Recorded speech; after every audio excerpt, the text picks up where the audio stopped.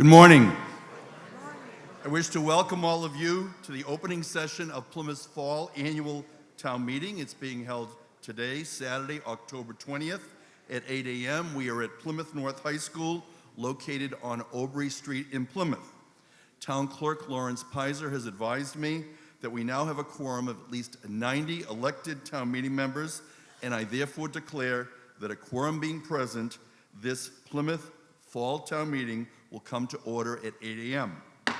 At this time, you are all invited to stand to join in a salute to the flag led by Major Robert Yeager of the Pilgrim Squadron Civil Air Patrol Color Guard, followed by our national anthem performed by the Golden Melodies Chorus Group under the direction of Dottie Belanger. This is coming to you live from Plymouth North High School.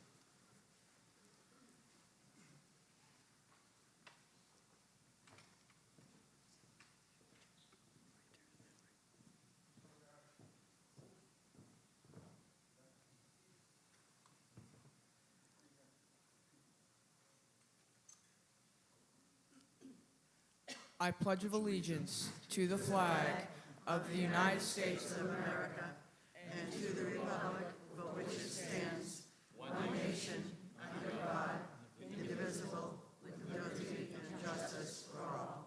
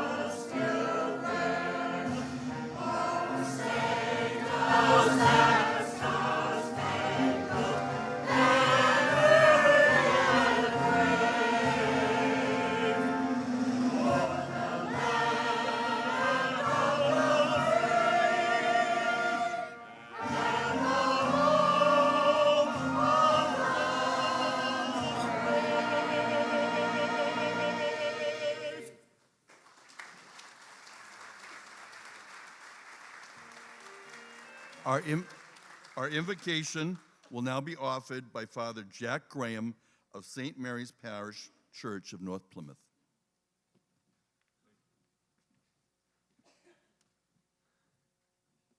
There's a powerful story that's taken from the first book of Kings in the Old Testament. And it tells the story of a young King Solomon who has just come to power, kind of overwhelmed with his responsibilities. One night falls into deep sleep, and God comes to him and asks him, "Ask for anything and I'll give it to you." So Solomon thinks, and here's his request. He says, "Lord, I ask you to please give me an understanding heart so I can know right from wrong and know how to judge your people."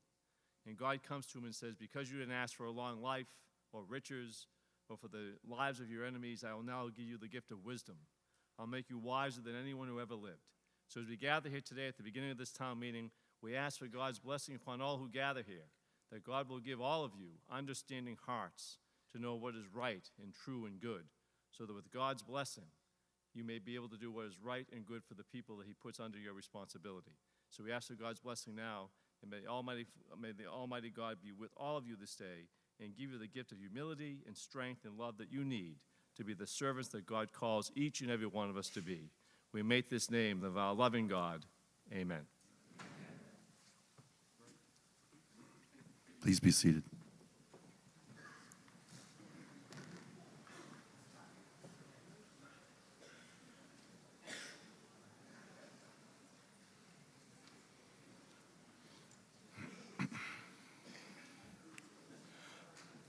This morning, Nicole Manfredi will be appointed as Assistant Town Moderator.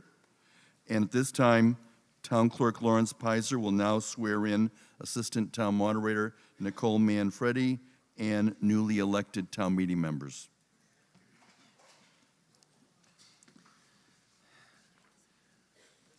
When I call these names, would you please make yourself known? Helen Zanaboni. Cookie. Richard Serkey. Jane Goodwin. Jane. Frank Collins. Peter B. Geller Jr. Edward Geller.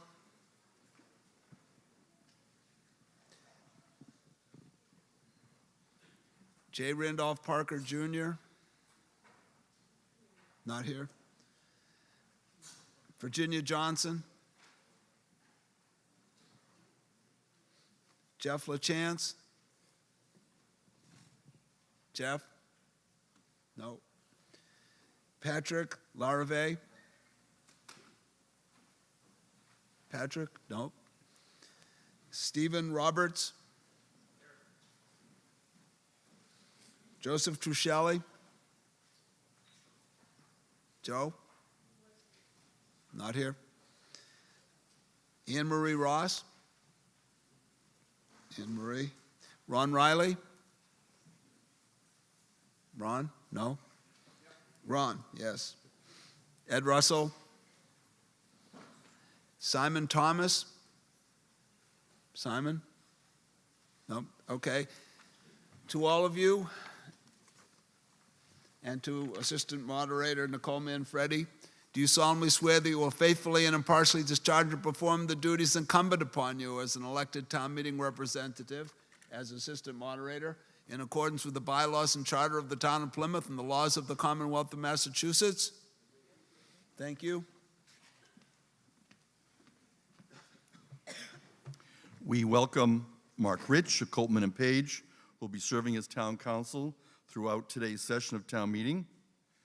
And at this time, throughout the meeting, Kenneth Tavares will be here as chair of the Board of Selectmen on behalf of the Board of Selectmen.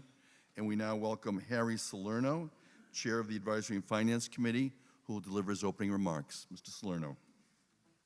Good morning, everyone. Well, here we are at Fall Town Meeting, and it's just starting to begin to feel like fall out there. Well, we have a full and daunting agenda ahead of us with some 80-odd motions. Nonetheless, here I am, and once again, this time with the expert help of Jeanette White, I shall proceed. First, let me introduce the members of the Advisory and Finance Committee.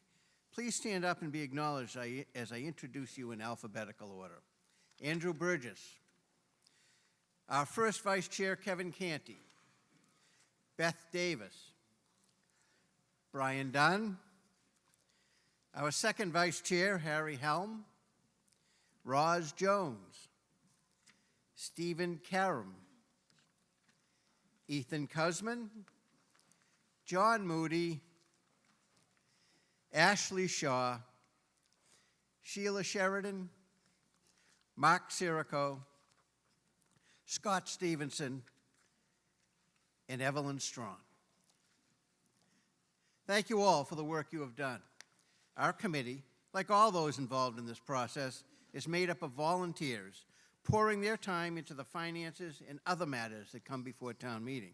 It involves a great deal of effort and a great deal of time, all this being done in full view of yourselves and all the residents of our town. We have a great deal to cover at this meeting.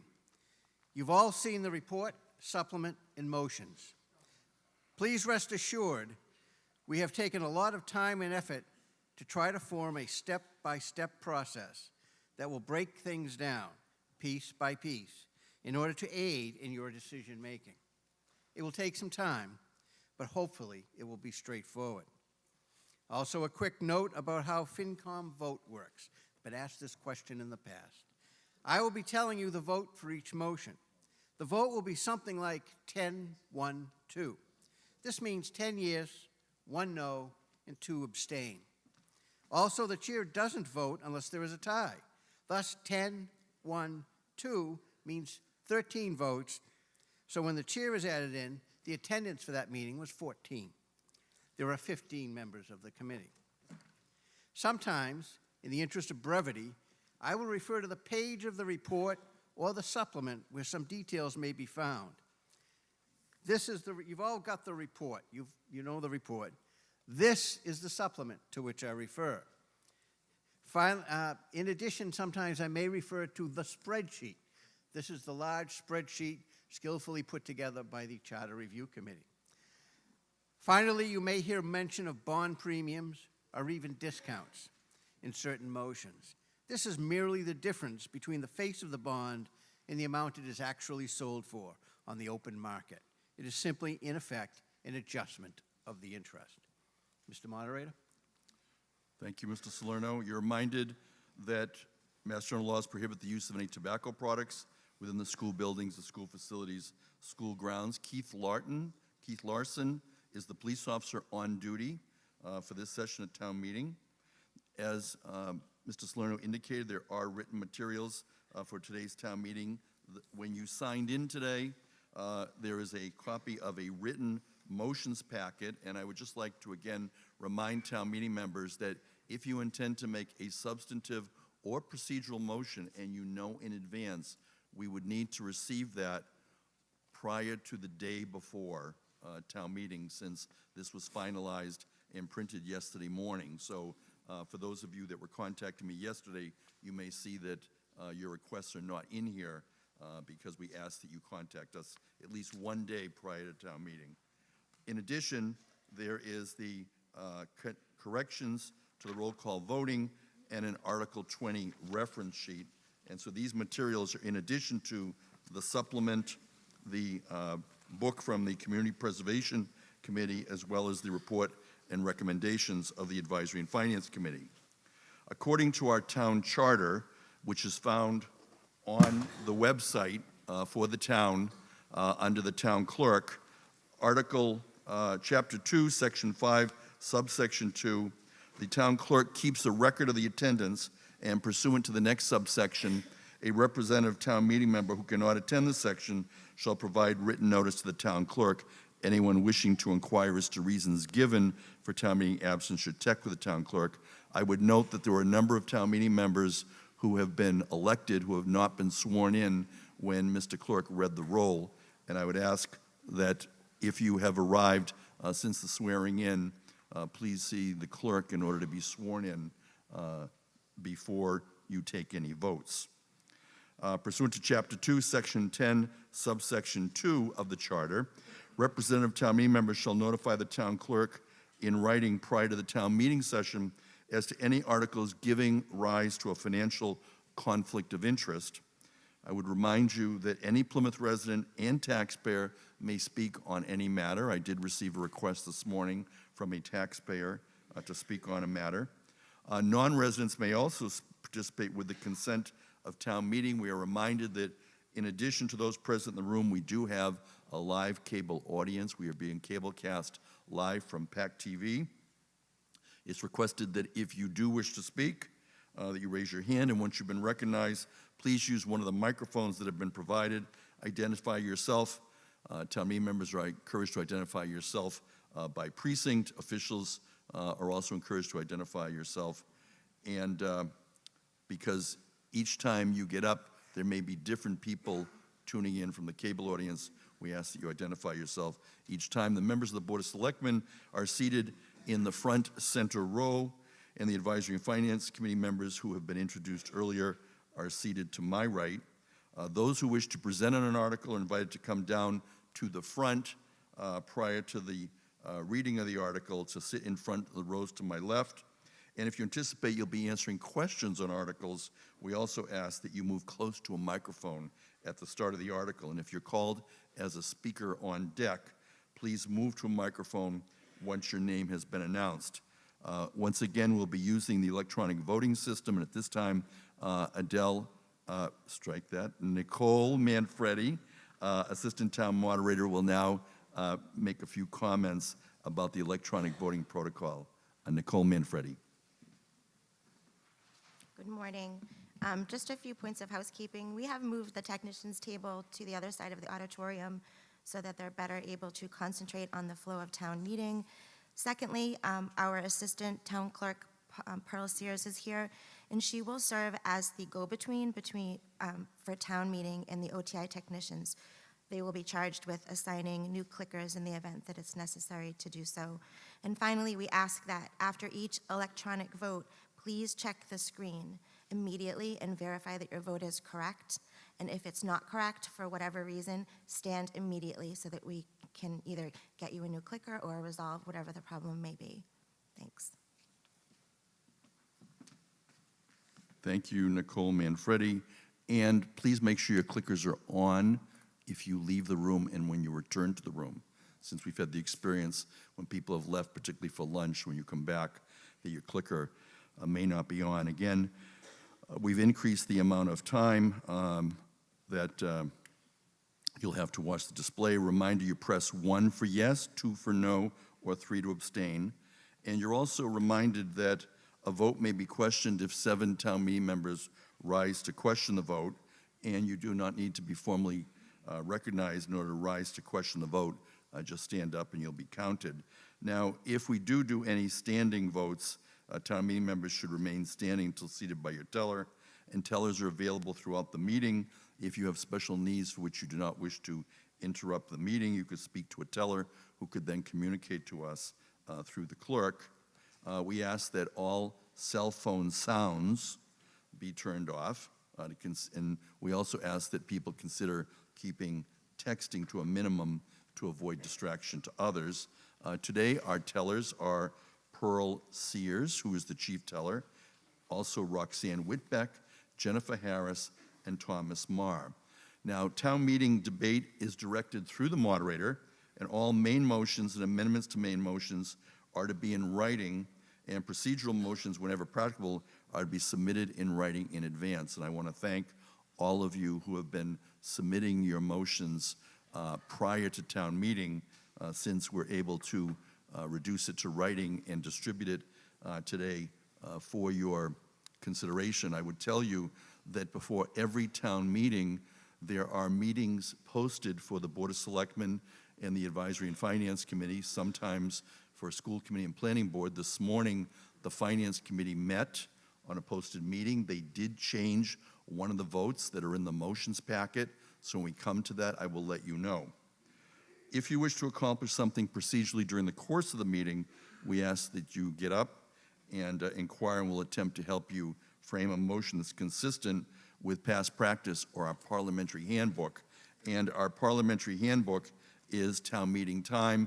There are copies available at the library, and we've particularly been looking at this as we prepare for some of the motions in connection with the charter changes that have been proposed. Now, if an amendment is presented from the floor and it contains a legal question or has legal ramifications, I may confer with town council, and such a motion therefore may be delayed until it's written, possibly researched. And generally speaking, we do not rewrite bylaw language on town meeting floor.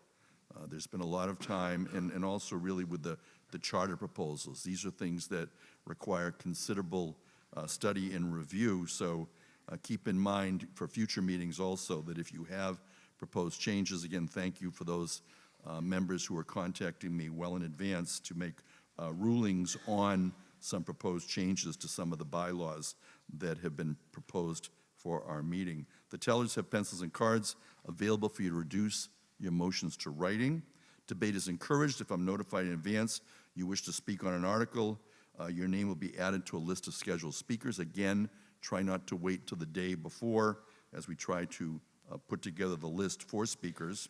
I will attempt to give everyone a chance to speak before calling on people a second time. So you'll often note that people come down to the microphone, and if I skip the person who's right in front of the microphone, it's because that person already spoke, and there's possibly a person behind that in the line who has not yet spoken. Formal petitioner presentations will be up to 15 minutes in length. We do have several petitioner presentations. and all of the speakers will be limited to 5 minutes, and that includes question and answer exchanges. And you are reminded that while the moderator limits the scope of the debate, you limit the length of the debate. And if town meeting wishes to close debate, a member may move the previous question, move to close debate, and that is not debatable, and it requires a 2/3 vote, and in keeping with past practice, we do ask when such a motion is made that people who still wish to speak rise to be identified as wishing to continue the debate. As assistant moderator and moderator, Ms. Manfredi and I will be presiding throughout this town meeting, and we don't generally intend to become involved in a substantive discussion, although I would tell you there is one exception in town meeting time, and that exception has to do with the moderator speaking in the debate if it appears that the moderator alone is in possession of relevant and significant information which ought to be imparted to the meeting. And so I would tell you that if I'm asked questions in connection with some of the charter review proposals, I will be speaking and answering the questions pursuant to town meeting time. We'll be acting as procedural facilitators to this legislative body. We'll attempt to be consistent and follow common sense. On some substantive motions, we've received procedural motions. There is the motion to fix the method of voting by roll call. Many of our motions require roll call, but not all of them. Standing votes will not be required for motions requiring a 2/3 vote unless we're in doubt. Now, a motion to change the order of articles requires a 2/3 vote. You'll see that we have multiple motions to change the order of articles. A town meeting member who votes on the prevailing side of a motion may later move to reconsider the motion. So for those of you that are here for the first time, keep in mind that once town meeting votes a motion, it may come up later today, it may come up another day until we've dissolved the town meeting. We'll recess within 2 hours from the start of this meeting as provided in our charter. The Plymouth Schools Music Association will be providing refreshments during our morning recess.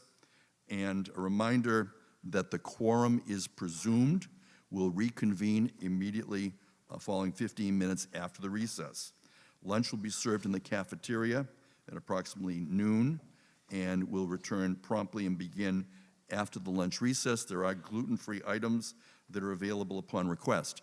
The return of the warrant of the fall town meeting shows that it's properly been served. If there are no objections, we will waive the reading of the constable's return of service of the warrant of the fall town meeting, and further, if there are no objections, we will waive the reading of the warrant. We'll now begin with a series of procedural motions.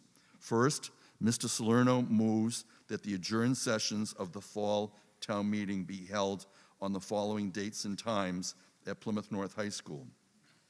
Monday, October 22nd, 7 p.m. Tuesday, October 23rd, 7 p.m. Wednesday, October 24th at 7 p.m. Usually, I would ask for a voice vote for such a motion. However, since it is the first vote this morning as a test to make sure that all of our clickers are working properly, I'm going to ask for an electronic vote. So, at this time, we have the motion read, and when the light goes on, you will have time in which to vote, and you can now vote.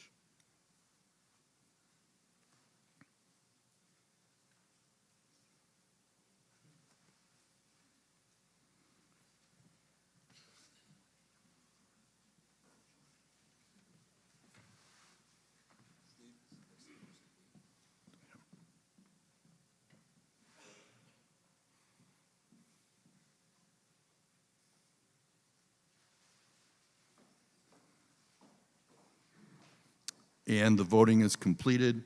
We're checking to determine the reason for the lack of display of the time showing on the screen behind me. Nevertheless, you'll see the voting from the various precincts.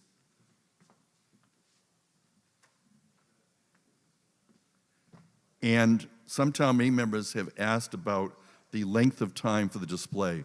The purpose of the display behind us is for you to only check your vote.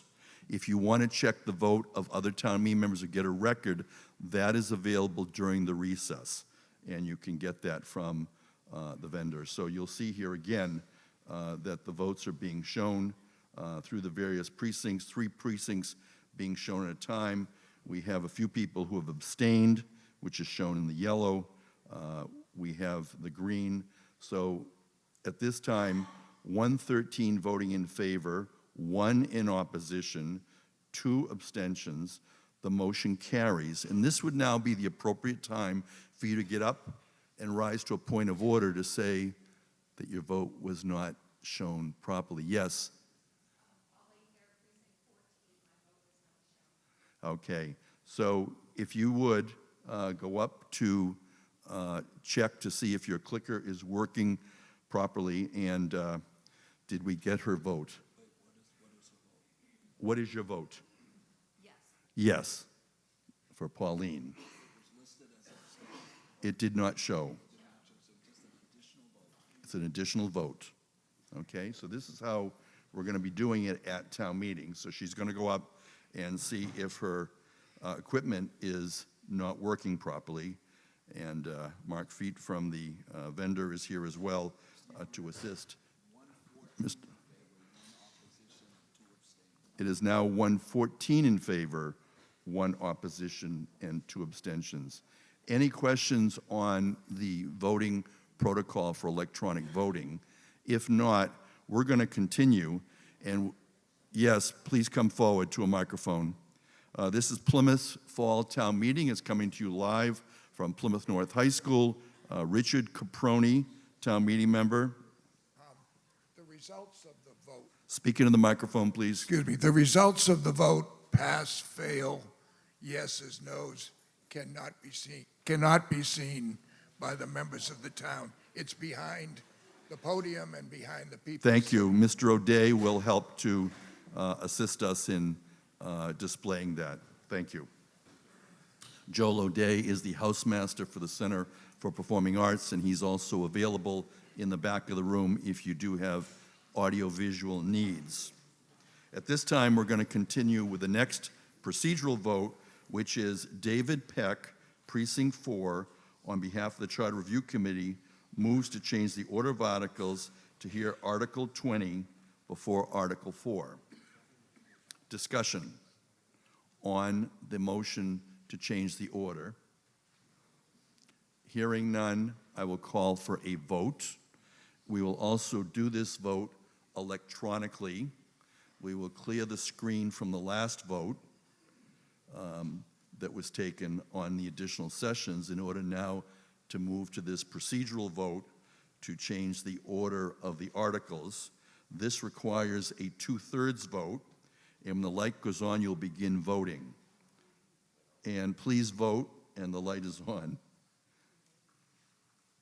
I'm actually going to say that once you see the display showing the time, we're down to 6 seconds, as you can see on the screen. And at the bottom, we also show how many members, in this case, 120 of 135, have voted. And we'll now begin to see the display of the change. And here we go, beginning with Precinct 1, 2, and 3. You'll see the greens are yes, and the reds are no. And we'll go right through all the precincts. Again, concentrate on your own vote in order to determine whether it was shown correctly. We have an abstention as well. And we now have 84 voting in favor, 35 in opposition, and 1 abstention. And therefore, the motion carries by 2/3. Now, I did have an additional motion shown in the back. First of all, are we all set with the voting for the town meeting member? Thank you. I did show a motion for Mr. Parker. I don't see Mr. Parker in the room, so I'm going to move on from that motion to Mr. Costello's motion. Alan Costello, Precinct 10, moves to change the order of the articles to hear Article 35 before Article 5. Mr. Costello, on your motion to change the order. Yes, good morning, Mr. Moderator. Alan Costello, Precinct 10. I come before you this morning in hopes of changing the order of articles to move Article 35, the Bartlett Pond watershed, to right after Article 4 and prior to Article 5. Feel it's a capital budget type article, and it deserves to be in that position. Thank you very much. Can I also ask that we do this by roll call vote? And that's a given? Fix the method of voting? We can certainly do that. Thank you. I won't ask for a vote for that. Any further debate on the motion to change the order of articles? Yes. Bill Cohan, Precinct 3. This request is moving Article 5 before Article 35 before Article 5. Now, later on, we have Jeanette Kelly's requesting to move Article 9B, which is a community preservation article, before Article 35. I'm in support of that motion to adjust the presentation of articles, but this one I'm opposed to because it would push it earlier. Presenter for that article is not here right now, so I'd be opposed to this article, moving this article to this position. Mr. Cohan is a town meeting member. He's also chair of the Community Preservation Committee. Patricia McCarthy, Precinct 5. Pat McCarthy. It's logical to me to hear this article since there's been lots of discussion about 9B in relation to the Bartlett Pond water issue, which is, both of those articles are very important to me, and I would like to make sure that we hear all the information necessary to make informed decisions on both of the articles. Thank you. Thank you. Further discussion? Hearing, yes, please come forward. Again, this is the fall annual town meeting. We're going to hear from Thomas Kelly, town meeting member. This is coming to you live on October 20th from Plymouth North High School. Mr. Kelly. Good morning. My name is Tom Kelly, Precinct 6. I'm also on the Watershed Committee from Manamet, that appointed by the selectmen. A lot of my neighbors, a lot of people in the neighborhood want to see this today. It does have a relationship to 9B, but common sense says find out what you have first, and then you make a decision on what you're going to do later. We need to find out what we have in the ground first in the entire watershed, and that would be the best to hear it today when we're all fresh. People are watching. My neighbors are all, some of them are watching on TV or here. There's an awful lot riding on this. To put it the other way around is pretty stupid, to be honest with you, because what we're saying is let's build something, and we don't know what the heck we're building it on. That's really not the way we should be doing business. We should find out what we have in the ground first, and then decide what we're going to do. That's why I support this being number one on the option. Further discussion? Hearing none, we will call for a vote, which will begin when you see it on the screen. And this is to change the order, and vote now. We're changing the order to hear Article 35 before Article 5.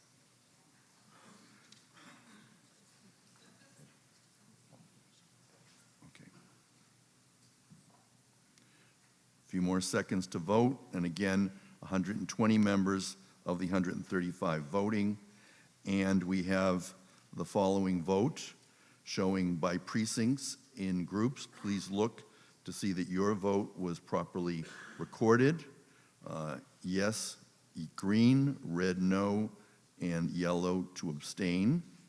And we're waiting for the total number as we go through. 86 in favor, 34 no, 1 abstention. That completes this vote. I would like to just comment on one of the remarks from an earlier speaker requesting that town meeting delay action because someone who wanted to speak on an article was not here. And I would like to just notify everyone that whenever I receive a procedural motion to either change the order of an article or to reconsider, that will take precedence at town meeting. So all town meeting members and the public are warned that any matter in any order may come up at any time at town meeting. And town meeting was noticed to begin at 8 o'clock this morning. We now have another procedural vote Jeanette Kelly, Precinct 7, moves to change the order of the articles to hear Article 9B after Article 5. Does anyone care to be heard on the motion to change the order of this article? It does require a 2/3 vote. Yes, please come forward if you wish to be heard on this motion to change the article. Jeanette Kelly, Precinct 7, moves to change the order of the articles to hear 9B after Article 35. 9B after Article 35. Any further discussion on 9B being heard after Article 35? And you will note that Article 35 was just voted to be before Article 5. So, further discussion on changing the order of 9B. If not, we will also do another electronic vote. We will, when the screen shows we are voting, we will start to vote. The light is on. Please vote. You'll see you have 20 seconds in which to vote. And at the bottom of the screen, we see how many people are voting.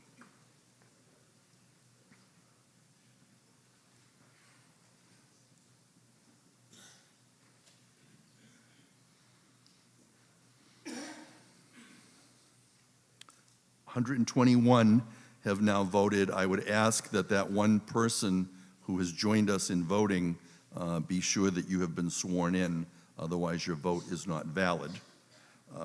We have, in this case, 71 voting in favor, 49 in opposition, 1 abstention. It does not carry. And therefore, we will hear 9B in its chronological location in the warrant article unless there are any further motions that I receive. And we're going through again for you all to see on the display that your vote was recorded properly. And we've seen all the precincts. Again, a reminder, if you've joined us late and were re-elected at the last annual election, please be sworn in. At this time, I received another motion this morning. Michael Babini, Precinct 15, moves that the lunch recess be 45 minutes. In the past, it's been an hour, except he's had a motion last couple of town meetings. Any discussion? This will be an example of when at times we do voice votes, and if I'm not in doubt, we will not need to take a roll call vote. So on the motion to reduce the lunch recess to 45 minutes, all those in favor say aye. Aye. Opposed say no. The motion carries. It's a majority vote. Are there any other procedural matters to come before the fall town meeting at this time? If not, we will move to Article 1. And in our materials, you'll see for this particular article, as well as a few others, we have no motion. Hearing no motion, I declare no action. Under Article 2A, we have multiple motions. Under 2A1, Mr. Salerno moves to amend the votes taken under Article 7A of the April 2018 Spring Annual Town Meeting in accordance with an attached spreadsheet as follows: increase by $118,226 the amount appropriated for Department of Police Personal Services, line 31. It's a majority vote, a roll call if it's not unanimous. Mr. Salerno. In a unanimous vote of 13-0-0, the Advisory and Finance Committee recommends town meeting approve this appropriation.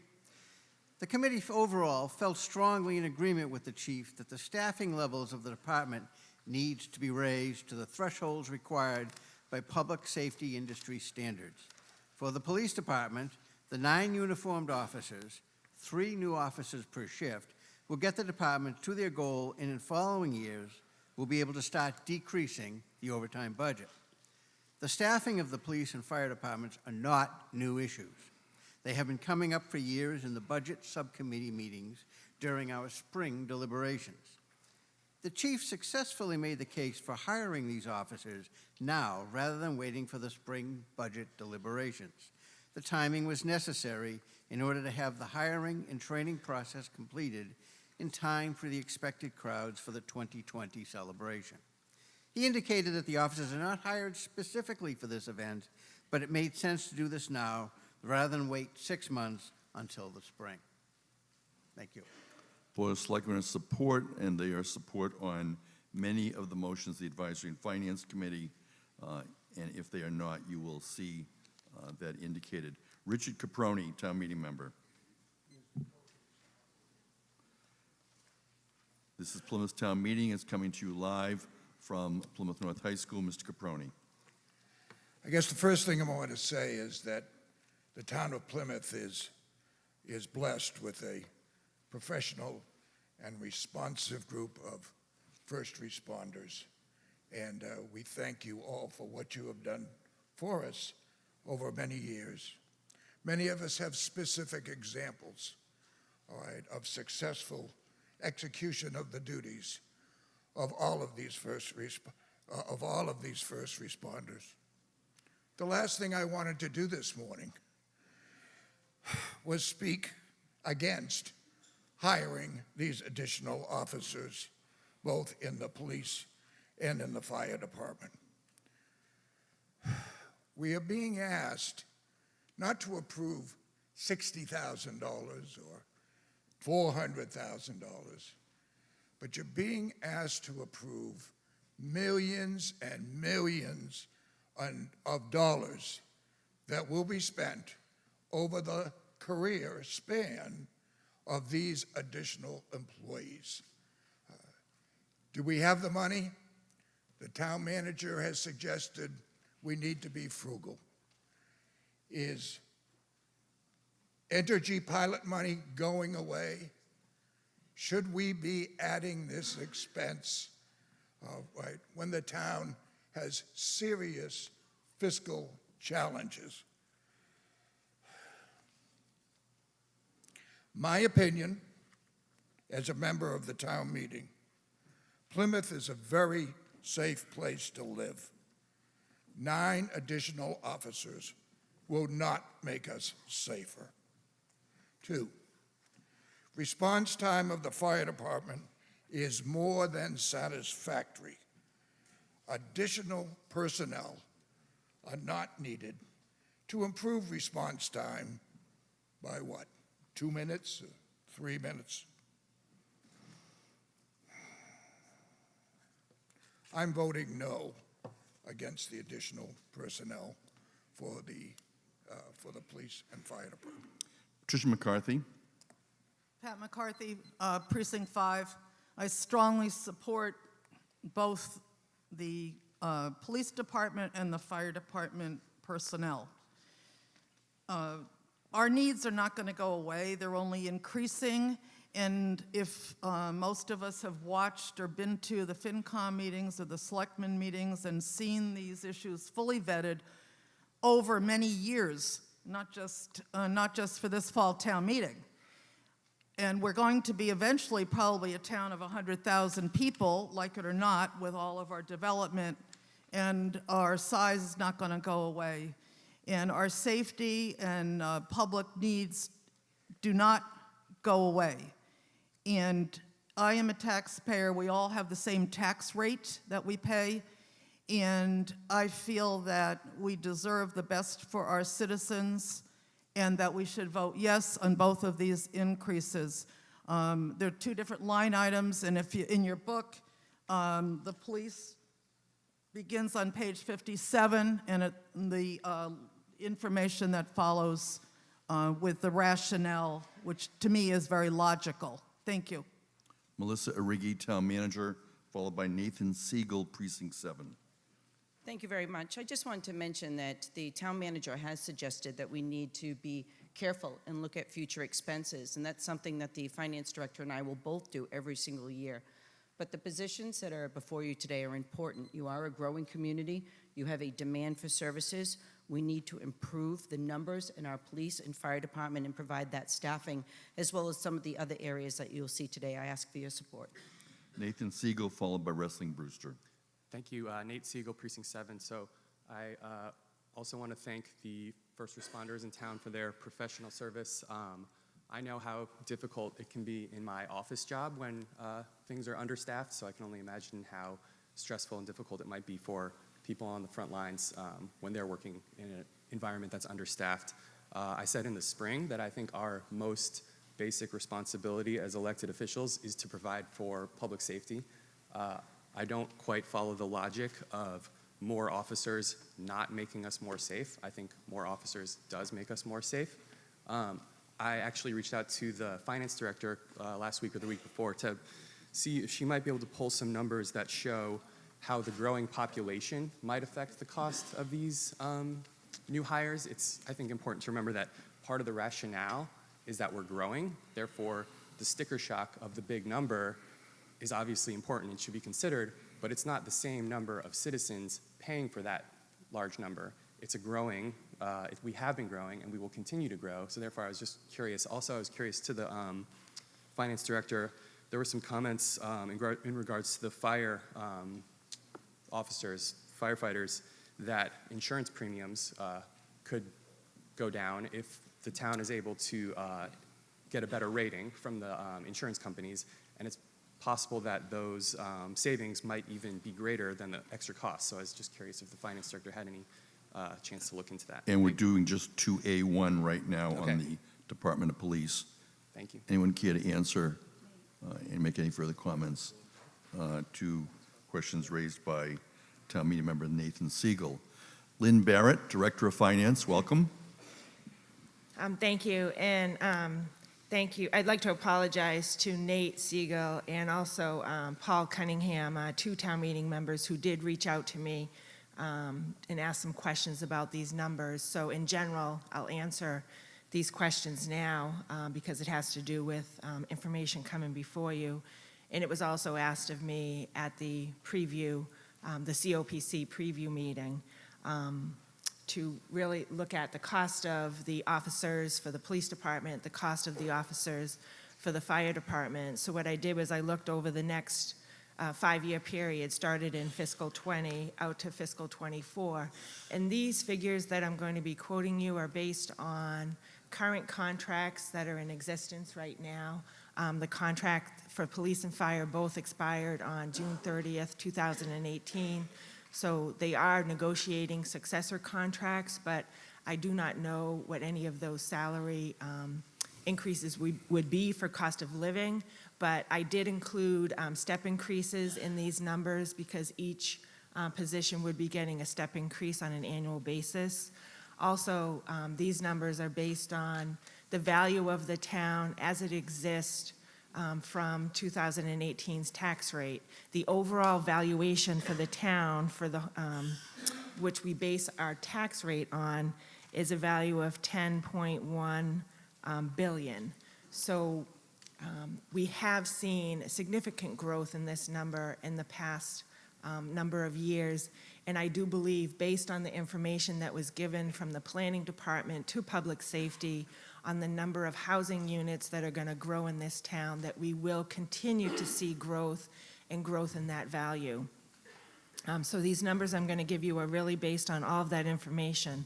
Also, these numbers are based on the current average household. So an average household in Plymouth is valued at $341,000, but I'll also give you the tax rate effect of each of these numbers in each year so that each person's home, if your home is valued at $500,000, you would just do 500 times the number that I'm going to give. So if you're not the average home, you can still equate out what the cost of these offices are going to be. So these numbers include both the 9 positions in the police department and the 12 positions that are being asked for in the fire department. These numbers also include the police chief, when asking for the 9 positions, had referred to a potential 10% cut in his overtime in fiscal 20, and then an additional 20% cut in that overtime for fiscal 21. So these numbers also include that. So for the first year for police and fire combined, that would be a cost of approximately $1 million, which equates to 10-cent increase on the tax rate. So a 10-cent increase for that average home is $34.18 based on that average home. Now, the fire chief had given some insurance information regarding the National Fire Protection Safety Standards rate cities and towns on the response time for insurance purposes. So there's some database where insurance companies get this information from. So the more response time, if that can increase in Plymouth, then their rating will be a better rating for the insurance companies. Now, I don't have a crystal ball. I don't know what dollar effect that would have on each individual home, because obviously your homeowner's insurance really depends on many factors. But this one factor would definitely be a positive, so that insurance companies would most likely maybe reduce. And I think even the fire chief and I talked this week that years ago when this happened, businesses saved at least $100 a year on their insurance. So $34 to that average homeowner, I don't know if you would see a savings of $34 in your homeowner's insurance, but potentially that factor would be considered in your homeowner's insurance. So the second year, fiscal '21, the combined total would be $1.1 million, which is almost 11 cents per thousand of value. So for that average home, it's $37.44. Fiscal '22, it's a combined value of $1.8 million. Now, the jump there is because the grant for the firefighters is now being, the reimbursement is now being reduced. So the average home would see a cost of $60.89, and that would be almost 18 cents per value on that year. Fiscal '23, the combined total is $2.1 million, which would be a 21-cent increase or effect on the tax rate. And for that average home, it's $72.49. And in fiscal '24, the combined total is again almost $2.2 million, which would be 22 cents on the tax rate. And then for purposes of overall picture of the public safety budget overall in Plymouth and the general fund, public safety budget is about 12% of our budget. So it's a very small part of the budget. I don't think that these increases are going to be a significant increase that is going to be, that it would grow any farther. In the last 18 years, our overall budget on an annual basis has increased 4%. So these increases to the budget, it may be, 4.2%, 4.5%. And so overall, the public safety would continue to be about between 12 and 15% of the overall budget. So I just wanted to give that information to you, and obviously if there are any other questions, I'd be happy to answer. Wrestling Brewster, followed by Alan Costello. Mr. Wrestling Brewster, Precinct 5. First and foremost, I think that we all can agree that we want to be safe and we want to provide to our constituents every safety available. And I in no way would put down the fire department or the police department. I've been talking to the FinCom, and they're talking to me and saying, we're going to have to make some tough decisions coming up.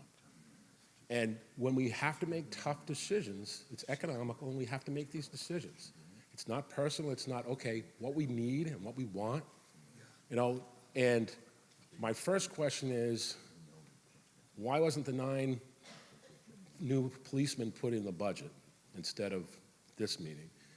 And secondly, that 4th year, if the fire department came and asked for 12 new firemen, we have to look at that 4th year, not the 1st year.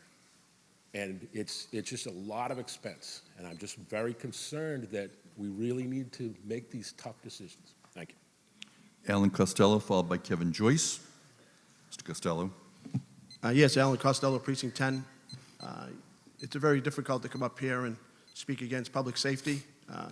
love to approve everything on the public safety sector. However, at this particular time, with the full load of articles we have in front of us today, it's going to be a very expensive day. I think, it's not quite the right word, but I think 9 offices in the police department at this time, 12 offices in the fire department, is a public safety luxury that we cannot afford today. There's articles that are going to come before you that are more important, more at a crisis level, and have to be addressed. There was a presentation by the finance director as well as the town manager late September that assured us that in the next 2 or 3 town meeting cycles, we're going to be in for some trouble trying to sustain what we have. And to put these additional 21 families of these people that we may hire on the chopping block will put us in a very difficult spot 2 or 3 meetings from now. One that I don't want to be in. I'd like to keep the status quo what we have, try to ride it out.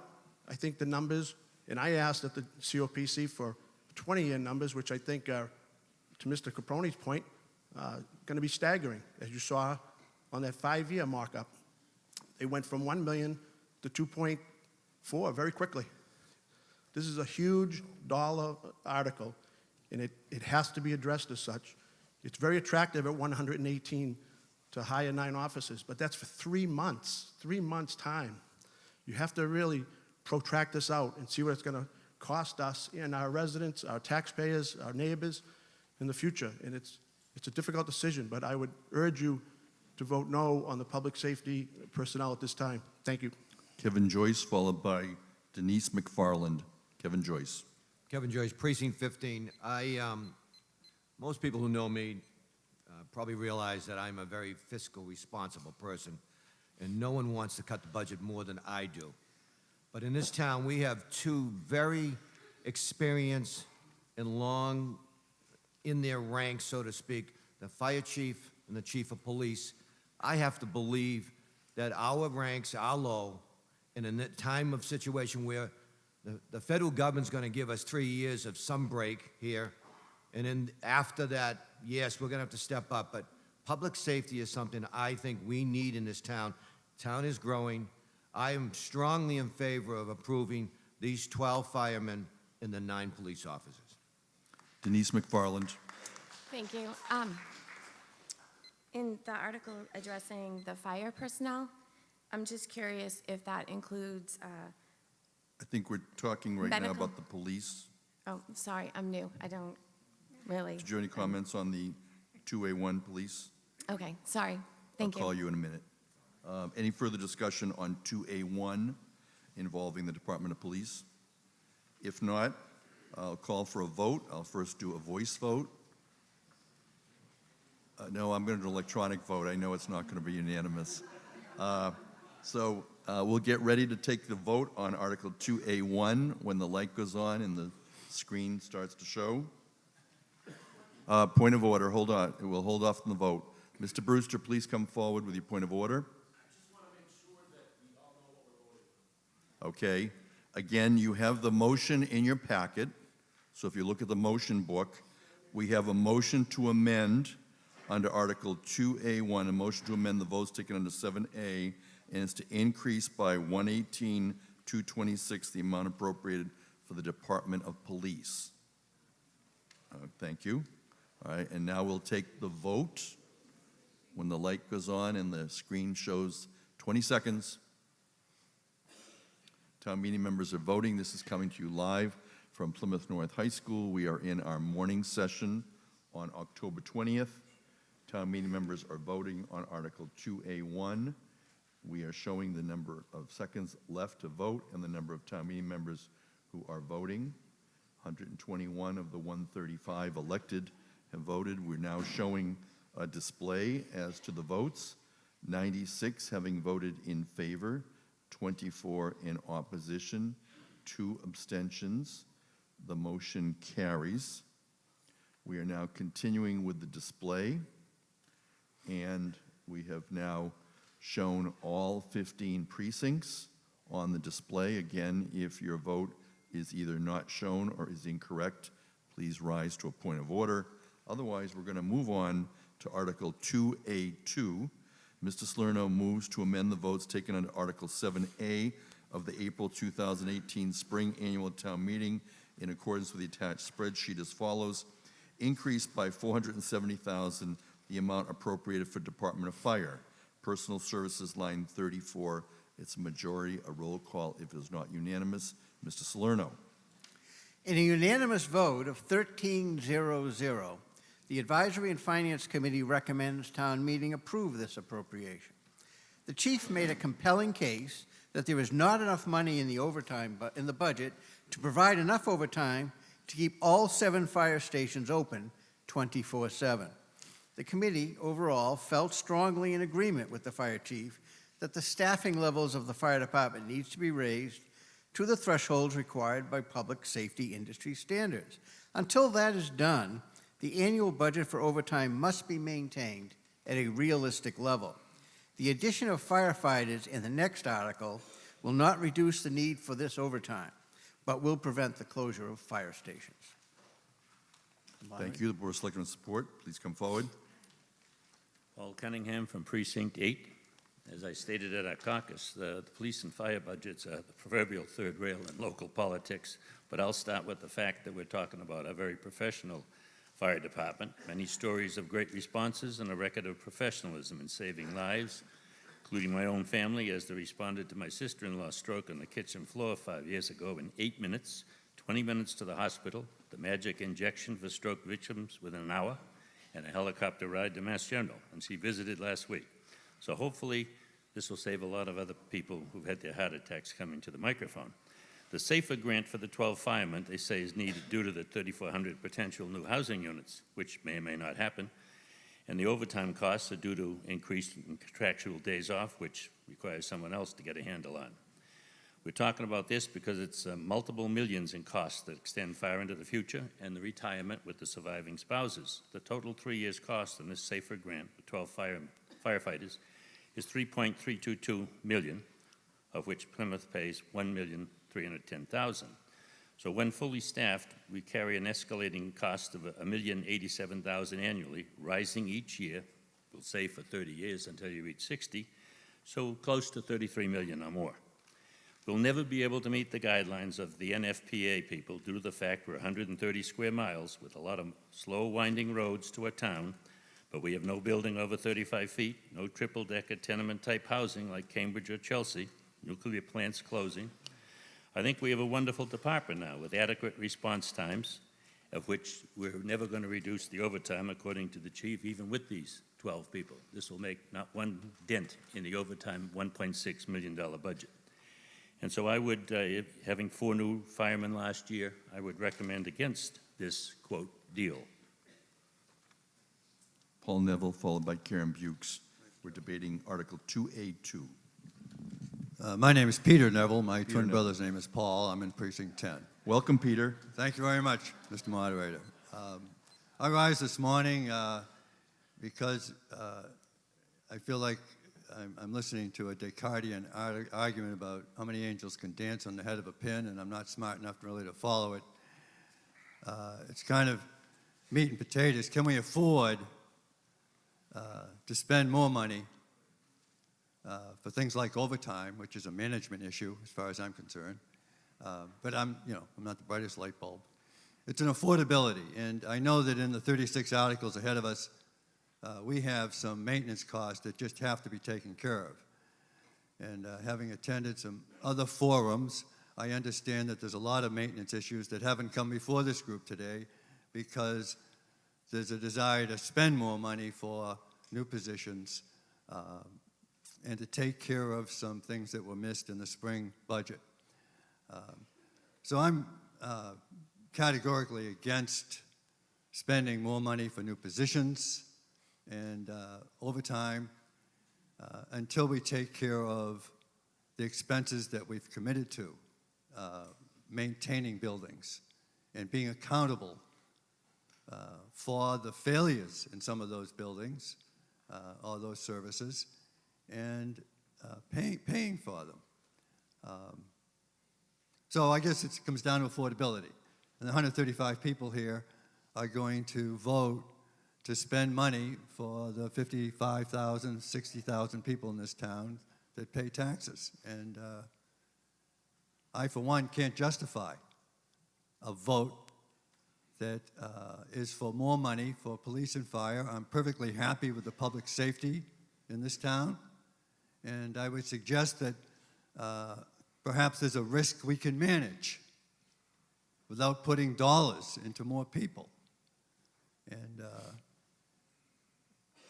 someone smarter than me suggested perhaps a strategy for spending on public safety might be more appropriately addressed at a spring town meeting.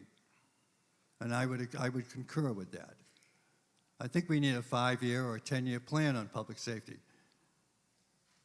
Is the threat the B&E or is the threat the internet? Is my house going to burn down because it only, they had a 74-minute or 73% response? My house is going to burn down. Forget about it. So what is the issue? What is the public safety issue? What are we paying for? More of the same? $400,000 for overtime that I didn't include in the spring budget? Doesn't work for me. Thank you very much, Mr. Moderator. Karen Bukes, Precinct 7, followed by Denise McFarland. Karen Bukes. Thank you, Mr. Moderator. Karen Bukes, Precinct 7. I think there's one thing lost in this equation, and I would like to ask the fire chief and the police chief. There are many fire and police personnel falling off the rolls, retiring. Could you speak to that, please? This is about the fire, so we'll have the fire chief speak. Yes. Thank you.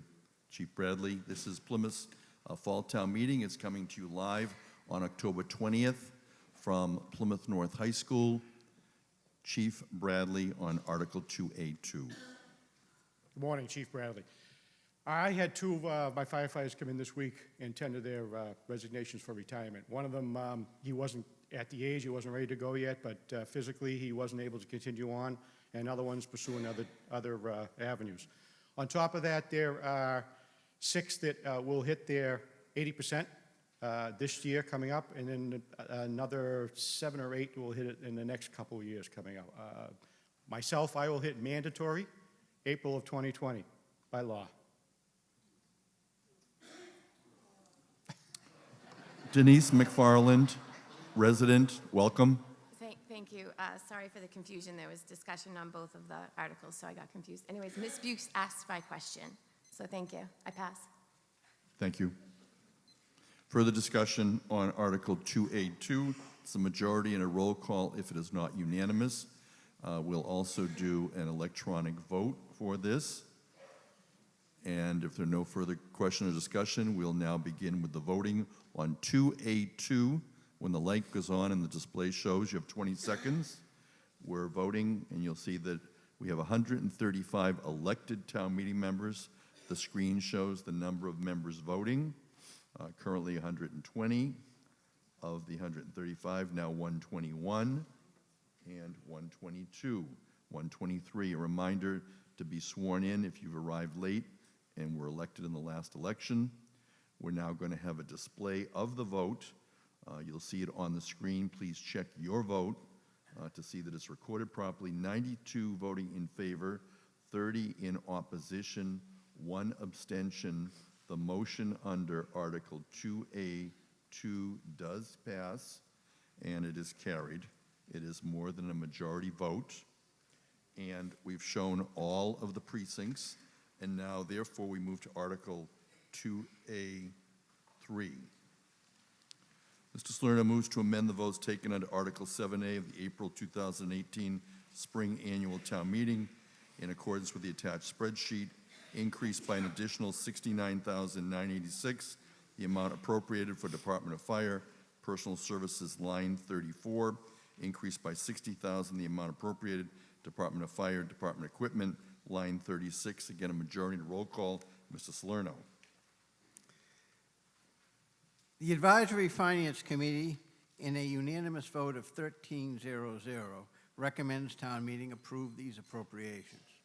The committee overall felt strongly in agreement with the fire chief that the staffing levels of the fire department needs to be raised to the thresholds required by public safety industry standards. Those standards presently recommend 20 additional firefighters. For the fire department, the 12 firefighters, funded partly by the federal SAFER grant, will get the department closer to acceptable levels. The chief was successful in showing the need presently and into the future by demonstrating a potential increase of over 3,400 housing units that have been approved by the town for building. The committee was aware that benefits will increase the total costs for these personnel. As a mitigating factor, growth of the town tax base by the addition of the aforementioned property coming online will help offset costs in the future. The fire chief made the case that the SAFER grant makes doing this now, rather than waiting for the spring budget, a sensible thing to do. Discussion on Article 2A3. Mr. Brewster, please come forward if you have a point of order. Please stand.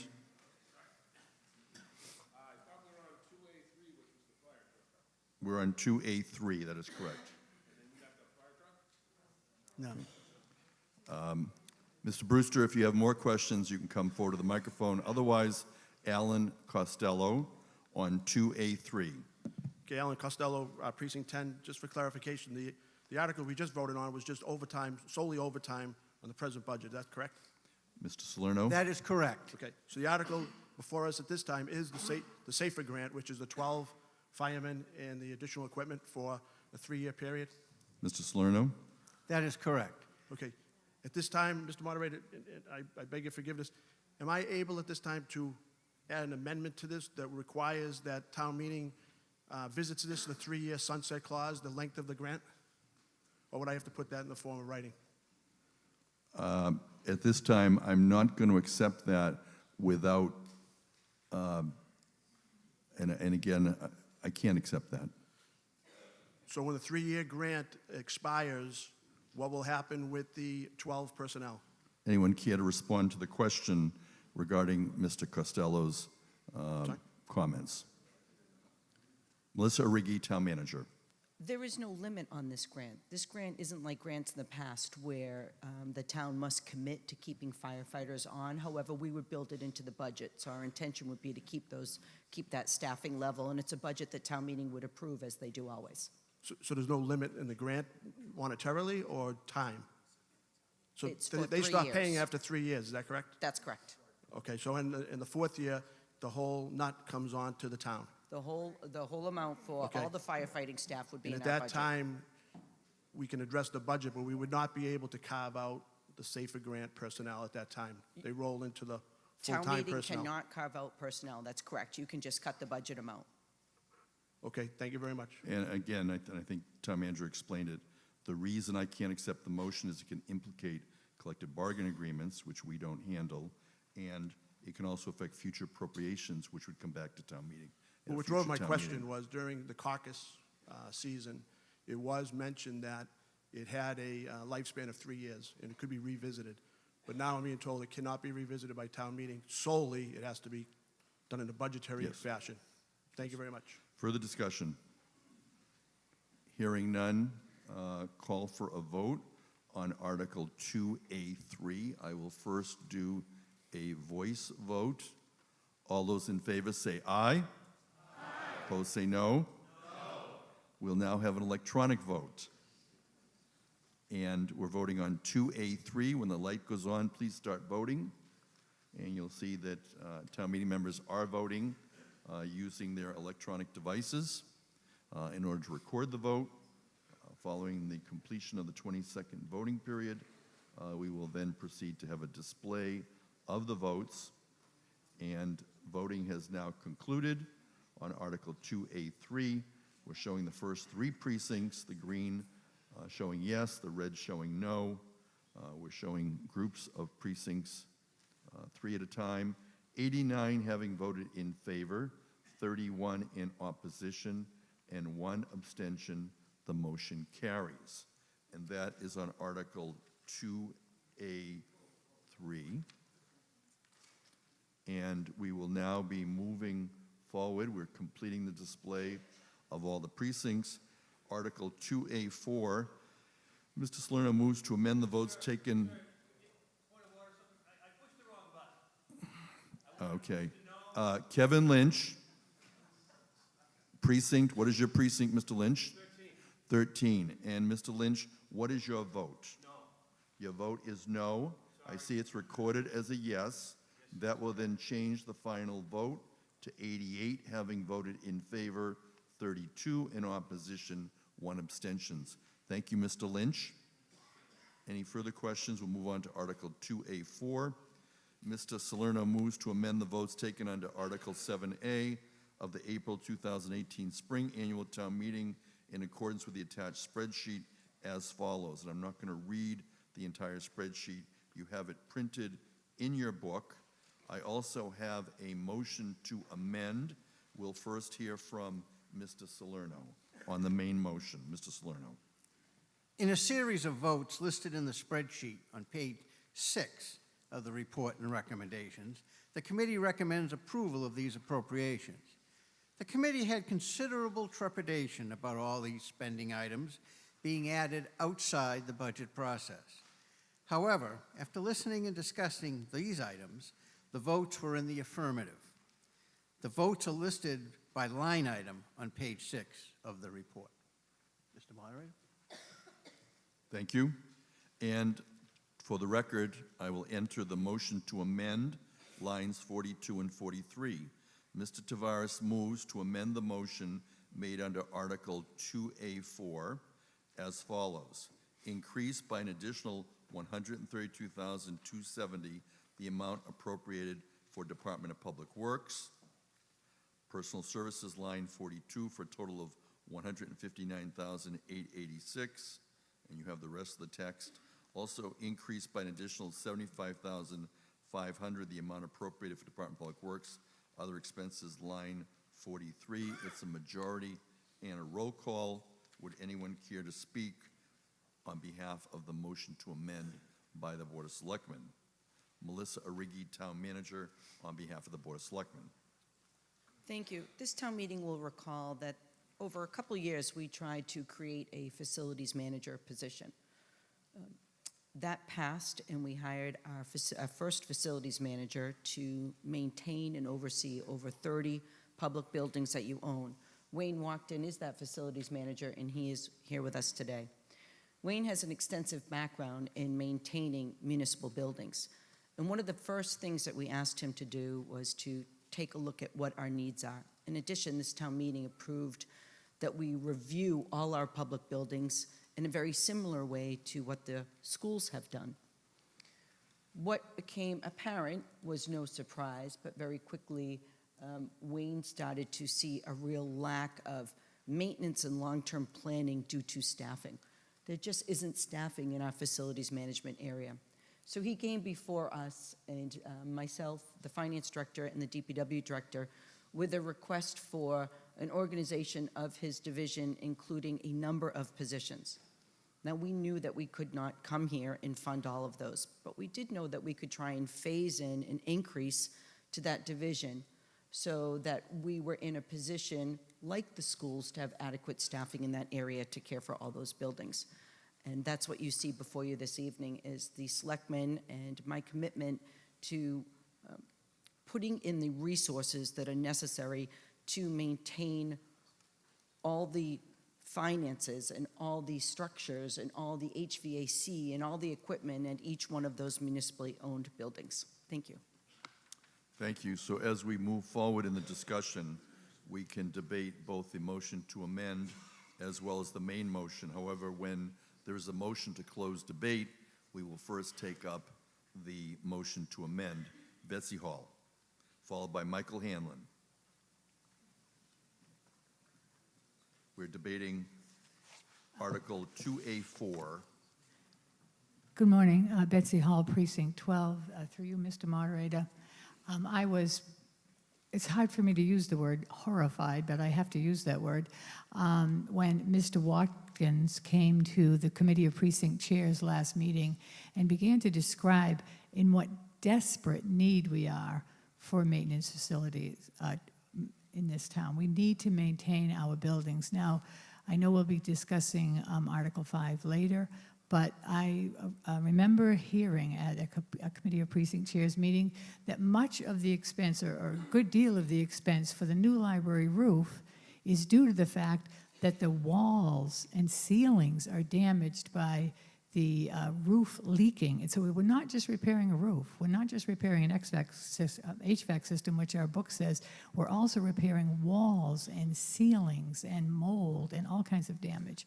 And this increase in the cost of maintaining our buildings will be true for every single building that we address in the future. Instead of paying $1 million, we'll be paying $3 million or $4 million to make a repair. Now, at my house, we don't go on vacation. We don't go out to eat. If the roof needs to be repaired, we repair the roof. And I'm a fiscally very conservative person. I think as a town, we need to address safety. We need to address our schools. We need to address building maintenance. And I would like to have a commitment from I'm going to vote for this amendment, but I'd like to have a firm commitment from our executive branch that they are going to cut in the spring budget every program, sell every building, and make every possible budget cut that we can make in order to repair our buildings. So we do have programs in this town that are very worthwhile, but they are not emergencies. Now, I'm hearing from Mr. Watkins. I spoke to him this morning. I said, Mr. Watkins, can you bring to the Committee of Precinct Chairs 20 emergency repairs that you can say to me, if we don't do these immediately, we're in trouble? He said, I cannot, but I can bring you hundreds of emergency repairs. He said, in order to prioritize, and I asked him this morning, if you were to give me the 10 most important emergency repairs, what would they be? He was like, well, we've got so many. So yes, these expenses we're looking at right now are absolutely necessary, but there are many, many more. And I think to be responsible, we need to take all the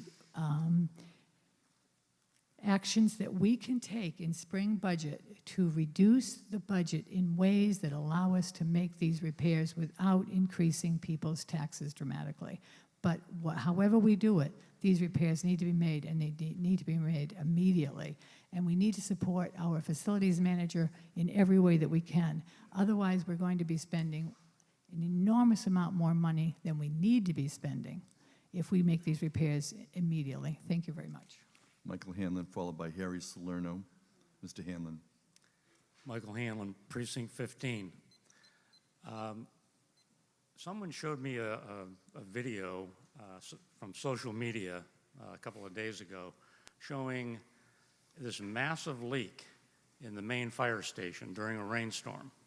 I was just absolutely aghast and amazed that this could be allowed to occur in one of our major buildings. A major leak, water pouring through the roof onto the floor.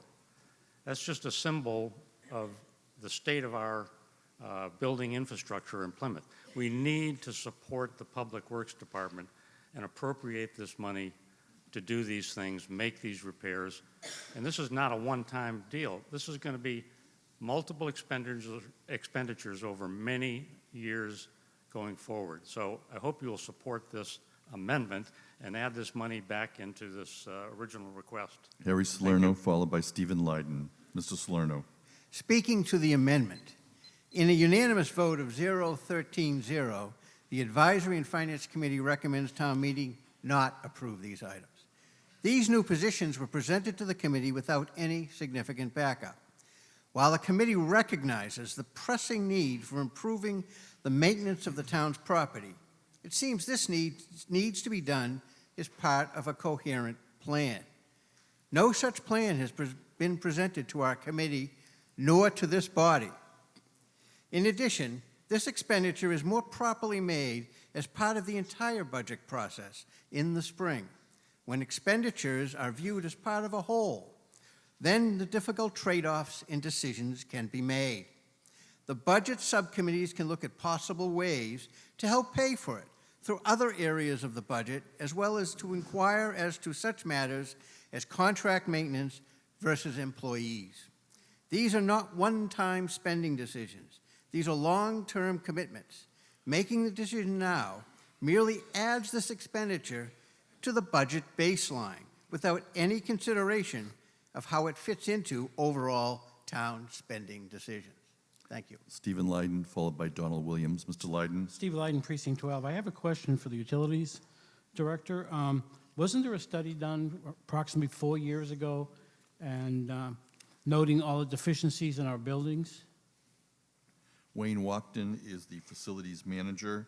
Question from Stephen Lyden. Mr. Watkton. Wayne Watkton. Yeah, yes, there was an EMG study done in 2014 of the facilities. It listed all kinds of issues in the public buildings, but that study has sat on the shelf for the last several years. And just to give you a quick example, yesterday I brought in an electrical company just to look at those issues that I've isolated within that report that have not been addressed yet. And it's calculating that you have $200,000 worth of electrical issues in the public buildings. And some of these involve upgrades to fire stations, which, fire alarm panels, for instance. But it did not include prevailing wages, did not include specifications on the work. When I looked at this with the electrician yesterday, just on one item alone in one fire station, he says, a $2,000 or $3,000 panel, he says, that information's not correct. He says, you're looking at rewiring the entire building. All of the devices in the building need to be changed out.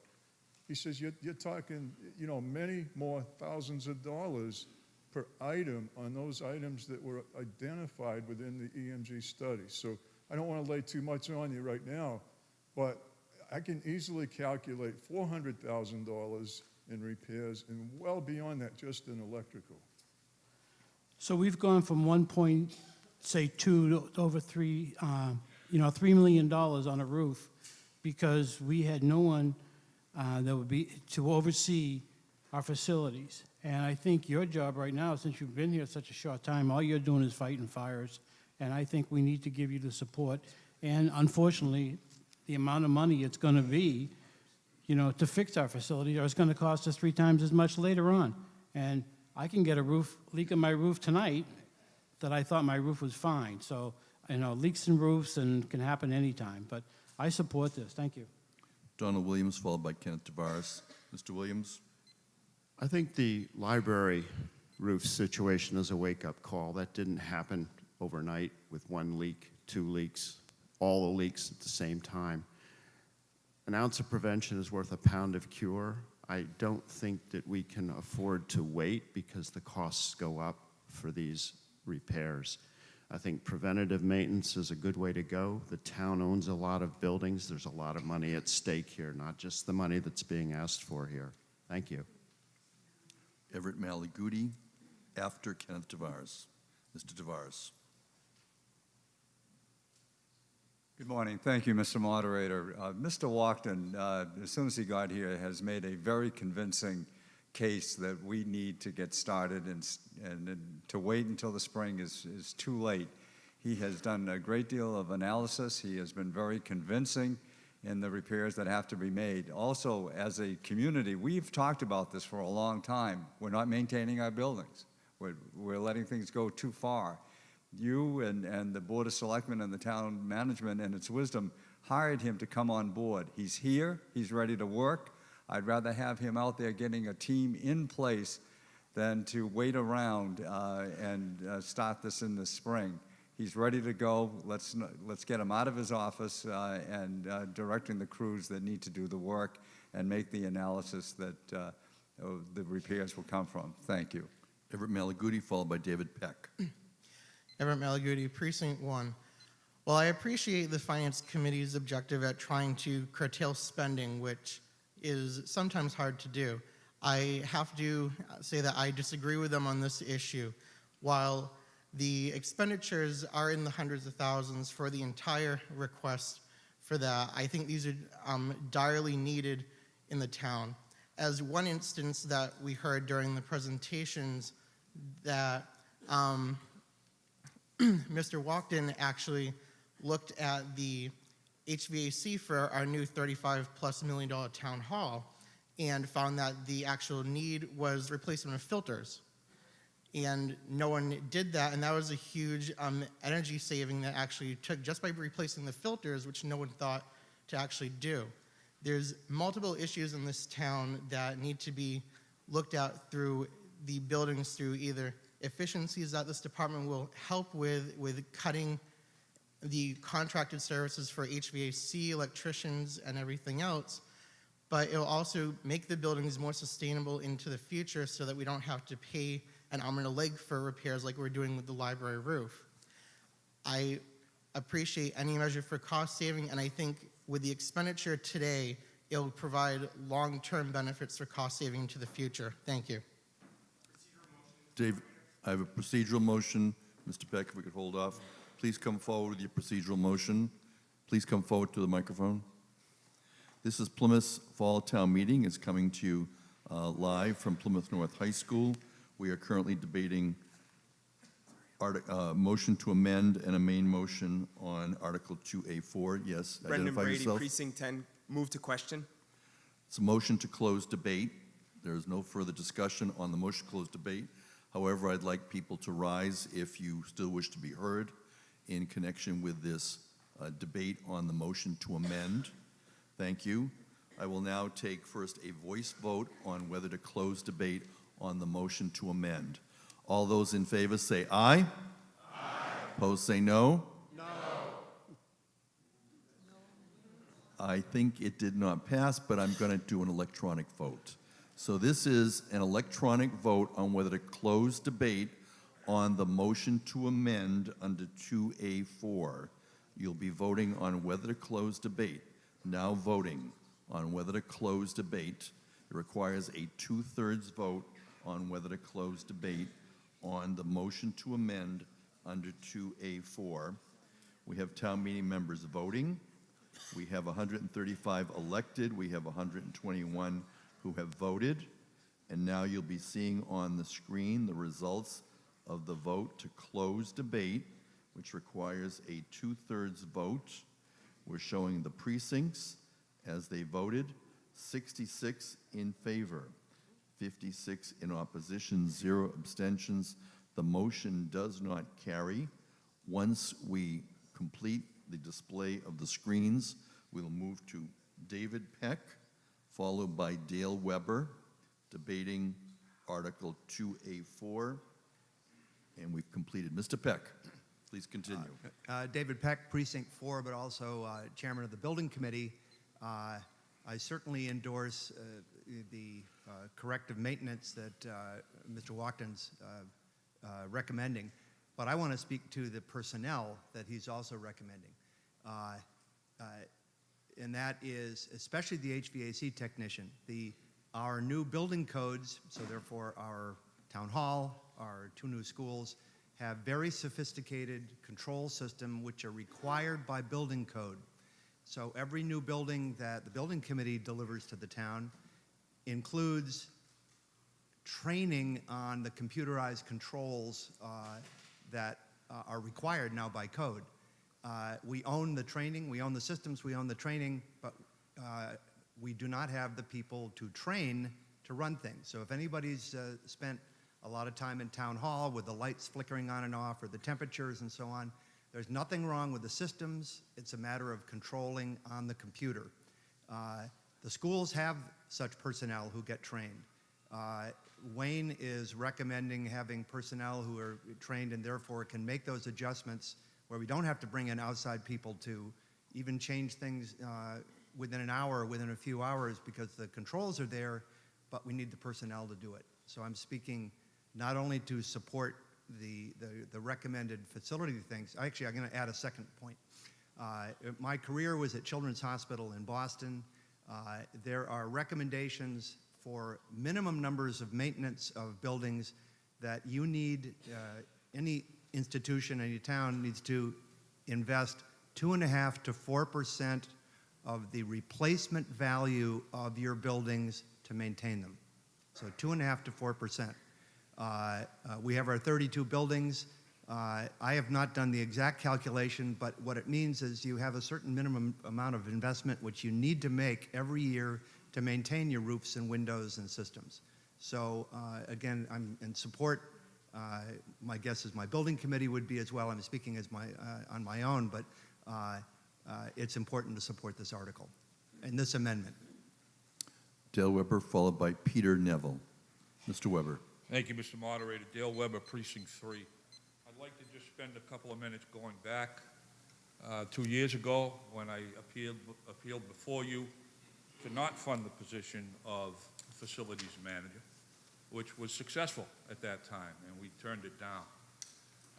Last year, we reconsidered that, and I changed my position on that, and it did pass, but it passed because the prior assistant DPW director, who's no longer with us, Dennis Westgate, approached a lot of people and worked with people to say that we're going to build this department to put the boots on the ground that I had spoke against initially when town meeting agreed with me and turned down the position that Mr. Walkden is now in.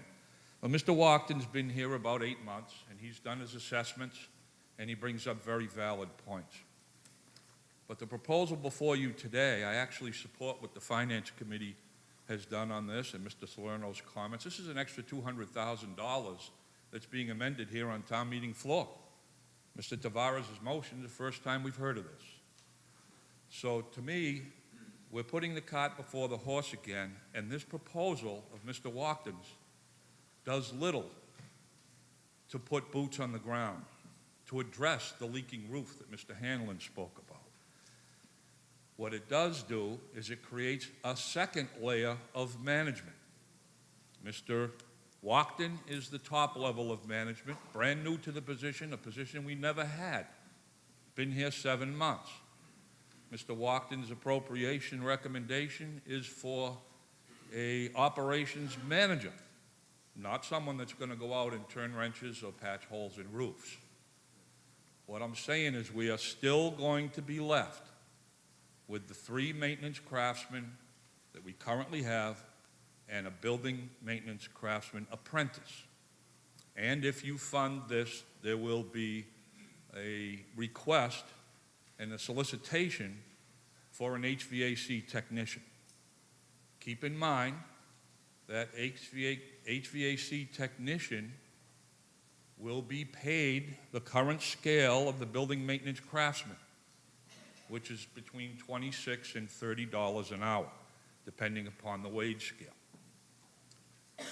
Prevailing wage has been brought up here today. Prevailing wage salary for an HVAC tech is double what the DPW pays. It's $65 to $67 an hour in prevailing wage rates.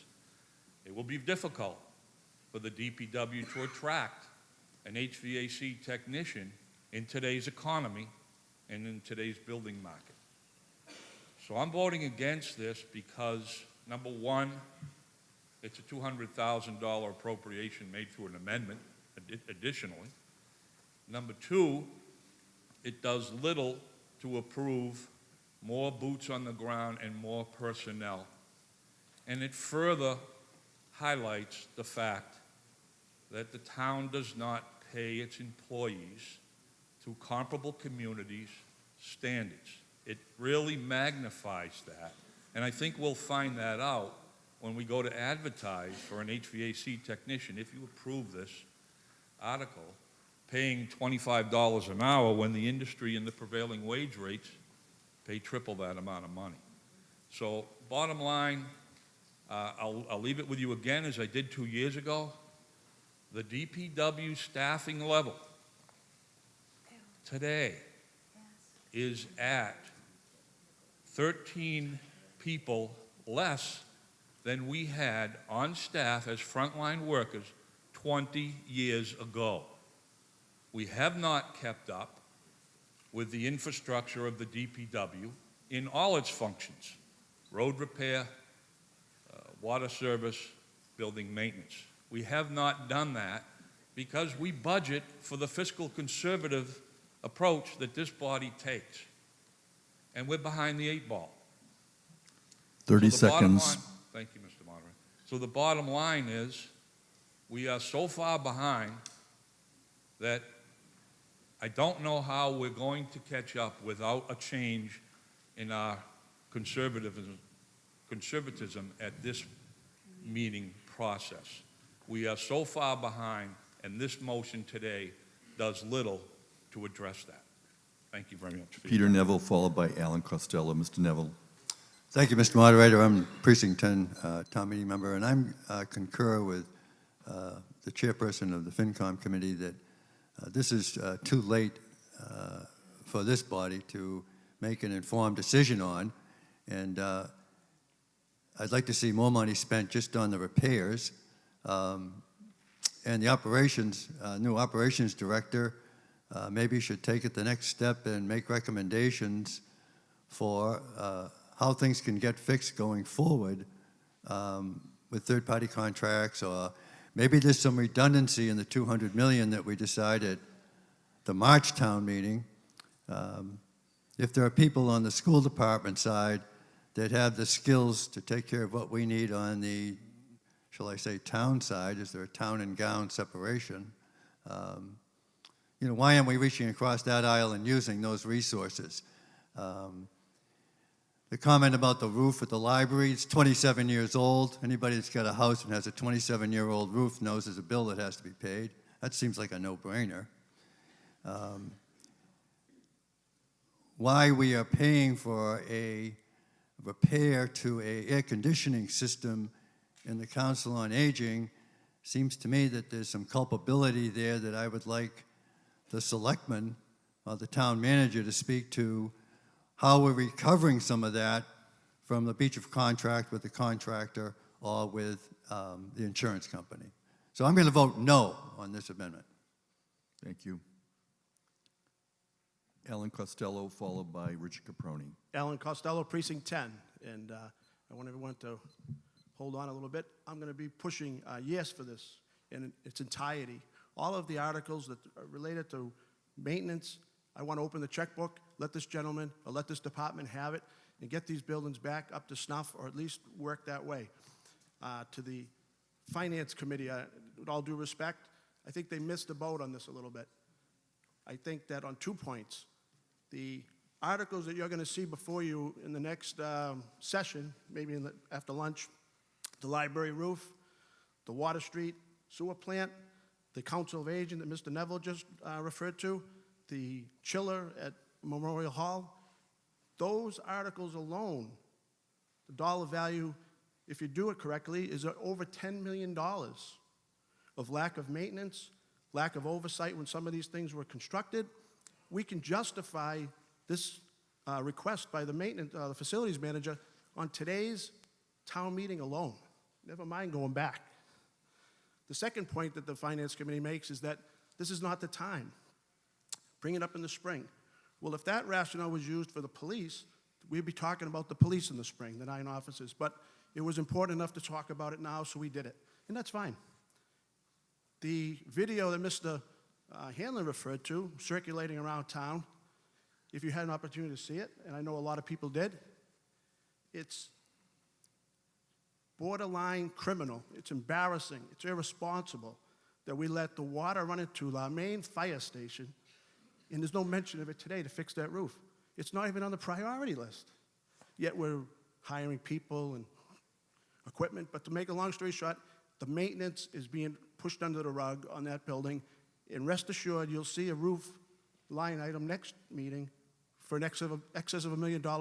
I guarantee it, for that fire station. So I would ask that in this particular article, anything to do with the facilities manager, we open up the checkbook. For full disclosure, I voted against that position. To Mr. Weber's point, I voted against that last year. I was afraid it was going to be another layer of management. We didn't give that department a budget. I was assured that there was a budget. Come to find out, the budget's under the DPW, it's minuscule. We have to give that department the tools it needs to fix these buildings and put some of this stuff behind us. We have to start now. Thank you. Richard Caproni, followed by Betty Cavacco. Mr. Caproni. Richard Caproni, Precinct 15. I tend to stand up here and oppose appropriation after appropriation. Earlier this morning, I opposed the addition of personnel to the Public Safety Department. I am wholeheartedly in favor of this motion, and I thank Mr. Taveras and the Board of Selectmen for bringing it forward. We have a crisis. We have a building maintenance crisis, and we need to respond. I wish we had the money to repair our buildings that the town meeting just spent for additional employees in the Public Safety Department. This money is going to need to be appropriated at the spring town meeting. A lot of work needs to be done. You know, I agree with the FinCom that Mr. Watkins really didn't bring a plan or the amount of detail that's needed. I would ask that we ask Mr. Watkins if he gets this appropriation, which I will vote yes for, okay, to spend it on planning and not spend it on personnel. But he's got to run his department as he sees fit. This is a ticking time bomb, and we need to defuse this problem before it gets worse. Betty Cavaco, followed by Samuel Butterfield. Excuse me, was that a point of order?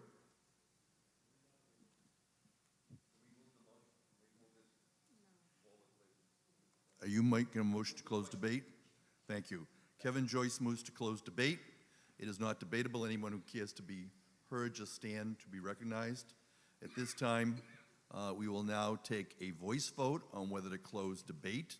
It requires a 2/3 vote. I will now call for the vote. All those in favor to close debate on the motion to amend, say aye. Aye. Opposed, say no. No. Chair is in doubt. We'll have an electronic vote. This is a vote to close debate. It requires 2/3. We are voting on the motion to amend, which is a motion to close debate on the motion to amend.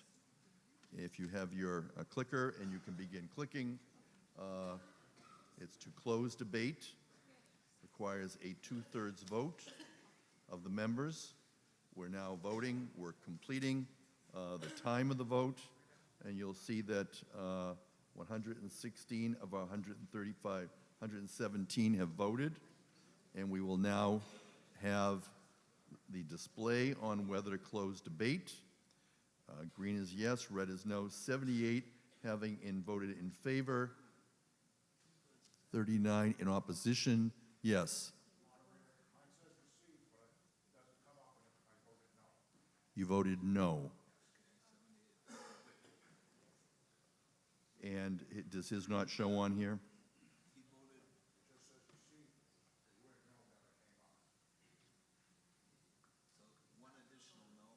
No, let's check first to see what we show on the screen for him. What does it show on the screen for you? Showed nothing. All right. It does not carry. It was a tie prior to that. I mean, not a tie, passed, but now it doesn't pass. Excuse me? Okay. So for several of you, I would ask that you, so let's first get to record those. If you can identify your name, yes? First person that did not record? Paul Souza, precinct 13, no. No, thank you. No. Jean Patnode Lane. Mr. Souza is a no. Jean Patnode is a no. Yes? Well, go ahead. Polly here, precinct 14. It didn't record. I voted yes. You voted yes. Pauline voted yes.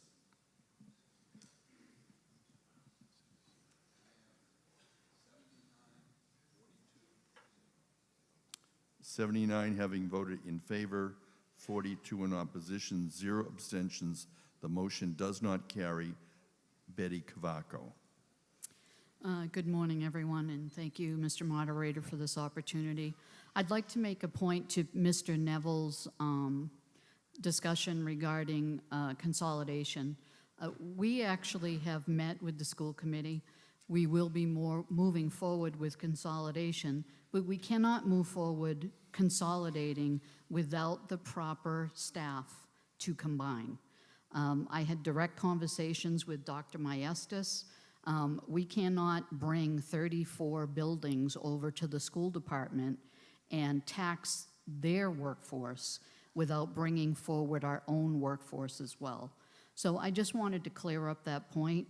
I supported this article 100%, as did the board, but I just wanted to know that for purposes moving forward, we are still in talks regarding consolidation, but we have to bring forward positions along with our 34 buildings to make it successful. If we tax the school department's resources, we fail everywhere. Thank you. Samuel Butterfield. Sam Butterfield, Precinct 4. I agree with the urgency to address the issues that are at hand. On the other hand, I also agree with the FinCom about the need for a master plan. So I would support the motion, excuse me, but certainly would like to add a request or a condition, whatever the case may be, for the DPW to come back to town meeting in the fall with a master plan that incorporates all of these issues, staffing, contractual work that needs to be done, et cetera, so that we can make a more informed decision on this in the future. Thank you. And before we take the next speaker, just a brief explanation on the voting on the last motion. Earlier this morning, we had a member whose vote was not recorded, and that was determined to be human error. However, at the last motion, our vendor has slides for each motion because that was brought up on town meeting floor without prior notice. They're having to create the slide. They're going to have some slides created for such motions. But if people vote before the light goes on and before the display shows that we're voting, then it may be possible that your vote would not be registered. So keep in mind that you start to vote once the light goes on and the display in the screen is shown. Patricia McCarthy, Precinct 5. If you look at page 71 in your big book, we do have a facility study, as has been addressed by, I'm so glad to have him with us, our facilities manager. I'm glad that we did hire him. And the study showed the disarray of the buildings and the need for maintenance, just like you would at your own house, and you would change your filters, et cetera. We don't need another study. We don't need another plan. People always like to do studies and plans, it seems, in our town, and then we don't implement them. So now is the time to implement so we can save money in the future and not have to be worried about our buildings and not have put in jeopardy, as I can remember as example, our library director having to try to look for somebody in an emergency because the roof is leaking. That's not the job of the library director or the fire chief. We should have staff that we can call on for day-to-day operations as well as the major operations. So I fully support the Board of Selectmen. Thank you. Further discussion? Hearing none, we will call for a vote on the motion to amend, and you have the motion to amend lines 42 and 43. It is printed in your book. We will now go and vote on the substantive motion to amend when the light appears and the display is shown. And we are coming to you live from Plymouth North High School in the first session of our morning, October 20th. We're going to be voting on the motion to amend under Article 2A4. A yes is 1, a no is 2, abstention is 3. Following the vote on this, we'll continue with discussion. You can now vote. You can now vote on Article 2A4, motion to amend. We are voting on the motion to amend. No, we will wait until the vote is concluded. We are voting on the motion to amend under Article 2A4.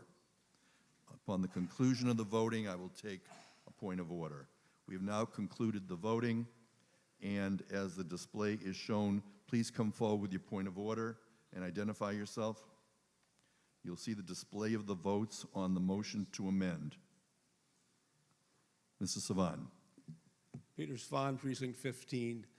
After your very clear prior instructions, at least 7 votes or more were showed on the screen before the green light came on. So it's not clear in my mind whether those are actually going to be counted or not. And this is now the opportunity for town meeting members to determine whether or not their vote was properly recorded. We're now showing precincts 7, 8, and 9. The vote currently showing 92 in favor, 28 in opposition, 0 abstentions. We've also now shown precincts 13, 14, and 15. Are there any members rising to indicate that their vote was not properly recorded? Mr. Caproni? Yeah, it shows a blank. I voted yes. Okay. Mr. Caproni votes yes. He indicates that the display shows him as a blank. Again, 93 in, we have another person, yes? I voted yes, and it showed blank on the screen. Stephen Lyden voted yes and a blank. And John, yes, all right. So again, please wait and vote once the light is on and the display is shown in order that your vote be properly recorded. 95 voting in favor, 28 in opposition. Mr. Withington. Good morning. Just a point of order. Electronics is so wonderful that it keeps us going so quickly. Is there a way we can make sure that everything's calibrated? Or are we just going to have to go through this continually to check the vote every time we do it? We have been throughout the meeting checking the calibration, and we're fine-tuning this, and we're now going to continue with the main motion. Thank you. Further discussion? If there's no further discussion on the main motion as amended, it is now for $703,939. Main motion as amended. Any further discussion? Hearing none, we will now call for a vote once the light is on and once the display shows the 20 seconds are ticking down. And it asks that you both wait for both of those signals as we vote on the main motion as amended. And you'll see the light is on, and we'll be waiting for the seconds to show that they are ticking down. Please vote.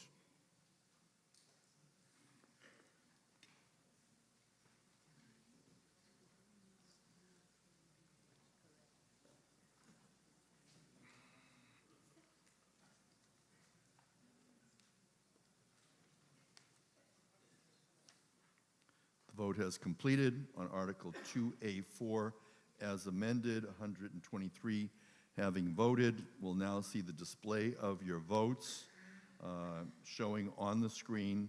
We're beginning with the first 3 precincts, followed by next. We now have 105 voting in favor, 18 in opposition, 0 abstentions, as town meeting members are checking their own vote to see whether or not their vote was properly recorded. And we're now completing with the final 3 precincts. And I think we now have it down to being able to vote. So, no other points of order. We're going to move to 2A5. Mr. Salerno moves to ratify, validate, and confirm the vote taken under Article 7A of the April 2018 Spring Annual Town Meeting. Mr. Salerno. This is a ratification of one item in Article 7A from the Spring 2018 meeting. The original vote for 7A in Subcommittee B was unanimous 10-0-0. This time it apparently needs a 2/3 vote from town meeting. Further discussion? Hearing none, call for a vote. All those in favor say aye. Aye. Opposed say no. Motion carries unanimously. We now move on to Article 2B. Mr. Salerno moves to amend the votes taken under Article 7B, 7C, and 7D of the April 2018 in accordance with the spreadsheet that you have. Mr. Salerno. In a series of unanimous votes of 12-0-0, as detailed in page 8 of the report, the Advisory and Finance Committee recommends town meeting approve Article 2B, which reduces the sewer, water, and solid waste funds by a total of $2,164,929, as described in page 8 of the report and recommendations. Many of the changes required to the enterprise funds are due to the discontinuation of the curbside service for trash and recycling. Others were due to changes to debt as a result of the timing of the sewer emergency borrowing. Further discussion? Hearing none, call for a vote. All those in favor say aye. Opposed say no. Motion carries unanimously. Article 3, I have no motion. Hearing no motion, I declare no action. It is now 10 a.m. We will take our morning recess. We will return with Article 20. This town meeting is in recess for 15 minutes. Is performing the national anthem. Members of the chorus include Lynn Bryan, Mary Byron, Dawn Kavicki, Karen Clive, Betty Colburn, Diane Collins, Evelyn Ferrioli, Sheila Fitzpatrick, Barbara Keefe, John Kessinger, Sandy Knapp, Bob LeBanc, and Judy Pont-Bryant, Helen West, Jackie McNamara, Barbara Maloof, Jeanette McKay, and Alice Wing. We also express appreciation to Father Jack Graham for his participation in the opening ceremonies. We wish to recognize PAC TV, which is cable casting this fall town meeting. It is coming to you live on Channel 15. We'd like to thank David Antoine, Ben Alexander, Brooke Hoffman, Keith Hughes, and Paul Menard. Thank you to Joel Odell, who is the housemaster of the Performing Arts Center, and he is providing the audiovisual equipment for this session of town meeting, along with Alan McLean and Paul Bonfilio. This facility has been provided by the Plymouth School District. For our use today, we'd like to thank Judy Kendall and Jill Davin for their organization. We also thank Sean Murray, the custodial team leader, the entire custodial staff of Plymouth North High School for the setup, including Sonia Lopes, Jamie Wood, Jesse Bonsick, and Ryan Williams. Also, thank you to Lisa Stone, Brenda Crotis, Tricia Spinetti, and Denise Day, food service providers of Plymouth North High School.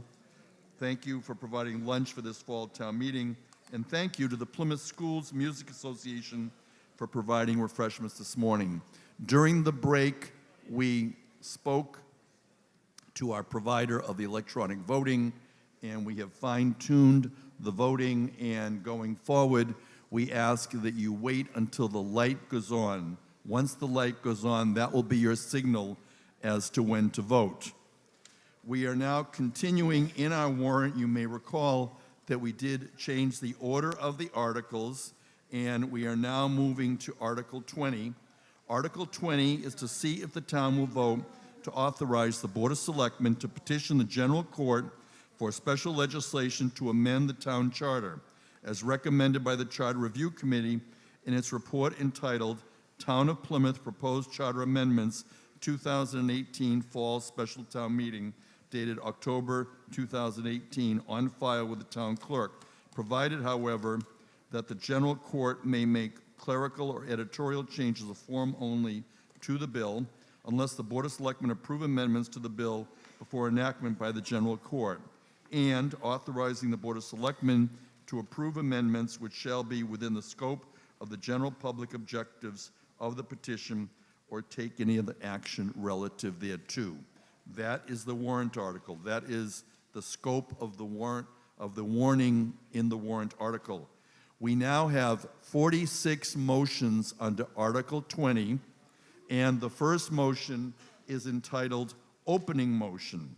Mr. Salerno moves that the town authorize the Board of Selectmen to file special legislation amending the town charter consistent with the votes taken under this article, and further that the within charter amendments, if approved, may be combined with any other charter amendments approved at this meeting into a single bill to be submitted to the General Court, and in connection therewith to authorize the town clerk in consultation with the town manager to finalize the form of the special legislation for these purposes, including making any non-substantive changes made or required by the proposed amendments with respect to lettering or numbering of the sections of the town charter so amended, and to authorize the general court to make changes as to form only to any bill so filed unless approved in advance by the Board of Selectmen, and to authorize the Board of Selectmen to approve such revisions as fall within the public purpose of this vote.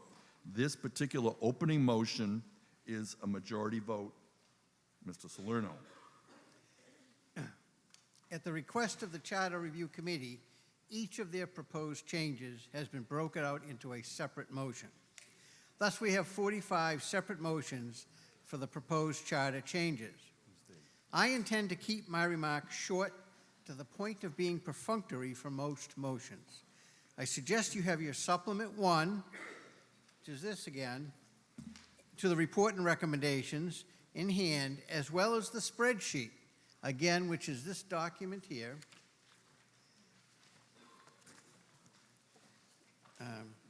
Developed with the spreadsheet, which was developed by the Charter Review Committee. I will tell you the page in which the item appears in the supplement and where it appears in the spreadsheet. I will reserve my commentary for those that the committee deemed controversial or voted not to recommend. Some of these proposals are simple, almost housekeeping items. Others are significant changes in how your government will function. Rest assured, your Finance and Advisory Committee has a recommendation for each and every one. As an overarching piece of advice, I would urge this body to remember the rule that many boards in the financial sector forgot leading up to the Great Recession. Don't vote in favor of something unless you understand it and its consequences. By their very nature, changes to the charter are fundamental changes to how town government will operate. So let's sit down, go through it. This will take some work. Thank you. Thank you. And at this time, I'd like to welcome and introduce Charter Review Committee, Dennis Bagley, Chair of the Charter Review Committee, with a presentation from the Charter Review Committee. Welcome, Chairman Bagley. Thank you. Thank God today is here. It's a long time in coming. So first I'd like to start by just saying, as you see up behind me, the committee itself consisted of myself as chair, David Peck as the vice chair, Bill Abbott, Joanna Priya, Karen Buke, Sergio Harnez, Beth Siegel, Sarah Sibley, and Scott Vecchi. And we had great support from Michelle Turner that made all these documents possible for us.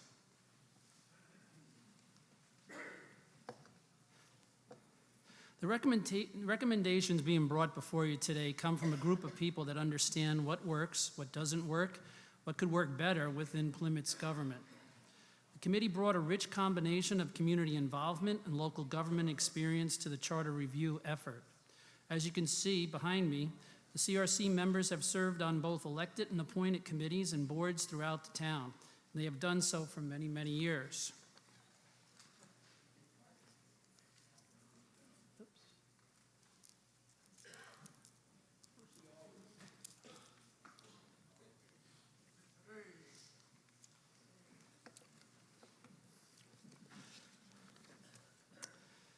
The process.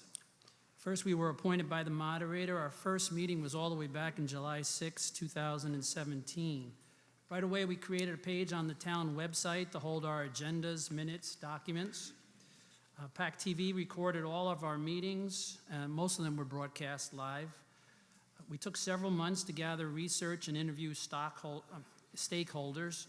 As you can see, there's a whole bunch of people that we met. There was even more that we invited that just were not able to attend.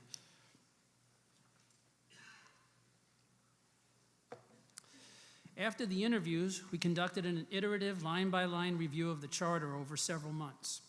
We created our report of recommendations for review with stakeholders.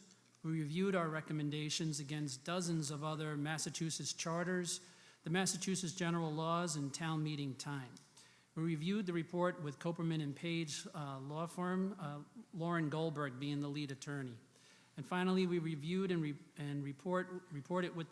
reviewed the report with the selectmen, the advisory and finance committees, COPC, all of the precinct caucuses, and individual boards, committees as needed to get us all here today. And now, Mr. Moderator, I ask that Bill Abbott, no moderator, be recognized to complete the presentation.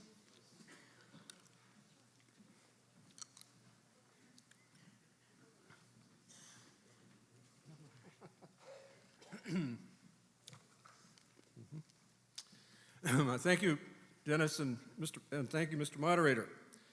20 years ago, our town adopted by townwide ballot our current charter, which provided for an executive authority and a board of selectmen, a strong, non-political, professional town manager operating our government on a day-to-day basis, and a town meeting legislature, now grown to 135 representatives, still small compared to those operating in some of the other large towns like Arlington and Brookline. There's a provision in our charter that said every 5 years we review it to try to improve it, make the government work better. And every 5 years since 1999, we have done just that. We've reviewed the charter, made many improvements, one of which added the committee of precinct chairs, which I think has been very effective. Now we have just concluded another 5-year review, and for the past 15 months, our committee of 9, very diverse by experience, age, time in Plymouth, have gone over every single line in our charter, some of them many times, made changes to make the meaning more clear, and in many places made changes to make our government work better. We had 5 basic guiding principles. First was accountability, to make the town meeting and the select board more accountable to the citizens by making our government more open and transparent. Just for example, we addressed electronic roll call voting in detail, the providing of reports electronically, and we added the provision in the charter which the Committee of Precinct Chairs is adopting to include in their duties providing reports to this town meeting on past town meeting actions and how they've been implemented. The second guiding principle was efficiency, to make the operation of town meeting and our boards and committees run more smoothly and effectively, such as, for example, a simple matter of signage, where town meeting members sit to be heard, to vote, and the mechanics of preparation of warrant reports to town meeting, and whether they contain minority opinions in some cases to make their report more useful to us. We debated extensively the idea of a third town meeting every year, and whether that would make our government more efficient and responsive and nimble in dealing with issues, as some folks that came before us suggested, or whether it would not work. Though on most matters our committee reached a consensus, on this particular item we had different opinions, and we decided to put it to this town meeting to debate and decide that issue. A third principle was checks and balances. We examined how power is shared and exercised in the town, looking at positions beyond the particular person now occupying the position, because we're looking for the next 5 years out.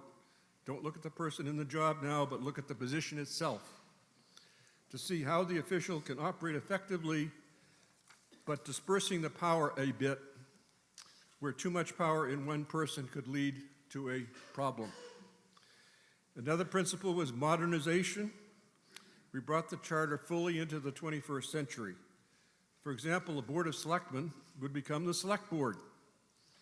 We added references to social media for the posting of town notices. And finally, we believe we made our government more democratic, more participatory. Citizens, for example, would have the opportunity to file a question to put it on the ballot, a non-binding referendum. So we now, I think, have fully participatory, transparent, form of government. Those are just some examples. In a couple of minutes, we will begin the motions on each charter change. But I want to make just 3 points before we start the process. First, please be assured that none of our changes were made just for the sake of change. We don't believe any of our revisions are a solution looking for a problem. In every case, we determined that there was a need for the fix, and then we debated and decided on the words to do the fix. Second, you might think that some of our provisions are getting down to the nitty-gritty too much, micromanaging of matters. But again, please be assured, we're not talking about the U.S. Constitution or a global constitution. We're talking about a charter for Plymouth. This is town and local government. It is supposed to operate close up and in our face. Where we felt there was a need, we put it in the charter rather than just let it happen by some official thinking it made sense on the fly. We put it in the charter.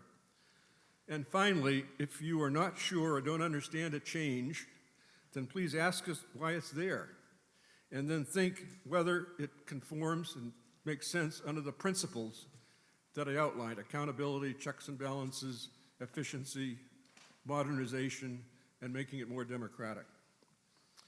I fully believe that if we implement these revisions to improve our government, we will have updated and fine-tuned our charter and made it a document that we can be immensely proud of as it guides our government for the next 5 years. Thank you. Thank you. And that completes the presentation, Mr. Bigley. Thank you. And now we're going to continue on with our opening motion. And is there any debate on the opening motion? I've got that. Mr. Caproni, Richard Caproni, Precinct 15. Mr. Moderator, I'd ask you to address the town meeting before we commence debate. Am I on the list of speakers before we commence debate? I request that. We're debating now the opening motion, which is a preamble. Okay. You're welcome to speak. Thank you. Richard Caproni, Precinct 15. We are here live on October 20th. Richard Caproni. So I guess, first of all, we all owe a tremendous debt of gratitude to the committee for the hard work and effort that they put into producing these recommendations. When the committee was formed, I was hopeful that the committee would decide that we needed to change the form of government here in Plymouth, that we needed to replace town meeting with a town council. We needed to replace the part-time $4,000 a year Board of Selectmen with some type of chief executive. And you didn't have to call him a mayor. You could call him a town administrator or a town manager, or you could call him a ham sandwich, but it would be a full-time chief executive, all right, who not only runs the town operationally, all right, but runs it strategically, and who on a daily basis can meet with the town councilors. The town councilors would meet twice a month. So the issue of 2 town meetings versus 3 meetings is no longer relevant. The town council, the legislature, would meet 24 times a year. Okay. Now, unfortunately, we're not going to have that debate here today. I'll probably can assure you that we will be having this debate throughout the town of Plymouth, in not the years to come, but in the months to come. One of the favorite things I ever read in my life was a book called Profiles in Courage. And after the first edition was published, there were many other versions of Profiles in Courage. In fact, I believe Caroline Kennedy wrote a couple of Profiles in Courage herself. The overriding theme behind the people talked about in these profiles and courage. They had the courage to put everything they had on the line for what was right for their town, their state, or their country. And I would propose, if this body is willing to put their jobs on the line and hand it over to a professional town council, it will certainly be worthy of a profile in courage. So let me get to the upcoming debate. I consider Dennis Bagley and some of the committee members certainly esteemed colleagues of mine, and some even very good friends. I testified in front of them. I said what I had to say, and they listened to me, and I thank them for that. All right. As I've seen the debate on PAC TV, at the FinCom, at the COPC, at the Board of Selectmen, an enormous amount of time has been spent on this report. And now again, we're going to spend, I don't know if it's going to be enormous, but probably a substantial amount of time on the committee's recommendation. So I'm just going to say to you, in respect for and admiration 30 seconds. of the work that's been done here, I am going to vote yes on every motion that is proposed by the Charter Committee. Thank you. Donald Williams, Precinct 8. We're debating Article 20. We have the opening motion. Donald Williams. Good morning.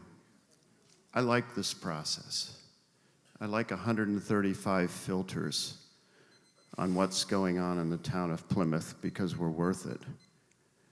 I like the 135 of you thinking about these things. And I was thinking about what this charter revision really means. And what the charter revision really is how do you feel about certain things? And the things that I'm passionate about in this charter revision are the changes that are being asked for you to consider about the distribution of power, because that influences robustness. We're not talking about Steve Trifletti in person. We're not talking about the selectmen in person. We're not talking about Melissa Arrighi. We're talking about the position itself and how consonant that position will be in the future with the Mayflower Compact, for which we are famous and for which we are going to have a major celebration in 2020.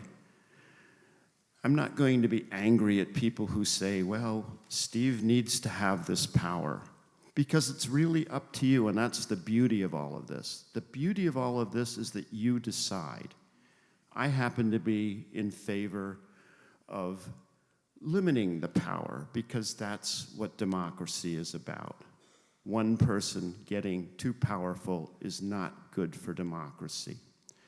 So when we go through this and decide, it's really up to you. And again, that's the beauty of this process.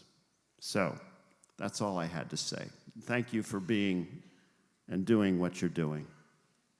For the Kenneth DeVars, Chair of the Board of Selectmen, we're debating the opening motion, which is preamble language for the motions that are following. Mr. Moderator, thank you. On behalf of the Board of Selectmen, we want to thank the committee and everyone that participated.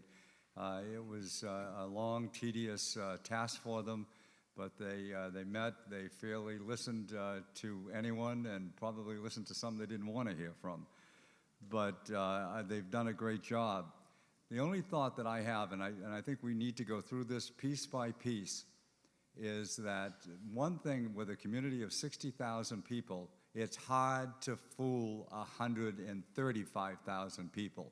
If you want to control this town, give them 15 people on a legislative body that's going to control it, and one executive at the top. So I think we need to be very careful as we go through it. But we've got a system that works. It certainly needs to be, I'm sorry that you disagree, but It does work, and I'm very concerned, as someone that's watched this government for a number of years, that the way you control this town is give it to 16 people.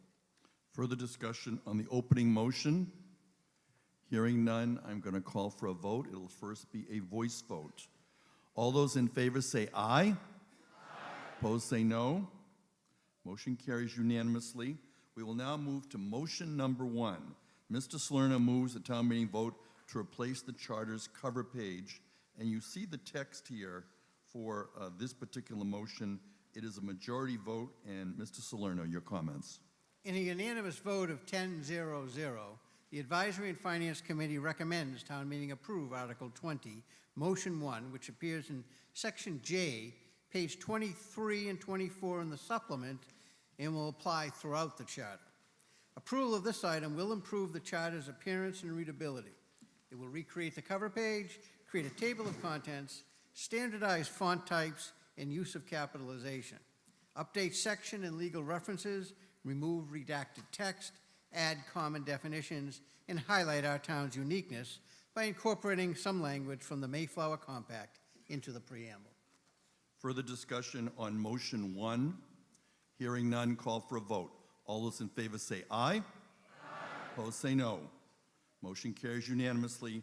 Motion number 2, Mr. Salerno moves the town meeting vote to replace the words Board of Selectmen with the words Select Board throughout the charter.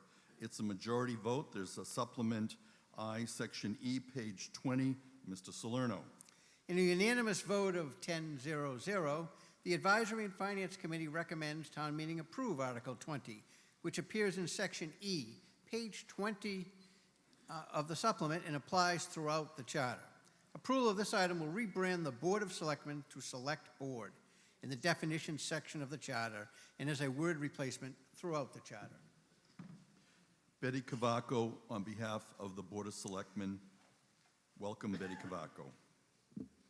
Thank you, Mr. Moderator. And once again, I stand before you because this has actually been a very difficult subject, especially for me. I mean, quite frankly, I'm not crazy about the name Select Board, but more so that the abuse that we've taken because of not wanting to change the name and keep it as an historical name is been pretty severe. So I look at different things. I've spoke to historians. The actual correct name to address a female selectman is Madam Selectman. As we see, congressmen are not congresspeople. They are not, you know, we have firemen, we have policemen. It actually saddens me that folks that think that this is such a huge issue when this board deals with so many much more serious issues on a daily basis. I personally do not like the name Select Board. Mrs. Joyce was one of the first women of recent elected, and she chose to keep the name Selectman. I also choose to keep the name Selectman. We're going into one of the most historic events that I think, I'm pretty sure everybody in this room will see, and that's the 400th anniversary. So I have never felt in my 30-year career working in a male-dominated career, or even being part of this board, to not be recognized as an equal. So I would suggest that we maintain the name of Selectmen as we go through to the Plymouth 400, and that other than that, we can maybe revisit it at the next Charter Commission. Thank you. Beth Siegel, on behalf of the Charter Review Committee. We're debating Motion 2 under Article 20. Welcome, Beth Siegel. Hi. So over the past year, I have had the immense pleasure and privilege of serving as a member of the Charter Review Committee. While I'm standing up here as one of the younger members of the committee and one of 4 female members to speak on a recommendation of changing the Board of Selectmen to Select Board, this is just one of the many ways that I have worked alongside my fellow committee members in order to modernize Plymouth's charter to make it relevant for years to come. It is also important to note that this recommendation was supported unanimously by our committee, which was made up of members diverse in age and gender. With this recommendation, we took into consideration Plymouth's storied history. We understand the historical nature of the current term, Board of Selectmen. The proposed name, Select Board, does provide for historical continuity, while removing portions of the current name that are not gender neutral. 1/3 of towns in Massachusetts have already made this change, and additional towns are in the process of doing so. If we choose to make the change to Select Board, we will be using language that is consistent with many communities across the Commonwealth, many of which have long histories of their own. Some questions have been raised about the cost of making this change. We believe that any associated cost should not be a barrier. Between the website, social media, and letterhead, we are confident that the town can come up with an approach that is cost-effective. Additionally, with this change, members of the board, present and future members, can choose to call themselves what they want, whether that be Select Board Member, Selectman, or Select Woman. But we believe the official name, as written in the charter, should be Select Board. Within our community's history, it is important to note that when we first established our government and elected our first Board of Selectmen, women didn't have the right to vote, let alone serve on the board, so the term selectman made sense. For years now, women have served on the board in Plymouth. So in some ways, we can say that the historic sentiment that some refer to has already changed. As a community, through our election of women to the board, we have sent the message that anyone can and should be encouraged to run for public office. It is time that our words match our actions and send the message to our children, grandchildren, and the broader community about who we are. Thanks. Further discussion on motion number 1, Article 20, Everett Malaguti. Everett Malaguti, Precinct 1. I respect the Charter Committee's decision and the lovely speech that was just given by Beth. Number 2.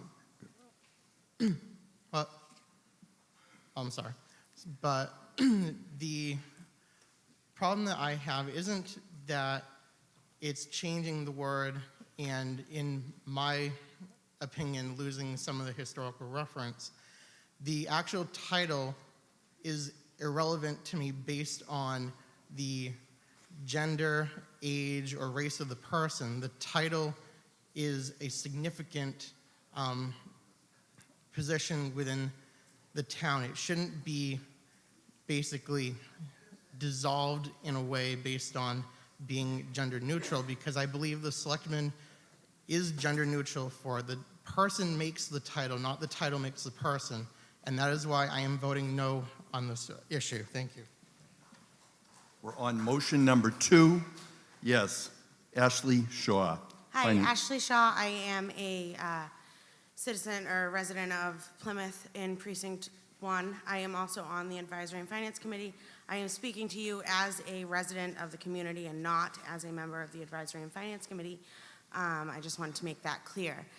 I would have made my opinion known to the Board of Selectmen if I had thought that this was actually a debatable issue.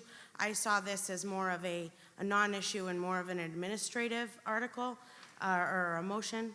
And I just think that the logic of it is that we now have women serving on the Board of Selectmen. So the change to Select Board was the most logical choice to me. I didn't see this as something that would cause a debate, so I didn't make my position known at the time. But I would like to make my position known to you now that I do support changing this to Select Board. I think it's the most logical decision to make, since women serve on the Board of Selectmen, that it would be the Select Board. Either that or Board of Select People, which I think sounds a little ridiculous. But Select Board, I feel, is the most logical choice, and I do encourage you to support this motion. Thank you. Gerald Sirico, followed by Thomas Bagley. Jerry Sirico, Precinct 3. In all due respect to the young lady that spoke from the Charter Commission, I respect what she says, but I have to agree with Select Lady Cavaco. I don't care what other towns do. I don't care what other people do. Though those of you that know me know that that's how I always feel and operate. So therefore, I'm voting selectmen. Thomas Bagley, we're debating motion number 2, Article 20. Thomas Bagley. Thank you. Tom Begley, Precinct 7. This is my first town meeting. And thanks. I wasn't doing that for applause, but I'm very proud that this is my first town meeting and this issue has come up and I can take a vote on this. I agree with Beth and Ashley and others who have spoken in favor of this. And I'm also proud to be the first man to speak in favor of this change to the select board. It is a historic term. There is no doubt about that. As Beth referenced, others have referenced famous people who have served in this position as John Winthrop, Thomas Hutchinson, Charles Bullfinch, several people who are luminaries in our history, especially in this state. And as Beth referenced also, that's because at that time, they were the only ones that could serve in this role. Women didn't have a voice, not only just for voting or in a political office, in some cases they couldn't even own property. We've come far from the 17th century understanding of the start of the meaning of this term, Board of Selectmen, and it's time that we as a society recognize that we have already understood that women should and be in a position of power, and we should celebrate that fact. And it's time that with this change, that we're simply recognizing as a society that we've already moved beyond. As Beth said, you are more than welcome to identify however you'd like if you serve on the Board of Selectmen, whether that's selectmen, selectwomen, whatever you choose. The name of the board, as in the charter, will be a gender-neutral select board. It doesn't, also to Everett's point, does not reduce the amount of selectiveness that the board has in the title. It is still a select board. They are the supreme executive branch of our government.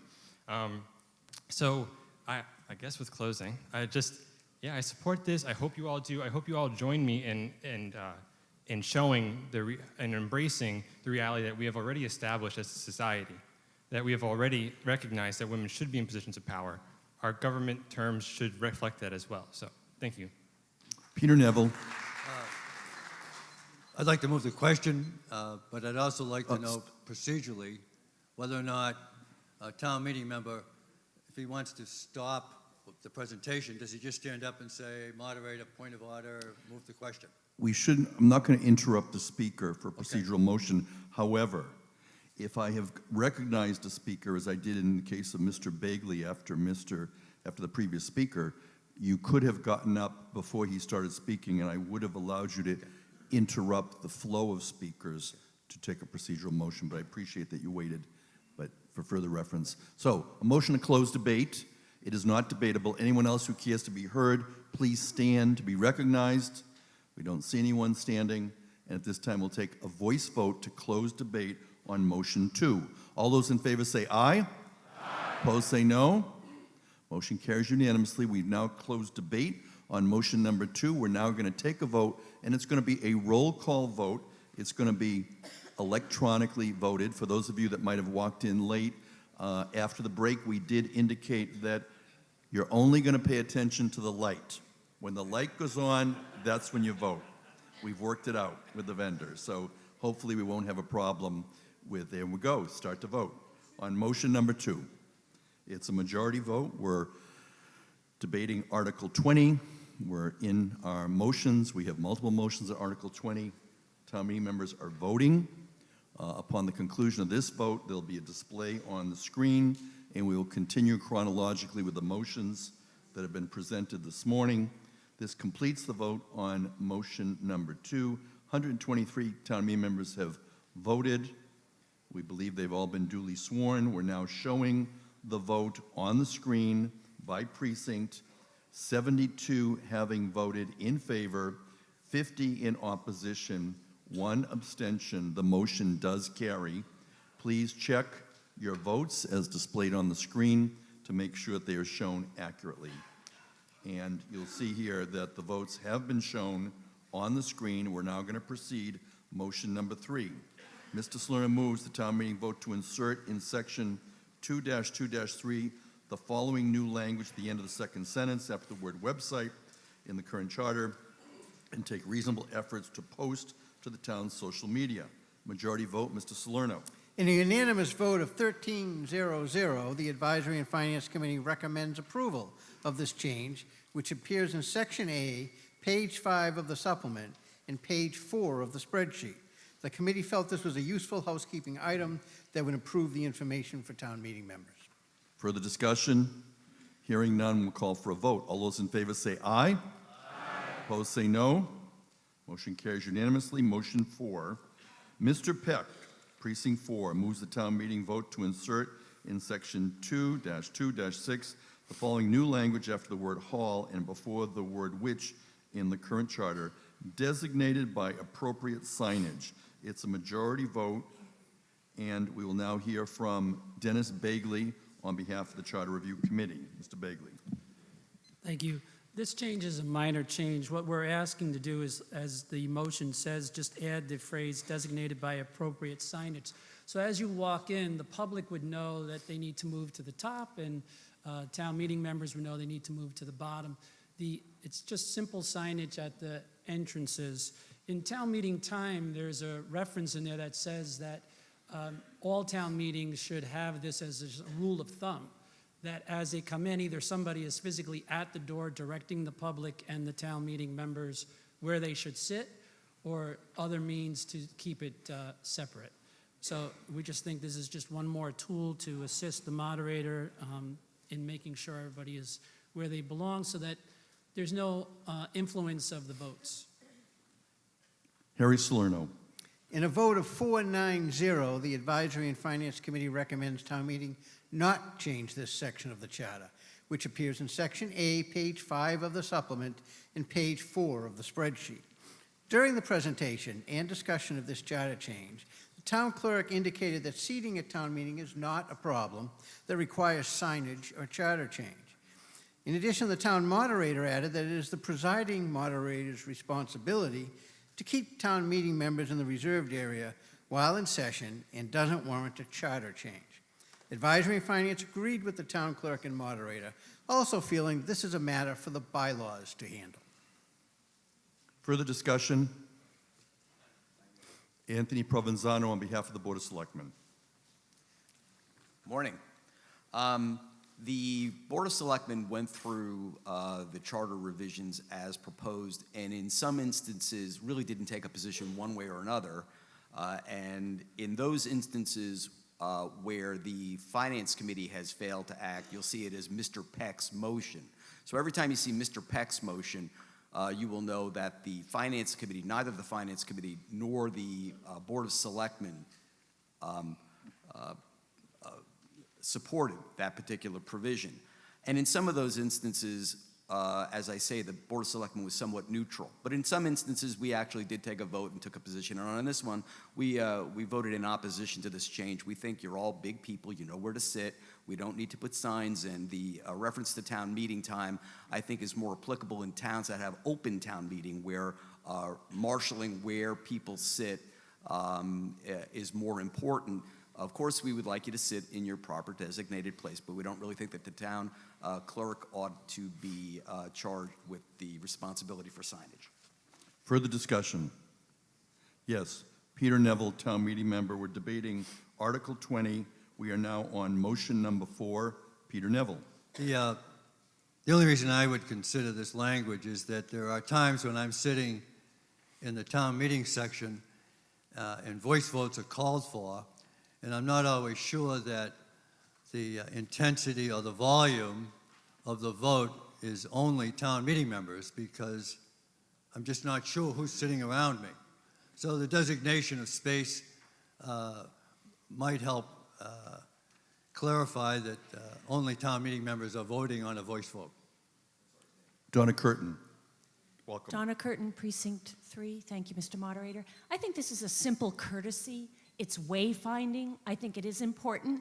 I think we're operating under the assumption that all of a sudden you become a town meeting member and you know exactly where to sit. Well, you don't. There isn't anybody greeting you at the door when you come in to identify these things. I know my first day as a town meeting member, I sat in the wrong section and had to be corrected by the moderator from the front of the room while we were in session to get into the right place. I know there are some new town meeting members today. How did you find your orientation and entry into this building? Putting an 8 by 11.5 sign on the end of certain sections is going to cost you probably less than 15 cents. It's a courtesy both to the members of the public that attend and to our own members of town meeting. And I think this is just a simple thing, but because we haven't been doing it and we haven't anyone assigned to do it, I think it's appropriate to include it, as the Charter Review has suggested. I'm voting yes. Further discussion on motion number 4? Lawrence Pizer, Town Clerk. In this town meeting, at the suggestion of the town manager, we've added the assistant town manager to come to the meeting. And between the two of us, we have been able to observe town meeting members, gently reminding them where they are to sit. We can do this sort of thing. We can add all sorts of things, make a lot more effort for town meeting. We'd have to make sure that the finance committee sits with the finance committee. It's not one sign, it would be about 5 or 6 of them. Can be done, but not necessary. Further discussion? This is on motion number 4. Hearing none, we're going to do an electronic vote on motion number 4. When the light goes on, you can cast your vote. It's a majority vote. Thank you.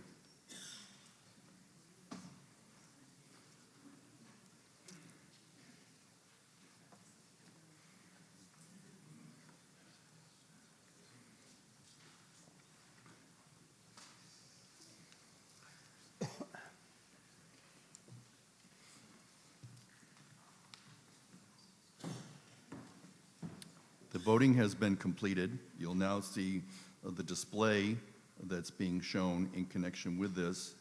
And we have 49 having voted in favor, 74 in opposition, 1 abstention. The motion does not carry. And we now move on to motion number 5, but we'll complete the display to make sure that your votes are correctly shown. I'm pleased that it seems that we're calibrated now with the light going on and people voting. So, motion number 5, Mr. Salerno moves the town meeting vote to insert in section 2-2-7 the following new language after the word provide and before the word notice in the current charter, written or electronic. Mr. Salerno. In a unanimous vote of 13-0-0, the Advisory and Finance Committee recommends town meeting approve this change, which appears in Section A on page 1 of the supplement and page 4 of the spreadsheet. Thank you. Further discussion? Hearing none, I'll call for a vote. It'll be a voice vote. All those in favor say aye. Aye. Opposed say no. Motion carries unanimously. Motion 6, Mr. Salerno moves the town vote to insert the following new section in 2-2-8 into the charter. After the final adjournment of every town meeting, the town clerk shall post a complete attendance record on the bulletin board at Town Hall, in the town's libraries, or on the town's website and on the town's social media. It's a majority vote. Mr. Salerno. In a unanimous vote of 13-0-0, the Advisory and Finance Committee recommends town meeting approve this change, which appears in Section A, page 5 of the supplement, and page 4 of the spreadsheet. Further discussion? Hearing none, call for a vote. All those in favor say aye. Aye. Opposed say no.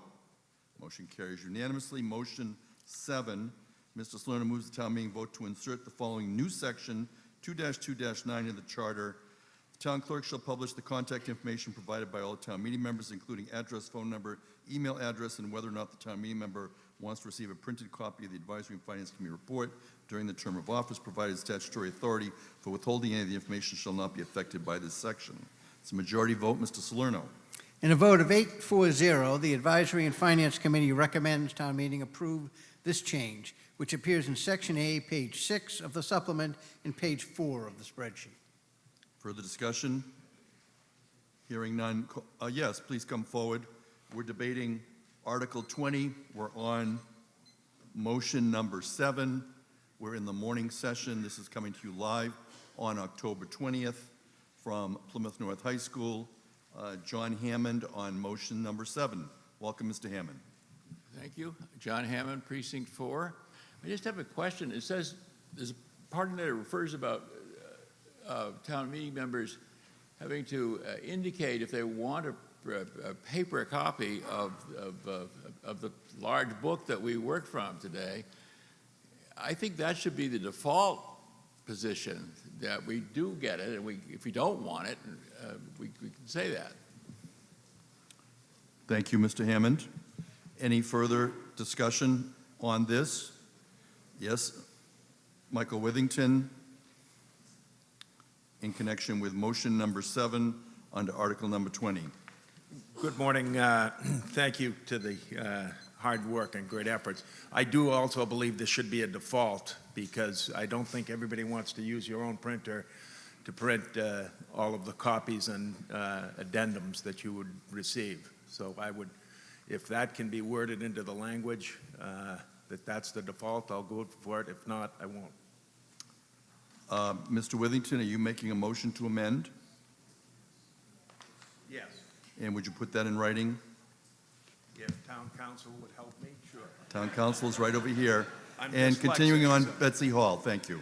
If I read this correctly, it says that the town clerk must publish whether or not the town meeting member wants to receive a printed copy. Is that what that says? Dennis Bagley, Chair of the Charter Review Committee, responding to Betsy Yes. Hall. Yes, today, he currently publishes a spreadsheet on the town website. This is just, it's. So you want it on the town website, Betsy Hall, BH2746, my phone number, and whether or not I want a printed copy? Yeah, if you don't, That's if what you it don't says. want your information posted, you'll notice at the end it says, provided statutory authority for withholding, any of the information shall not be affected by this section. So if you feel that it's an invasion in some way of your privacy, you can do that. As I'm elected just- officials, it's pretty standard. That spreadsheet's out there now. I've always, 20 years I've had my information on there, but it's never said whether or not I want a printed copy of the advisory and finance report. Correct, 'cause- Why do you want that published, whether or not I want a printed copy? I mean, I'm not sure why that is helpful. Well, it's just a part of the same means to collect the information. In other words, they'd have to keep a separate spreadsheet somewhere just to keep the indicator. So it's just a status to say whether or not you want the hard copy or the electronic copy. You'll see later when we start actually talking about the FinCom report, where we're trying to suggest moving towards electronic so we can start to save some money on the cost of having a town meeting. Okay, It's the thank you biggest very much. cost. Okay. Further discussion on motion number 7 of article number 20. This is yes, please come forward to the microphone. This is Plymouth Town Meeting. It's coming to Plymouth North High School. Amy Hine, welcome. Thank you. Precinct 14, I actually don't know if this is an accurate point of order, but are we going to be voting on the new language that was just suggested be amended? We're currently waiting to receive a written motion from Michael Withington. I believe it is on its way up to the podium as we speak. And Mr. Withington moves that the main motion be amended after the word email address, and it would read, and town meeting members shall receive a printed copy of the Advisory and Finance Committee report during their term of office unless the member indicates otherwise, provided statutory authority for withholding and so on. So that's the motion to amend. I've accepted it. We're now debating the motion to amend. It's a majority vote. Mr. Withington, do you care to be heard on your motion to amend? I do. And this is coming to you live from Plymouth North High School. Michael Withington, Precinct 5, on his motion to amend. Thank you, town meeting members. I believe that anybody who has been through this process, you have enough information that comes to you. You need it printed and you need it in hand, unless you're younger and very good at scrolling through several screens which you don't have in front of you. So I would highly recommend that you vote in favor of this motion. It will save you a lot of printing costs, and it also will have a written record that cannot be altered. So Not I'd that like I don't trust government, but I'm in it. And I would like just to comment in general about accepting Mr. Withington's motion, because we've talked about not writing bylaws or charters on town meeting floor, but this is a good example of something that is warned in the article, it is within the scope, and it's also something that clearly town meeting members can understand, since we're really flipping the language that's contained in the main motion. So I'm accepting it. We'll have any further debate on the motion to amend, and if not, I will read it one more time before we take a vote. And here is the language. The language is, Mr. Salerno, the new main motion, if amended, would say, the town clerk shall publish the contact information provided all town meeting members, including address, phone number, email address, and here's the change, and town meeting members shall receive a printed copy of the Advisory and Finance Committee report during their term of office unless the members indicate otherwise, and provided statutory authority for withholding any of the information shall not be affected by this section. That's the motion to amend. Any further discussion? Yes. Please come forward to the microphone. We're still debating the motion to amend under Article 20, Motion 7. Mr. Siegel. Thank you. Nate Siegel, Precinct 7. I just want to clarify, Mr. Moderator. So the part you just read is going in, and the section coming out is what Ms. Hall was speaking about. Whether or not that person wants to receive the printed copy would no longer be published, correct? So it would now, be replaced by the language you just read. now people will receive a copy unless they indicate otherwise. And it will not be published, their choice between printed or electronic. It is correct. They can indicate whether if they want electronic, they would have to indicate. Sorry, and that choice would not be published on the website. Again, I'll read the language, because it says, members shall receive a printed copy of the Advisory and Finance Committee report during their term of office unless the members indicate otherwise. It will publish, yes. It will, the town clerk will publish that choice. Yes, Mr. Landers, yeah, welcome. just a clarification, a point of order. I believe we have to vote on just the amendment that he brought up to you first, and then we'll vote on the inclusion of that. That is correct. We're Okay. debating everything, but when we move to vote, we'll first vote on the motion to amend. Any further discussion? If not, we're going to be voting on Mr. Withington's motion to amend Article 20, Motion 7. We'll now take a vote electronically on the motion to amend. The light is on. You can now vote. This is on the motion to amend Article 20, Motion 7. And town meeting members are now voting. The light is on. At the end of the vote, there'll be a display. We now have 123 town meeting members who are voting. And following the vote, we will call the vote, and then we would move to the main motion.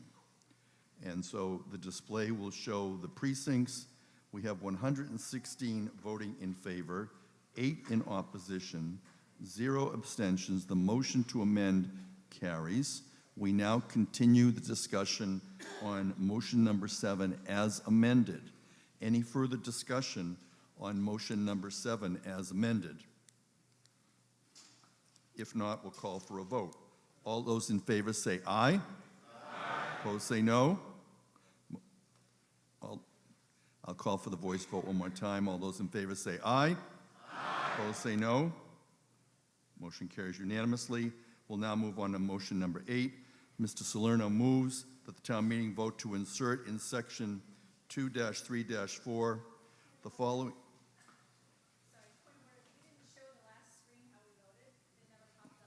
Okay. If we could just have the last 3 precincts shown on the last vote before we move on to the next motion, motion number 8. This is Plymouth's annual town meeting. It's coming to you live from Plymouth North High School on October 20th. We are here in the Center for Performing Arts, and Plymouth North High School is located on Aubrey Street in Plymouth. We're currently reviewing Article 20. We have a total of 46 motions. We have completed the opening motion and 7 individual motions. We will be moving on to motion number 8 as we continue with our discussion. And we're waiting for town meeting members to be able to see the display of the last vote for precincts 13, 14, and 15. Following Article 20, we will return back to the warrant We have, again, I believe that, Mr. Feet, we understand that we're waiting for that display. We're waiting for you to display precincts 13, 14, and 15 on the vote under motion 7, Article 20. Would it be possible to show that again on the screen?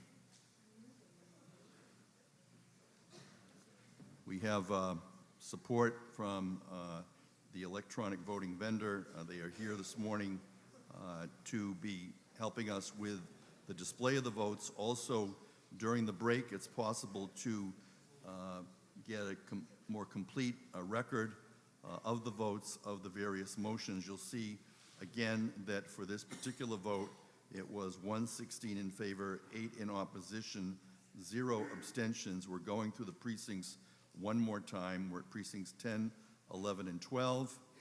This is for motion number 7. It's the final main motion as amended. Precincts 13, 14, and 15 are now shown on the screen. And with that, we will continue with motion number 8.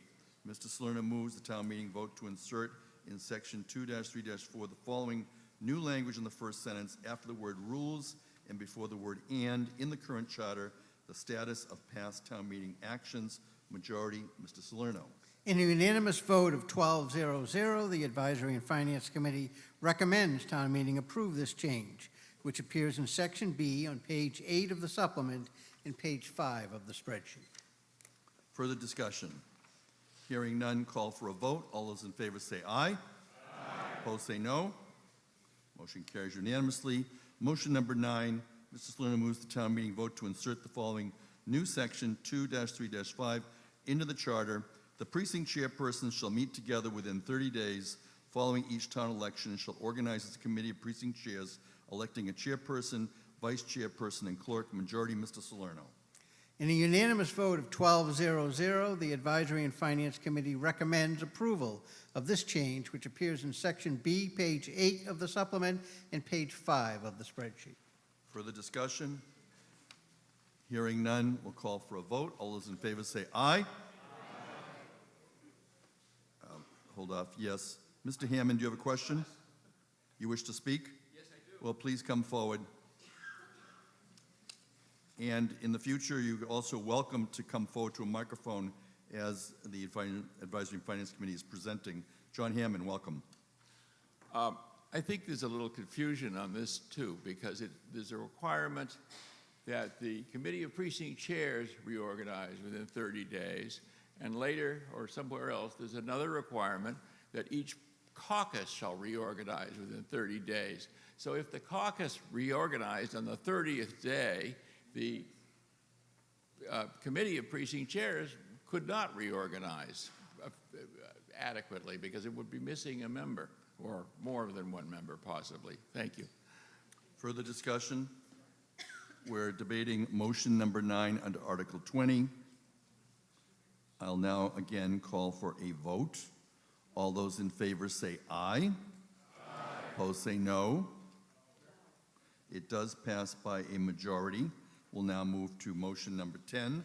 Mr. Peck moves the town meeting vote to delete the current language contained in the first paragraph of section 2-4-1 of the charter in its entirety and insert in place thereof the new language as follows. The town meeting shall meet at least 3 times in each calendar year.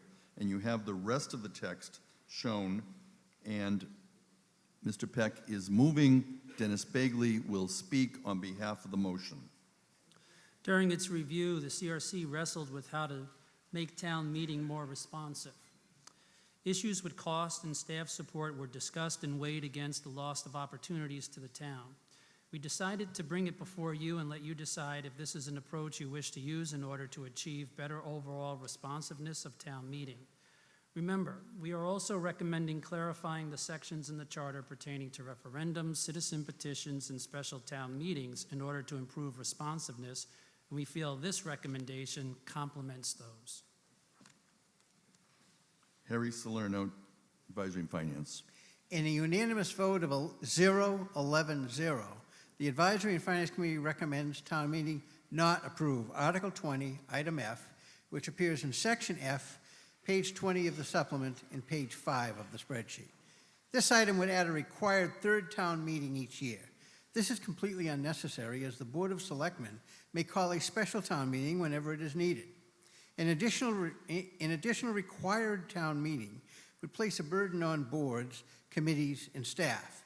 Being in perpetual town meeting cycle is not sustainable, and the managing of the town will suffer as a result.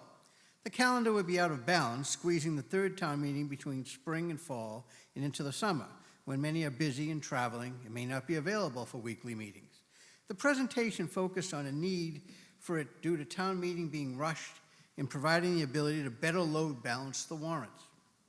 Discussion covered the fact that there are adjourned sessions scheduled every Monday, Tuesday, and Wednesday following a Saturday town meeting, so there is no need to rush. And it is the town meeting members themselves that determine the pace of the meeting. It was also pointed out that there is no way to load balance the town meeting warrants because all articles received by the deadline must be included in the warrant. In fact, adding a third required town meeting may expand the total number of articles and even dilute the quality of articles. Think about the spending articles you vote on today. Another town meeting is another spending opportunity for the powers that be. This proposed change failed by a resounding unanimous vote. Thank you. Before I call on the next speaker, I would just like to make one comment, and that is, as we go through these charter votes, as we know, they do not become a final vote of this town meeting until this town meeting dissolves. It's always possible things can be reconsidered. And further, even if we dissolve, certain things then have to go through another process in order to be enacted. I may decide to start changing the way the meeting is run based on some of your votes, but I'm still going to continue to call Tony Provenzano Vice Chair of the Board of Selectmen until we dissolve this town meeting. I will then change it at the next town meeting if we have dissolved. Mr. Provenzano. Thank you, Mr. Moderator. Through you, the Board of Selectmen, in fact, did not support the thought of going to a third town meeting. We have the ability to call a town meeting if necessary, and I think Mr. Salerno very adequately handled all of the issues involved. I would just say that I believe that you're kidding yourself if you think you're going to load balance by having a third town meeting.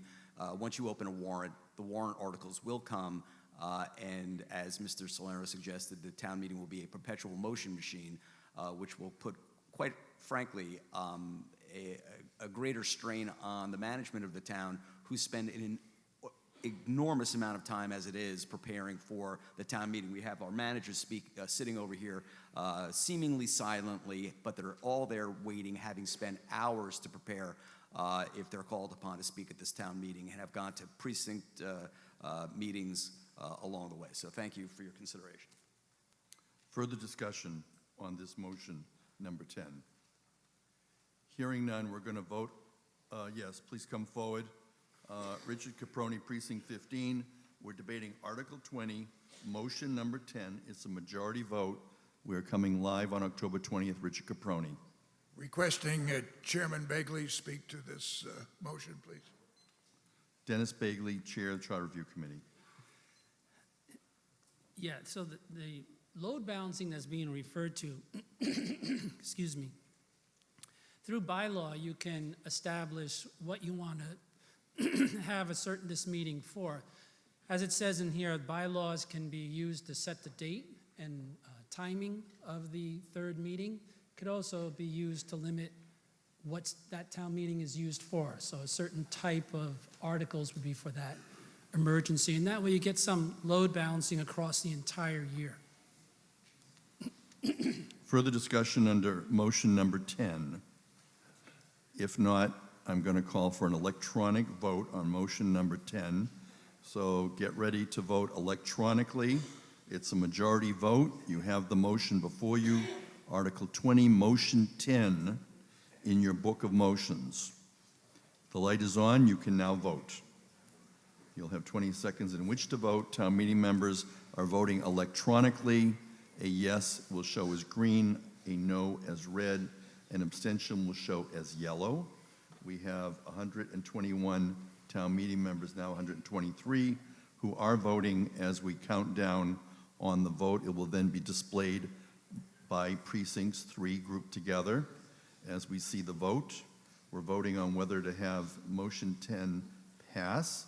And you'll see here, as we show on the screen, that town meeting has voted 13 in favor, 110 in opposition, 0 abstentions.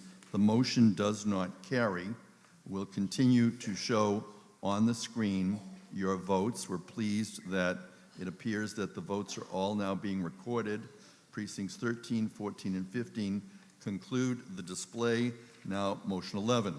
Mr. Salerno moves the town meeting vote to delete from section 2-4-1 the following language in the current charter, or may be reopened by an affirmative vote of a majority of the members of the Board of Selectmen. Mr. Salerno. In a unanimous vote of 12-0-0, the Advisory and Finance Committee recommends town meeting approve this change, which appears in section B, page 8 of the supplement, and page 5 of the spreadsheet. Further discussion? Hearing yes, please come forward. We're debating Article 20, Motion 11. This is Plymouth Fall Town Meeting. It's coming to you live on October 20th. And Andrea Nedley, welcome to Plymouth Town Meeting. Thank you, Andrea Nedley, Precinct 9. So as our previous vote, we had voted to change it to Select Board, so should this not be Select Board? So as I said in my earlier comments the last time, we have not yet dissolved the meeting, so it's possible this meeting could change its previous vote. Thereafter, it does have to go through a certain legislative process before it's enacted. Okay. So at least for purposes of this meeting, I believe we're continuing on. And Mr. Bagley, I don't know if you want to comment further in terms of the language and the way it's been presented in the motions regarding selectmen, no comment. Yes. Lawrence Pizer, Town Clerk. Should we proceed with the all of the motions? It invests the town clerk and the town manager with the opportunity to make necessary non-substantive changes. If there was a proposal that carried, which there is right now, to change it to Select Board, as we went through the process, I would automatically make those changes. So if this is voted, I'm not assuming that you're voting to keep the one name once it's already been voted somewhere else to change it. Okay, thank you. And we'd further note that this is a deletion of the language anyway. Further discussion on motion number 11. It's a majority vote. I'll now call for a voice vote. All those in favor say aye. Aye. Opposed say no. Motion carries by a majority. Motion number 12. Mr. Salerno moves the town meeting vote to insert in section 2-4-1 of the charter a new third paragraph as follows. As provided by General Laws, Chapter 39, Section 10I, the Select Board may, at any time upon at least 14 days prior notice, call a special town meeting, and the Select Board shall call a special town meeting upon the request in writing of 200 registered voters. Such meeting to be held not later than 45 days after receipt of such request, and the Select Board shall insert in the warrant, therefore, all subjects, the insertion of which shall be requested by said petition. It's a majority vote. Mr. Salerno. In a unanimous vote of 12-0-0, the Advisory and Finance Committee recommends town meeting approve this change, which appears in section B, page 8 of the supplement, and page 5 of the spreadsheet. Yes, Peter Neville, motion number 12. My question is the request in writing of 200 registered voters. Should there be any allusion here to a form that's required, that's available, so that just in the odd chance I started this today and it took me 18 months to get 200 signatures, would I be found to have taken too long? What is the form, and is it alluded to someplace here? Anyone care to respond? Lawrence Pizer, Town Clerk. This is simply taking state law and putting it into our charter. But this right already exists. It was explained to me by the Charter Committee that they wanted to make what was a right of the public clear and obvious, and therefore They're simply repeating what exists in Chapter 39 of Massachusetts General Laws in the town charter. There is not a form required, and it's not necessary to have a specific form. Forms are available, but they're not required. Further discussion on this motion? It is motion number 12. Hearing none, I will call for a vote. All those in favor say aye. Aye. Opposed say no.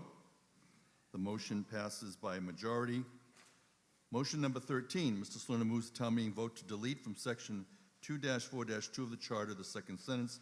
Therein, insert in its place thereof the following sentence: a majority of those present may adjourn any meeting forthwith to a stated date, time, and place, but no town meeting shall adjourn over the date of an election of town meeting members. The majority, Mr. Salerno.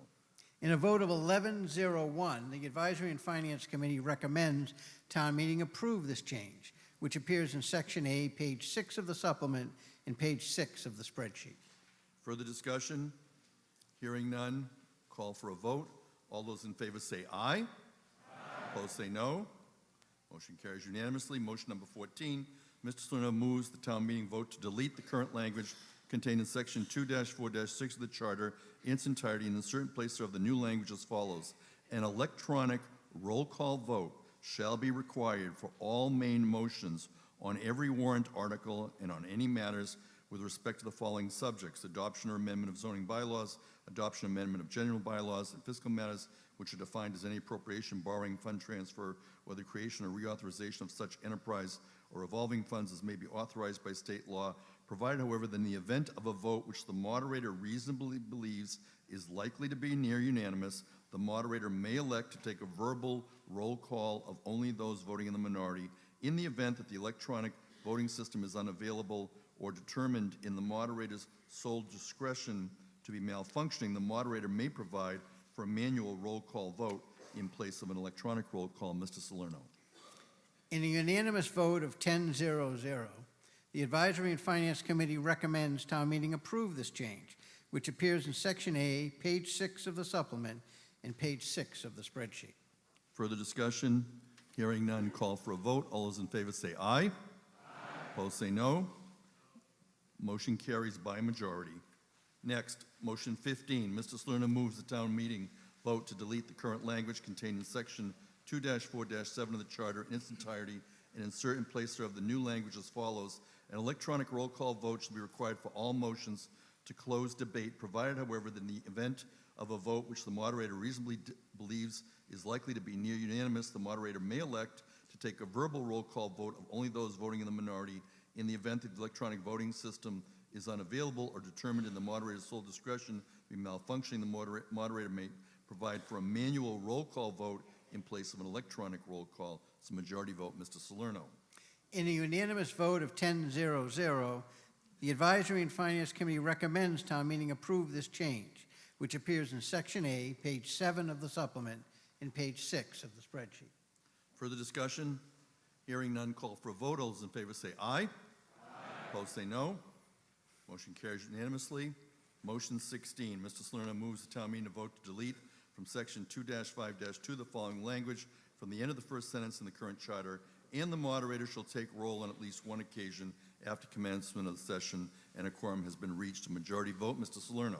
In a unanimous vote of 10-0-0, the Advisory and Finance Committee recommends approval of this change, which is found in Section A, page 7 of the supplement, and page 7 of the spreadsheet. Further discussion? Hearing none, call for a vote. All those in favor say aye. Aye. Opposed say no. Motion carries unanimously. Motion 17, Mr. Peck moves town meeting vote to insert as section 2-6-4 in the new charter the language as follows: following the raising of a point of order at any town meeting, a motion to appeal the ruling on such point of order shall be allowed by the moderator and shall be decided by a 2/3 vote of town meeting. It's a majority vote. Mr. Bagley, on behalf of the Charter Review Committee. This one, we lined up with the town meeting time. It recommends different ways of doing it, the way we currently do it. It also offers the ability to appeal. In town meeting time, it says where an appeal is allowed, it must be preceded by a point of order as the foundation for the appeal. The moderator is entitled to have his or her attention directed to the question and make an express ruling on it before an appeal is taken. The appeal must be seconded and must be taken at the time the decision is made. If the appeal is allowed, the moderator puts the question, shall the decision of the moderator be reversed? It goes on further. What we're looking to accomplish here is that rare occurrence where there may be disagreement with the ruling of a moderator's decision. The town meeting time says that it just needs to be a minority, a majority result, thank you, I was stuck there, result on the vote, but we made it tougher by making it 2/3 because we don't want frivolous action happening on town meeting floor. So that's the reason why we put this in, to make it a little more responsive. Harry Salerno. In a unanimous vote of 0-12-0, the Advisory and Finance Committee recommends town meeting not approve this change, which is found in Section B, page 9 of the supplement, and page 7 of the spreadsheet. It is the moderator's primary responsibility to facilitate town meeting. He has the legal knowledge and knowledge of precedents to make informed rulings. Adding an appeal process to his rulings would harm and delay town meeting. Someone has to make the difficult calls. He is elected by the entire town to do this job and needs the support to do it. If there is a problem with any moderator's decisions, the ballot box is the place to correct it. Tony Provenzano, Vice Chair, Board of Selectmen. Morning, ladies and gentlemen, again. The Board of Selectmen, again, aligned with the Advisory and Finance Committee position on this, and believes that if the instances are rare, that the moderator's rulings would ever be challenged. If there was a mechanism to override it, those objections would be far more and would be overly cumbersome on this body. Patricia McCarthy, Precinct 5. I have a question. I think it's probably for town council on the legality of the moderator's authority on this issue, with regards, I think, to town meeting time. Thank you. Mark Rich, Town Council, Copman and Page.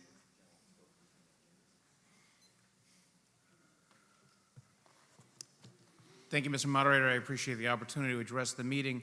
I know we just heard a discussion about appeals and as they appear under town meeting time. First, I would want to address the authority of the moderator, which is derived from the provisions of Chapter 39, Section 15, in addition to your charter. And Chapter 39, Section 15, with respect to the authority of the moderator, states in pertinent part, the moderator shall preside and regulate the proceedings, decide all questions of order, and make public declarations of all votes. So that gives very broad authority to the moderator. And in fact, that language is interpreted by statute to determine that the moderator is not held to the same standards as a court, that the moderator essentially has broad discretion in terms of addressing questions, may in fact present his or her own view on those questions, and that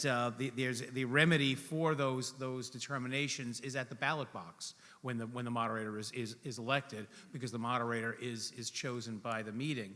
With respect to town meeting time, it's interesting that the provision that we just heard discussed is one mechanism that applies with respect to appeals, but the general Massachusetts rule is to not have an appeal process. That again, the language in Chapter 39, Section 15 makes clear and does not provide for an appeal process. I know I personally attend dozens, if not hundreds, of town meetings. My firm, we represent roughly a third of the Massachusetts municipalities, and one of my distinct pleasures is to attend town meetings throughout the state. And at all of those meetings, not a single one that I attend has a provision that specifically references an appeal process for the moderator. The statute does provide, and your charter provides for a specific process to appeal the count of a vote. So if 7 members should rise and question the count, that is available.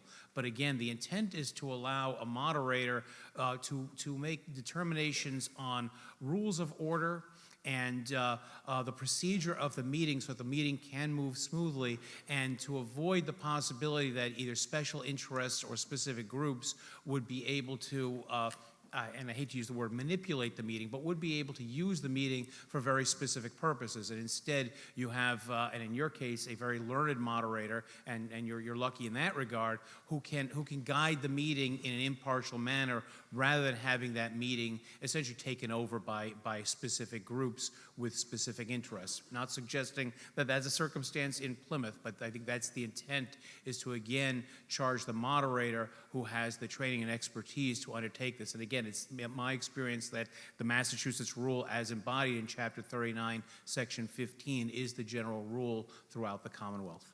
Thank you, Mr. Richard Moderator. Caproni. Richard Caproni, Precinct 15. I'm on record about 30 or 40 minutes ago, vote yes on every one of these motions. So I'm voting yes on this motion, and I'm concerned that it's kind of misunderstood. I'm concerned that it's being personalized around our current moderator, Mr. Trifletti. It's not, all right? This is about the position of moderator, not Mr. Trifletti.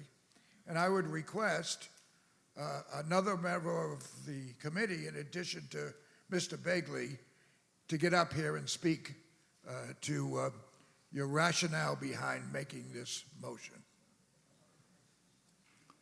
I believe he did speak in the beginning. I will be happy to call upon him again if he wishes to speak. Peter Neville?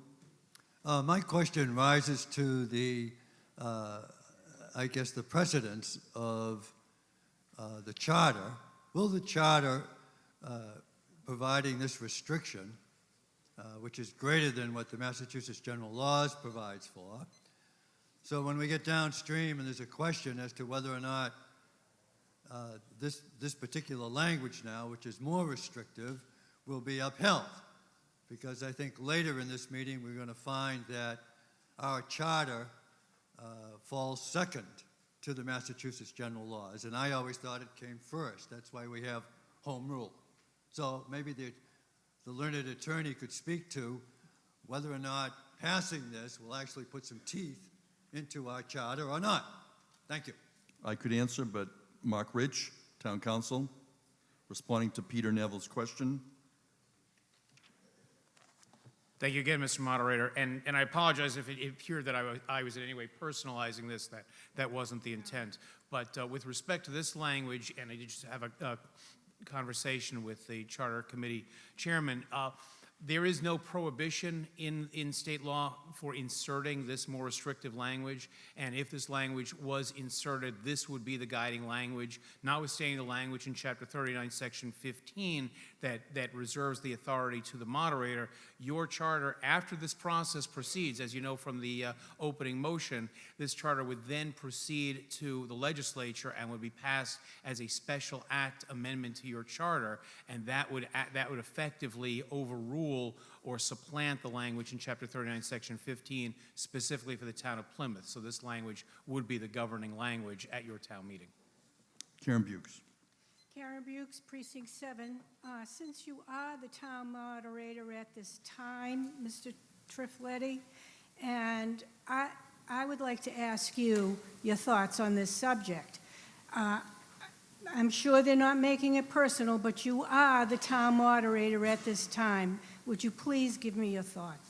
So first of all, I'm going to repeat what I said earlier at the meeting, which is Section 6 of town meeting time does talk about the moderator speaking in the debate if the moderator alone is in possession of relevant and significant information that ought to be imparted to the town meeting. I would first begin by saying that I believe that the presentation initially made by the Charter Review Committee was taken out of context with respect to town meeting time. For those of you that have a copy, Section 48 on pages 111 refers to taking an appeal in references specifically other jurisdictions, New Hampshire, Connecticut, and Rhode Island.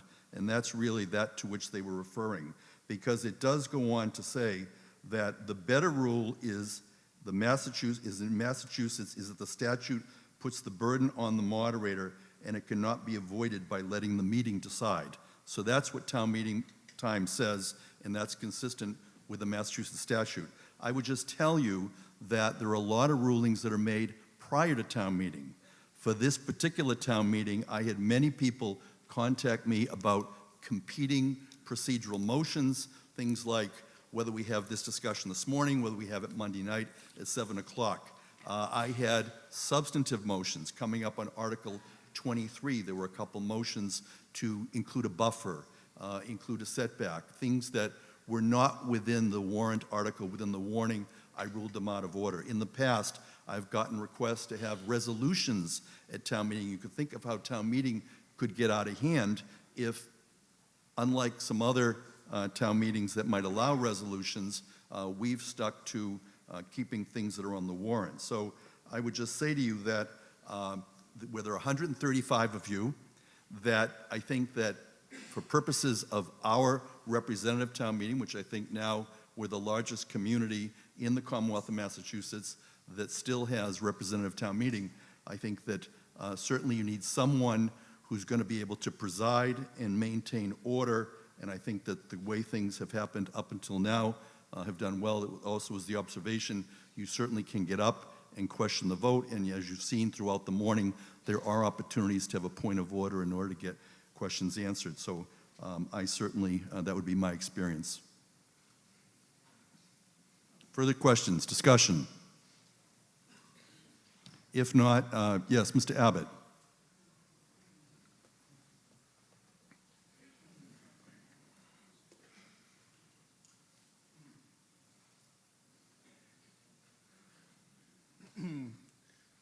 Thank you, Mr. Moderator. Let me just explain a bit. We didn't take this out of context. I can give you, first of all, town meeting time says that Massachusetts state statute does not govern this point, and that's why they have the two alternative schools of handling appeals. You can do it either way. Either way is legal, as town council has said. The reason we put it in the charter was to address situations, and I can give you three examples. One was before the current moderator was elected with a previous moderator. During town meeting, a proposition was presented at the state level that Plymouth was on a very short list of 3 or 4 communities to be cited with a second major Logan Airport-size airport. A second major airport, like Logan, in South Plymouth. It happened during that town meeting run-up. We couldn't put an article in, so at the end of the town meeting, I presented a resolution to this body. A resolution to put Plymouth on record that we did not want a second major airport in Plymouth. The vote passed. The moderator allowed it. It passed. I presented it at the state level, and very quickly Plymouth was dropped from the list. We said the town of Plymouth has spoken, and for these reasons we didn't want a second major airport. The current moderator then ran for moderator and was elected. He took the position that no resolutions like that would be allowed at town meeting unless they were in the warrant. And of course, the warrant is months ahead of time, so you can't add something at the last minute. 2 situations presented itself since then. One had to do with the nuclear power plant. There was the major, I can't remember whether it was 3 Mile Island or Fukushima, but we wanted to put a resolution to the town meeting about safety at Pilgrim 1 so that we could take that resolution and present it to the Nuclear Regulatory Commission. I tried to do it on a Saturday morning. The resolution was ruled out of order. I rose and said I appeal a ruling of the chair, because I thought this was really important, and I was not allowed to speak any further. Basically, it was shut down. So that resolution never got presented, never got voted on. The third situation happened at the very last town meeting, when one of our own town meeting members, Randy Parker, wanted to speak to the issue of town hall hours. And the town meeting appeared to be wanting to talk about the issue of town hall hours and put the town meeting on record with respect to town management. That was shut down. And I think if we had this provision in our charter, we would have appealed that ruling, we would have had that debate, and I think we would have been better for it. So that's the reason why we put it in the charter to address what I thought was an undemocratic, a lack of openness, a lack of transparency. These kind of issues need to be debated. Now, a point of order on a ruling of law cannot be subject to appeal. It says so right in town meeting time. If it's a matter of law, we can't change that. You can't appeal a ruling of law. Law is law. And that the moderator is in charge there. But town meeting time says you can either have the moderator as the servant of the meeting when it comes to this stuff, and the town meeting is supreme, or the moderator is supreme. Frankly, I think power, absolute power, isn't democratic, and I think that's why we want this ability to town meeting to basically overrule that particular ruling. And we took a conservative approach. The town meeting time says that the motion to overrule is can be by majority vote. We wrote it in the charter by 2/3 vote to make it a higher bar. Thank you. Further discussion? Hearing none, we'll take a vote. We'll take a vote electronically. We are voting on Article 20, Motion 17. When the light goes on, you can cast your vote. It's a majority vote. We're here live at Plymouth North High School. You can now vote on Article 20.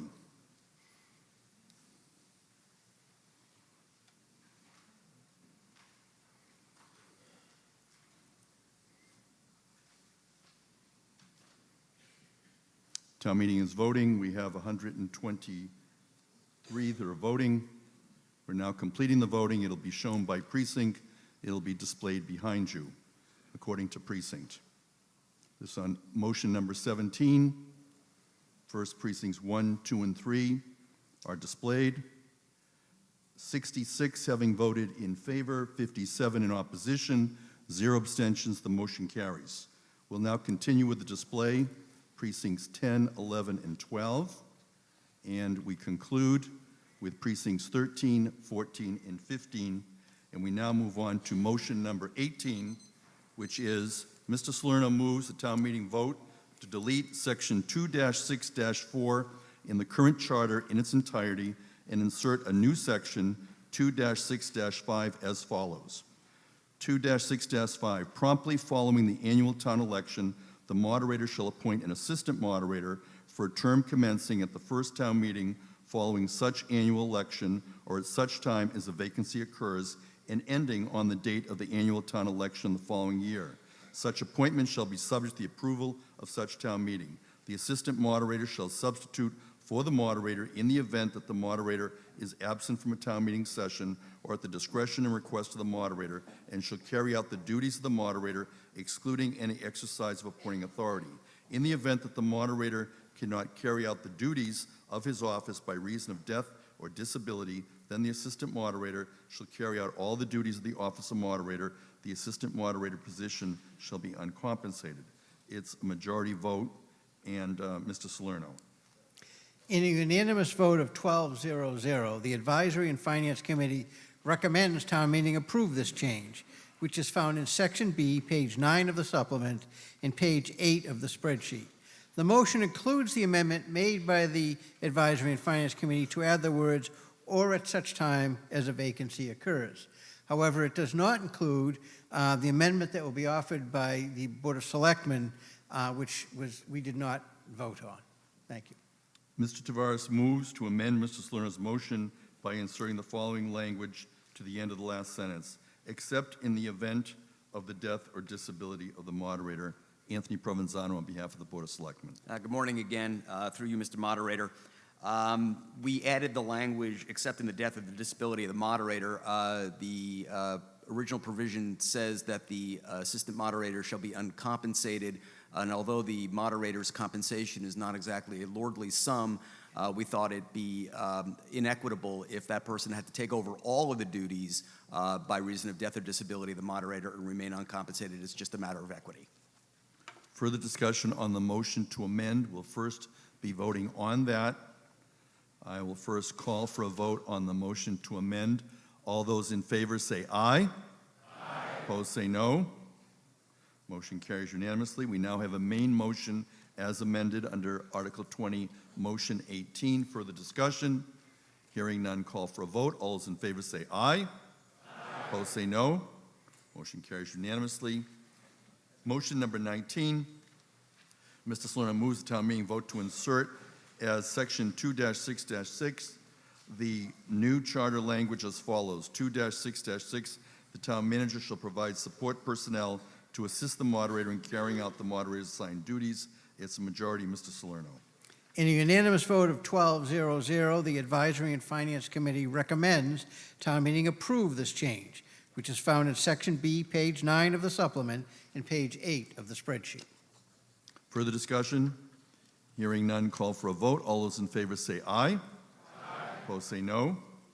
Motion carries unanimously. Motion number 20, Mr. Salerno moves town meeting vote to insert in section 2-7-1 of the charter new language at the end of the first sentence in the current charter as follows, subject to such procedural rules as the moderator may impose. Mr. Salerno.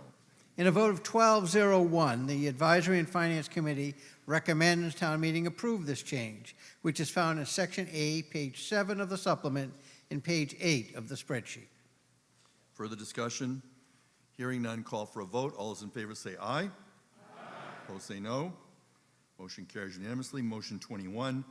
Mr. Salerno moves town meeting vote to delete the current language contained in section 2-10-3 of the charter in its entirety and insert in place thereof the new language as follows. Town meeting members must complete a conflict of interest law online training program provided by the Massachusetts State Ethics Commission. Newly elected members must complete this training within 30 days of the beginning of their term of office. Town meeting members shall not be required to receive such training more than once unless they are otherwise required to do so as a special municipal employee under the provision of the General Laws, Chapter 268A. Majority vote, Mr. Salerno. In a vote of 6-5-0, the Advisory and Finance Committee recommends town meeting approve this change, which is found in Section C, page 13 of the supplement, and page 9 of the spreadsheet. Dennis Bagley, Chair of the Charter Review Committee. This training, just so everybody is aware, is the exact same training that is on the ethics page in your town meeting handbook. So when you get elected, you get handed the handbook. It's available online. And we're not recommending doing anything different here. Brookline, Arlington, and many other towns in Massachusetts have similar passages where they direct people to the state training on ethics. So we're just recommending elevating it because as we were going around town, we were finding that a lot of people didn't even know it was in the town meeting handbook. So, and they thought we were proposing something new and excessive, but it's the exact same training that is already in your town meeting handbook. Dale Weber, Precinct 3. Thank you, Mr. Moderator. Dale Weber, Precinct 3. I've written to most of you. I've included to you opinions from the State Ethics Commission, the board that you've been asked now that if this motion passes, to take an exam through that board. I find it ironic that the makers of this motion are asking us to take an exam through the very board that has stated publicly to us that there is no conflict of interest in this body. The bottom line is that we're all elected town meeting members, and we all leave our titles at the door. I also find it ironic that initially the Charter Review Committee was asking for us to state our occupations, and that was removed prior to this body by the other committees that oversaw this. But the issue is, I believe that the Charter Committee, through this amendment, is instituting an artificial criteria to become a town meeting member that is non-enforceable. If you choose to take a test, I personally, you've seen the email that I sent to the Ethics Commission. I stated that I've been a town meeting member for 25 plus years. I've been a town employee for 38 years, now retired. My sentence is over. But the bottom line is we're here now to take action on a motion that is non-enforceable by the very body that is giving the exam. And even more ironically is as a past town employee and having taken this exam numerous times, there is not a single question that pertains to town meeting on this exam.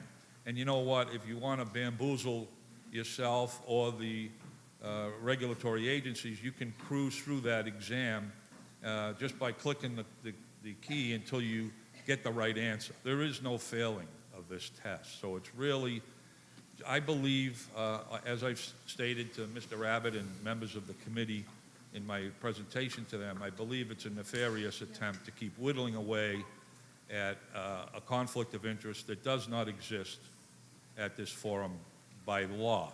And in anticipation of maybe Mr. Neville, or I see Mr. Cirque standing up there, I did want to state that in 1966, Article 2 of the amendments of the Constitution was replaced by Article 9. And there's been some discussion on this prior to me speaking today. That's why I want to run through it now. The new article is the constitutional source for home rule in the Commonwealth. Obviously, if we pass this motion today, this will be part of a home rule. So, Section 1 of Article 89 grants to the people of every city and town the right of self-government in local matters, subject to the provisions of this article and to such standards and requirements as the general court may establish. There are two limitations, however, within this general grant of power set out in Section 1. First, the right extends only to local matters, and moreover, and this is the important part of my presentation, moreover, no exercise of this right may be inconsistent with the Constitution or with the general laws as may have been or may be enacted by the general court. So obviously, Chapter 268A, the conflict of interest laws, applies in this matter. There is no conflict of interest in this body. Thank you, and I urge a no vote on this. Richard Cirque, followed by Betsy Hall. Opposing this proposal would be like adulterers boycotting a chastity convention. Betsy Hall, we're debating Article 20 and motion 21. I want to assure you I have never committed adultery, just in case you're wondering. And I'll take a test on that anytime. However, I do disagree with Mr. Begley that putting this in the charter is the same thing as putting it in the town meeting handbook. The town meeting handbook, I recommend to all of my newcomers, as the chairman of my precinct, that they read that town meeting handbook. And I think it behooves all of us as chairman of our precincts to ask them to read that town meeting handbook and to answer any questions that they might have on that. But it's not the same thing. We are now going from a town meeting handbook suggestion to a charter must. The word must, you see, is here. And I personally am very much against this for a number of reasons. One, I do not think that we need to question the ethics of our town meeting members. Two, there is no accountability listed here. If you don't do it, it's a must that has no accountability. Third, we are suggesting through this that town meeting members are special people who need to be constantly reminded about their ethics. They do not. All of the people who come for town meeting as town meeting representatives are saying, I care about my community. And I don't think we need to legislate their ethics, personally. I do have a serious concern about the law on the books of the state of Massachusetts that all members of every committee, appointed or elected in this town, must complete a conflict of interest training. When I went to the town hall to find out where are all these certificates stored, nobody knew. I have not seen the conflict of interest training that had to be completed, for example, by Advisory and Finance, by the Charter Review Committee, by the Planning Board. I don't know where all of these committees, the Energy Committee, the Open Space Committee, I know where they are because I have them in my hand. As the chairman of the Open Space Committee, I hounded all of my committee people. So I think that's one thing that we need to be much more clear on as selectmen and as administrators. Where are all the conflict of interest certificates for the Conservation Commission, for all of these many, many committees that we have. I don't know where they're housed. I don't know whose job it is to collect them. Have all the committees in the town of Plymouth completed a conflict of interest training? By state law, they have to. However, by state law, town members do not. So I think that this is just bringing forward a problem that doesn't exist among town meeting members. But I do think that we need to have a place that any resident in town can go to town hall and say, I would like to review the certificates of conflict of training for the Conservation Commission, or any other committee in town. So I'm asking for the selectmen to please make that happen. Thank you. Lawrence Pizer, Town Clerk.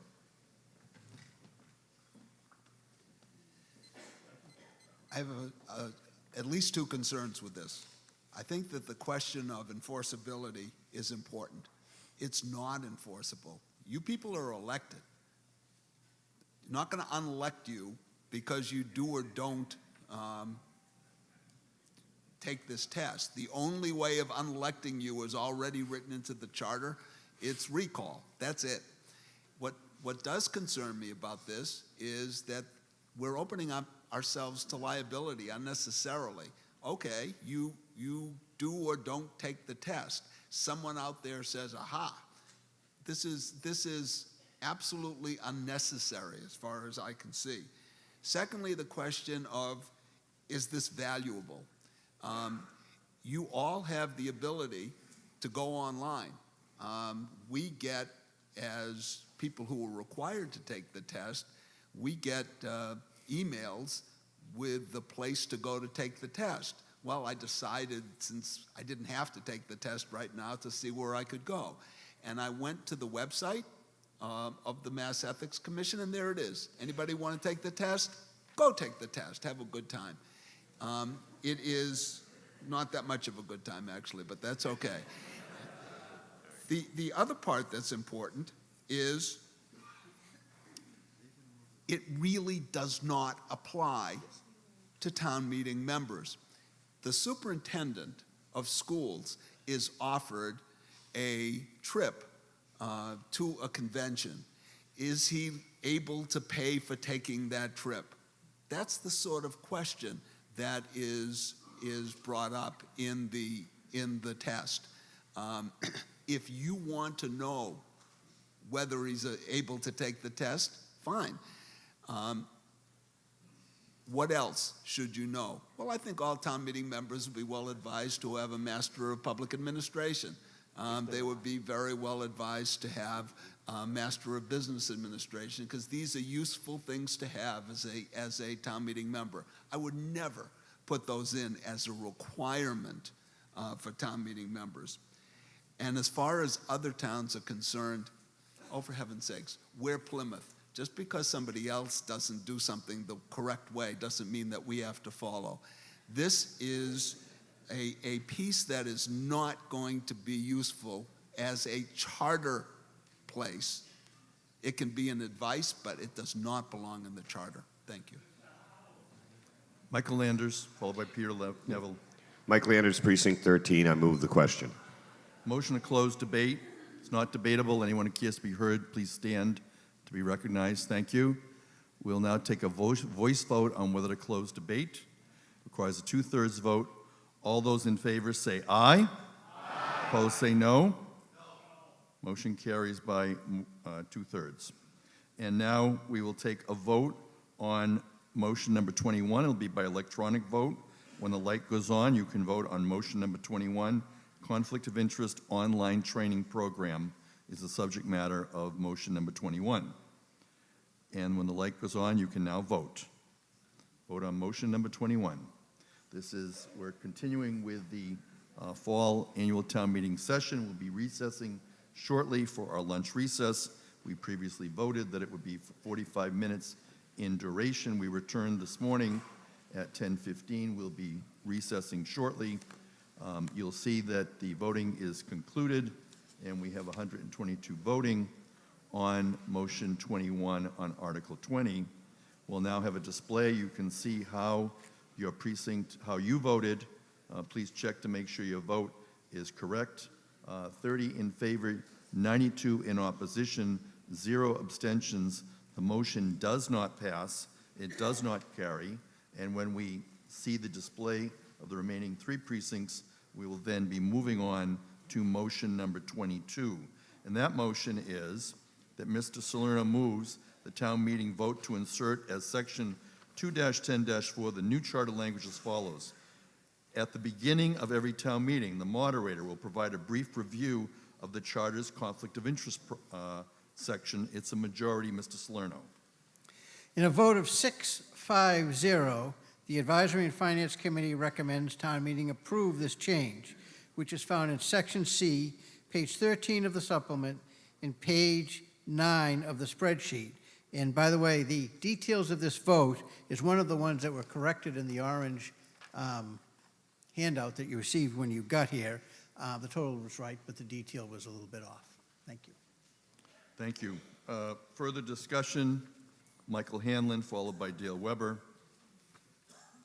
Thank you, Mr. Moderator. I respect Mr. Weber's opinion. You may recall several years ago, I was the chair of the so-called Conflict of Interest Subcommittee. What was crystal clear to that subcommittee, and we made crystal clear to you, when Mr. Weber points out that state law exempts town meeting members from the Conflict of Interest statute, he's correct. What he doesn't say is that towns can impose a higher standard by that same standard, or by that same legislation. We have a higher standard in our charter. There are no enforcement provisions. We went over that in great gory detail. Nobody wanted enforcement provisions. But the charter still stands, the language of the charter relative to conflict of interest. It's an important issue. And I would suggest to you, it's really the honor system. We're all holding each other to that honor system that we're going to abide by our charter and its conflict of interest provision. It's important. We need to remember that going forward. Thank you. Mr. Weber. Thank you. Dale Weber, Precinct 3. For the same reasons I spoke on the prior article, I speak again on this. I don't need to repeat them. I would like, though, to seek some clarification as this article, this amendment, applies directly to the town moderator and how he will address this issue through his role. And as he is the incumbent town meeting moderator, I would ask for his opinion on this. Thank you. I would just remind town meeting members that at every town meeting, I do give a statement that we do have a chapter and section in our charter that relates to conflict of interest. And I indicate that we're to give the town clerk notice in writing if you have a financial. Beyond that, I would just say that in listening to both the proposed changes of the charter as well as some of your votes, what strikes me is that you have a choice. You have a charter, you have bylaws, you have rules. And the question really becomes whether you reduce things to writing in a charter, or whether you have a bylaw, whether you have a rule. I think that previously town meeting, in its wisdom, declined to put in the charter legislative language about signs in the auditorium here. I think that was a sense from town meeting that you decided that that wasn't the kind of thing that should go in the charter. And I wonder whether or not you want to tell this moderator or future moderators what to say at the start of a town meeting. What is brief? What is a review? How would that be done? And does that then open the door for precedent for, in the future, putting other things in the charter, ordering, in this case, the moderator, what to say at town meeting? So I think that, from my point of view, it's in the charter, and I would ask you to think about whether or not you want to take something that's already in the charter and now have it be further legislation that you're all going to be reminded at every town meeting what's in your charter. Mr. Costello. Yes, Alan Costello, Precinct 10. I think this conflict of interest is, if not the most important, it's the key principle guiding this body. And we have some provisions in the charter presently They're not enforceable, but they are on the honor system, like Mr. Hanlon said. I think asking the moderator, any moderator, future moderator, to briefly, and if you read the present language, it's less than 2 minutes to read it in its entirety. We talked about signage, like he suggests. We have some new town meeting members at every meeting. We have some current members that are always bringing up town conflict of interest. It's not asking a great deal, in my opinion, to reinforce this guiding principle of this body to spend 1 minute and 37 seconds prior to every meeting and speak of the conflict of interest provision. Thank you. Richard Sorkey. How sad it is that some people would stand up and urge this body to reject aspirational language. Peter Neville. Thank you, Mr. Moderator. I'm just looking to be educated here. Earlier, we passed $400,000 for overtime for the fire department. And that vote has a particular interest, I believe, to anyone that works in the fire department. I don't know if there's any town meeting members that are fire department, on the fire department. I don't know. I don't really care. But what I do care, because I did take the conflict of interest ethics test, I didn't find it just a matter of punching buttons. I found it to be very instructional because it offered a moral compass that I assumed was somewhat uniform and standard because it's a state form. Anyway, I think that to review what the conflict of interest is for this body, and perhaps anecdotally to suggest that if we're going to vote on a $400,000 override for overtime to the fire department, that there may or may not be an occasion to consider whether or not there's a conflict of interest if you are a fireman and a town meeting member. That's all. I may be wrong, but I'd like clarification on that. Belinda Brewster. Belinda Brewster, Precinct 5. At the beginning of this town meeting, the town clerk, Larry Pizer, issued the oath. And part of that oath was to uphold the charter. The charter is very clear of the conflict of interest. No town meeting member shall vote on an issue where they or their immediate family member if they receive a direct financial benefit from that vote. So every time a town meeting member does that, regardless of occupation, regardless of what they do outside the doors here, they are breaking their oath to the charter and their oath as town meeting members. I think at the beginning of town meeting, it is incumbent upon the moderator to remind people of this very simple guiding principle of which we do not enforce, but would expect that all town meeting members would do the honest and moral thing and uphold the town charter. Thank you. Tricia McCarthy, Precinct 5. The town charter also says that that person can vote on the budget as a whole.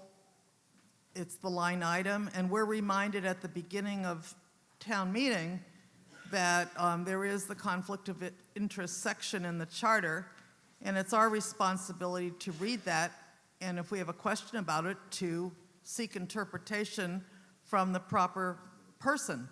It's not up, I don't think, to the moderator to give a review and have his interpretation be what he's giving us. So we read that section of our current charter, we know what it says, and we go forward on that. Thank you. Ken Howe.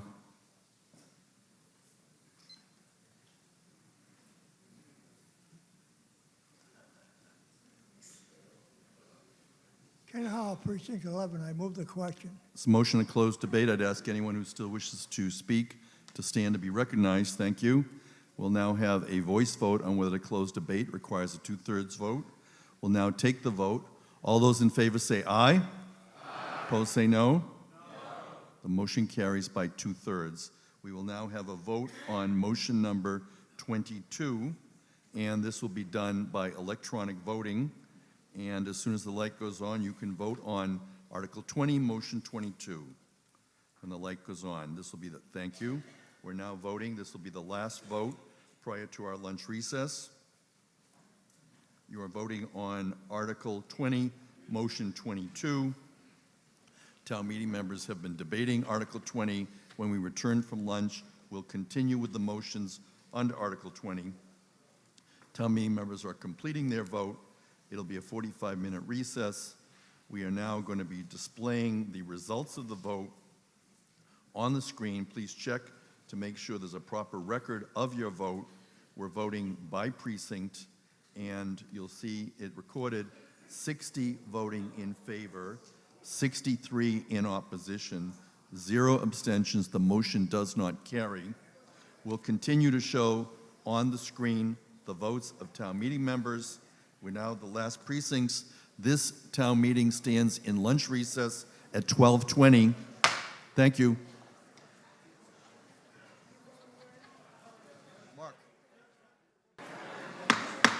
Good afternoon. I'd like to welcome all of you back to this afternoon session of Plymouth Fall Town Meeting. It's coming to you live from Plymouth North High School on October 20th. We're here on Ober Street in the Center for Performing Arts. We are in Article 20. We are about halfway through, and we're going to continue with motion number 23. Section 2-11-2, Mr. Peck, Precinct 4, moves the town meeting vote to insert in Section 2-11-2 the new charter language after the first sentence in the current charter as follows. The lead article petitioner shall be notified by the chairman of the committee precinct chairs of the dates of the caucus meetings and be allowed to speak on their articles if they or their representatives so desire. It's a majority vote. Dennis Bagley on behalf of the Charter Review Committee. Mr. Bagley. Okay, on this one, we were trying to standardize the presentations or the appearance of the lead petitioners as they work their way through all these caucuses. So right now, it can, the way that you handle the article that you're petitioning varies greatly from caucus to caucus. It depends on style. It varies greatly. What we wanted to have is the ability for anyone that's the lead petitioner to have an opportunity to just say something to make sure that their article is understood before it went further at a caucus meeting. As far as the length of the presentation, that can be set by practice by each chairman and the various members of the precinct. So we weren't, it could be, you could say 15-minute presentation or a 5-minute presentation. You could say no PowerPoints, only verbal. In other words, you can set the style via your own practice and rules. So this one is important, we think, to try to get some sort of standardization. If you've ever gone through this, bringing an article to town meeting, especially one like the one we're doing today, that's obviously very complex and large, it's easier if there's a standardization in the way that you can appeal in front of a caucus, the way that you can put your argument in front of a caucus, and not just be just questions. In other words, just set it up and make sure everybody's got the same level playing field before we start into questions and answers. Harry Salerno, Chair of the Advisory Finance Committee. In a vote of 5-7-0, the Advisory and Finance Committee recommends town meeting not approve this change, which is found in Section C, page 13 of the supplement, and page 9 of the spreadsheet. The committee felt the agenda and list of invited speakers for precincts caucus should be up to the precinct chair. Some precincts use a caucus to discuss articles and how they affect their precincts. Others want presentations. This change would turn the precinct caucuses into mini town meetings with little time for discussion about precinct impact. Let each precinct caucus decide for itself. Further Thank you. discussion. Michael Hanlon, good afternoon. Thank you. Michael Hanlon, Precinct 15. I absolutely agree with what Mr. Salerno just said. The control of the agenda at the precinct caucus should be up to the precinct caucus. This does not belong in the charter. For example, in Precinct 15, we do not support or allow presentations. That's what the presentation forum is about. So we have presentations if they're requested by town meeting members, but not by the petitioner. And it works well. So I support the FinCom's recommendation. Thank you. Further discussion? Hearing none, we're going to do an electronic vote on this because I want to make sure that we're all working well after the break. So make sure you've turned on your equipment to be ready to do the vote once the light goes on.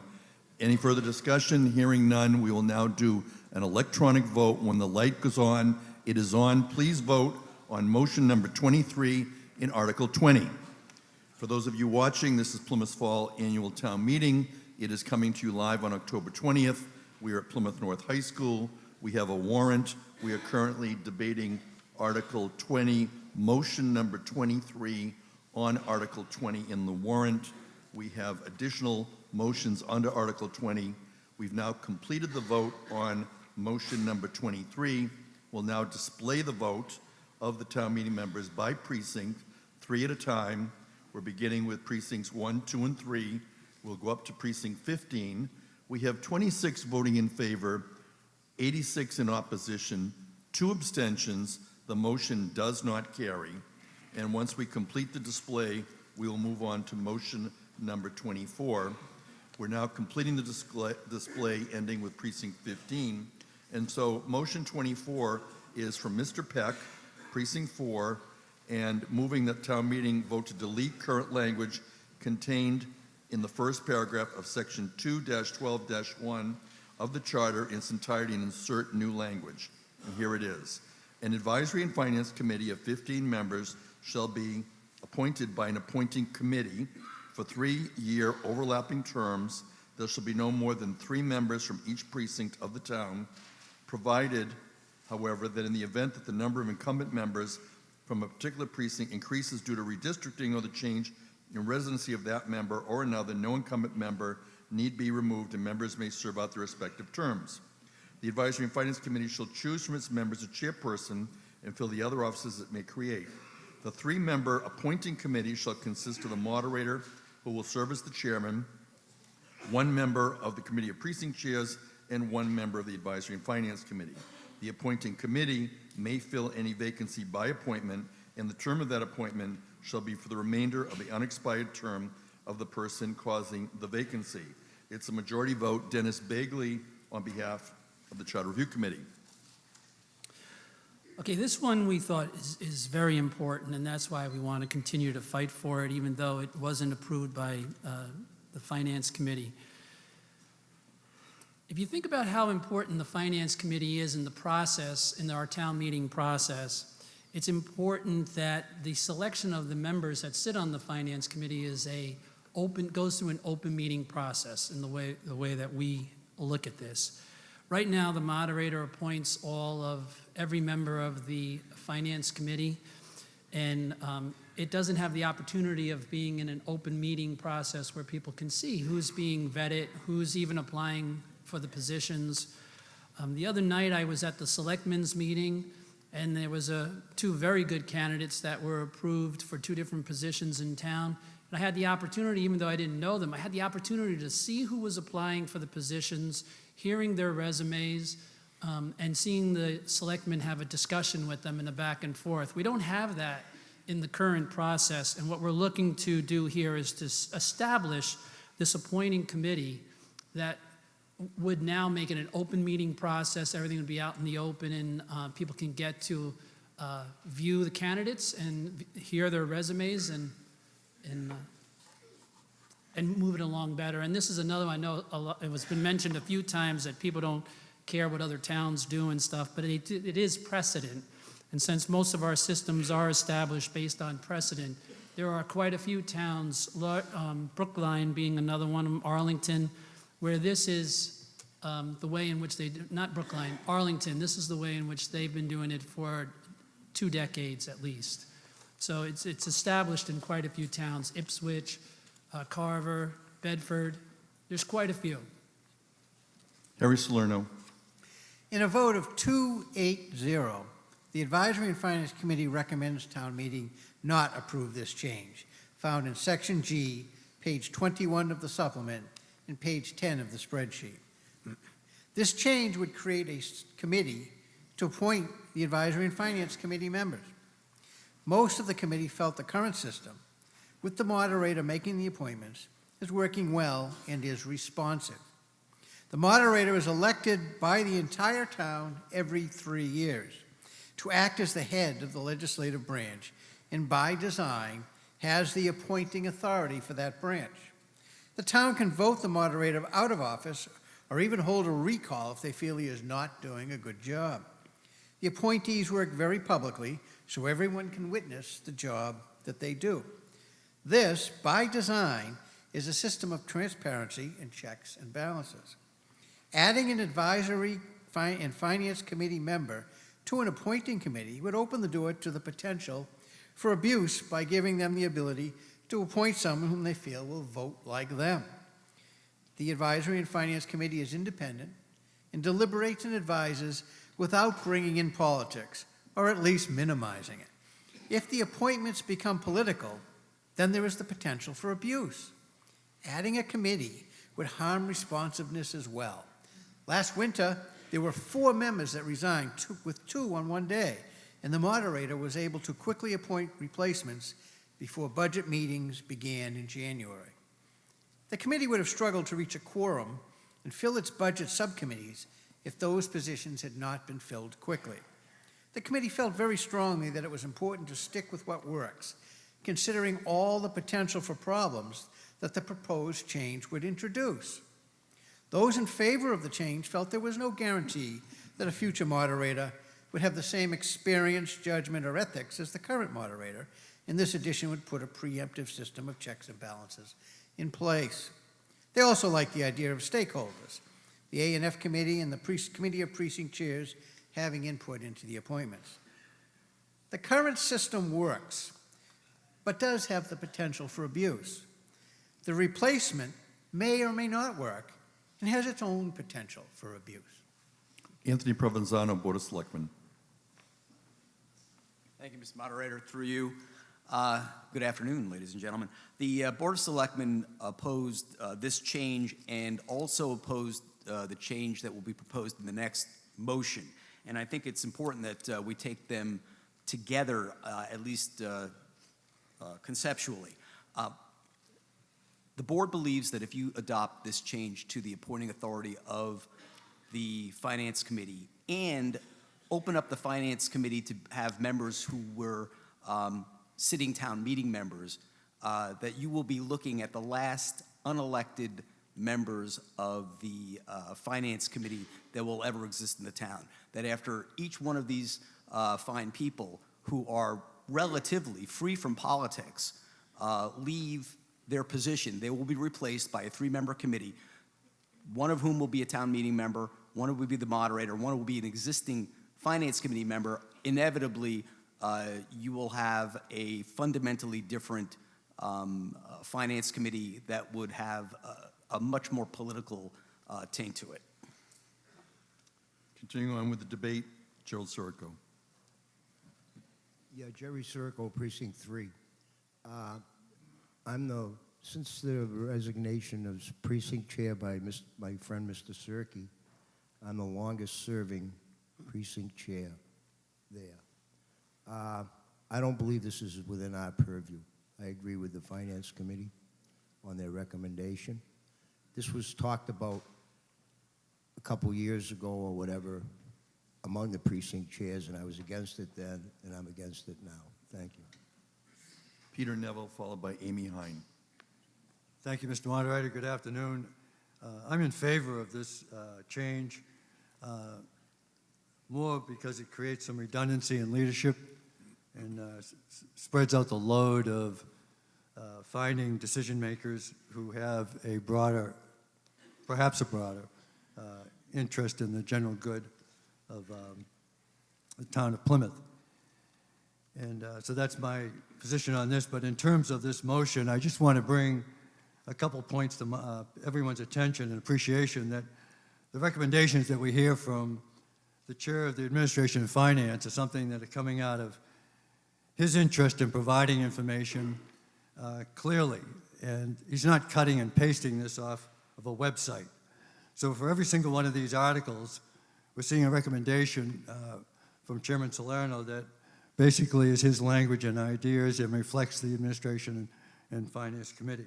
Also, I want to point out that whoever put this document together with the cross-references from the supplement to the different warrant articles,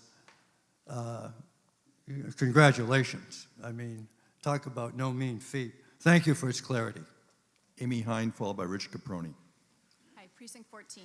So I'm just curious, Mr. Moderator, how do you, thank you, how do you take into consideration when you choose the Advisory and Finance Committee members, like what precinct they come from? Like what is the makeup now? How much do you take that into account? And then I guess I'm not clear on how it would make it more political if it were the if it were a three-person committee choosing them. I don't know if anybody wants to speak to that. So I think the first question only is directed to me, and since I'm currently serving, I'm probably the person in that position to be able to answer that. So I receive either letters of interest or phone calls or recommendations, and I certainly look at a number of factors, not the least of which is the precinct distribution.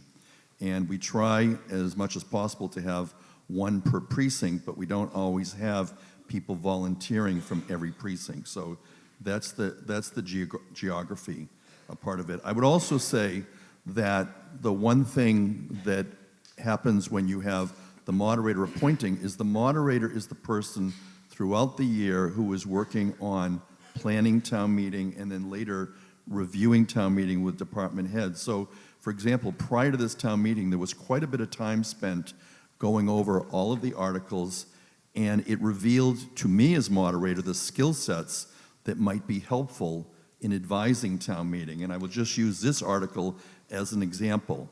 Throughout the hearings, and I attended all of the selectmen hearings and the Finance Committee hearings that related to the charter, and what stood out was that because we were drafting legislation, Selectman Provenzano did stand out at the Board of Selectmen, and he's been speaking on behalf of that, and Vice Chair Kevin Canty of the Advisory and Finance Committee did stand out because they're both lawyers by training, and for this particular article, their input was helpful.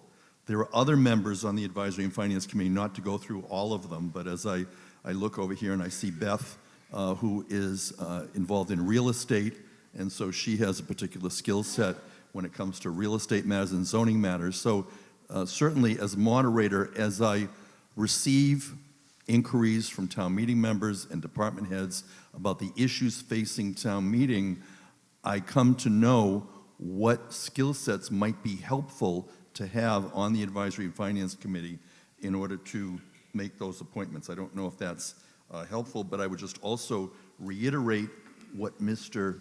Salerno said is one thing you would lose is you would lose the ability to be able to respond quickly when there are resignations. And the Advisory and Finance Committee, unlike any other one that I know, because there are 15 members, because many of them serve multiple years, and because of the workload, there are always resignations throughout the year. And last year, when there were two, not only in the same day, and one or two others during town meeting time, Mr. Salerno did say to me that he was particularly appreciative because he thought that if I had not appointed people quickly, he may not have had a quorum in order to be able to have them do their business. So certainly with a committee, you would have to post, you would have to follow other types of requirements which would delay that. So for you to be aware of that. Mr. Caproni.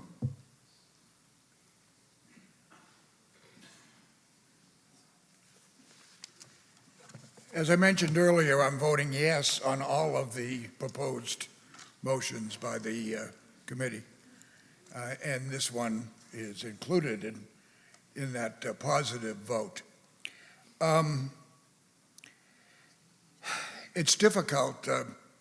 I'm sure the last thing you want to hear is a representative of Precinct 15 up here whining to you about some of the things that are going on in government.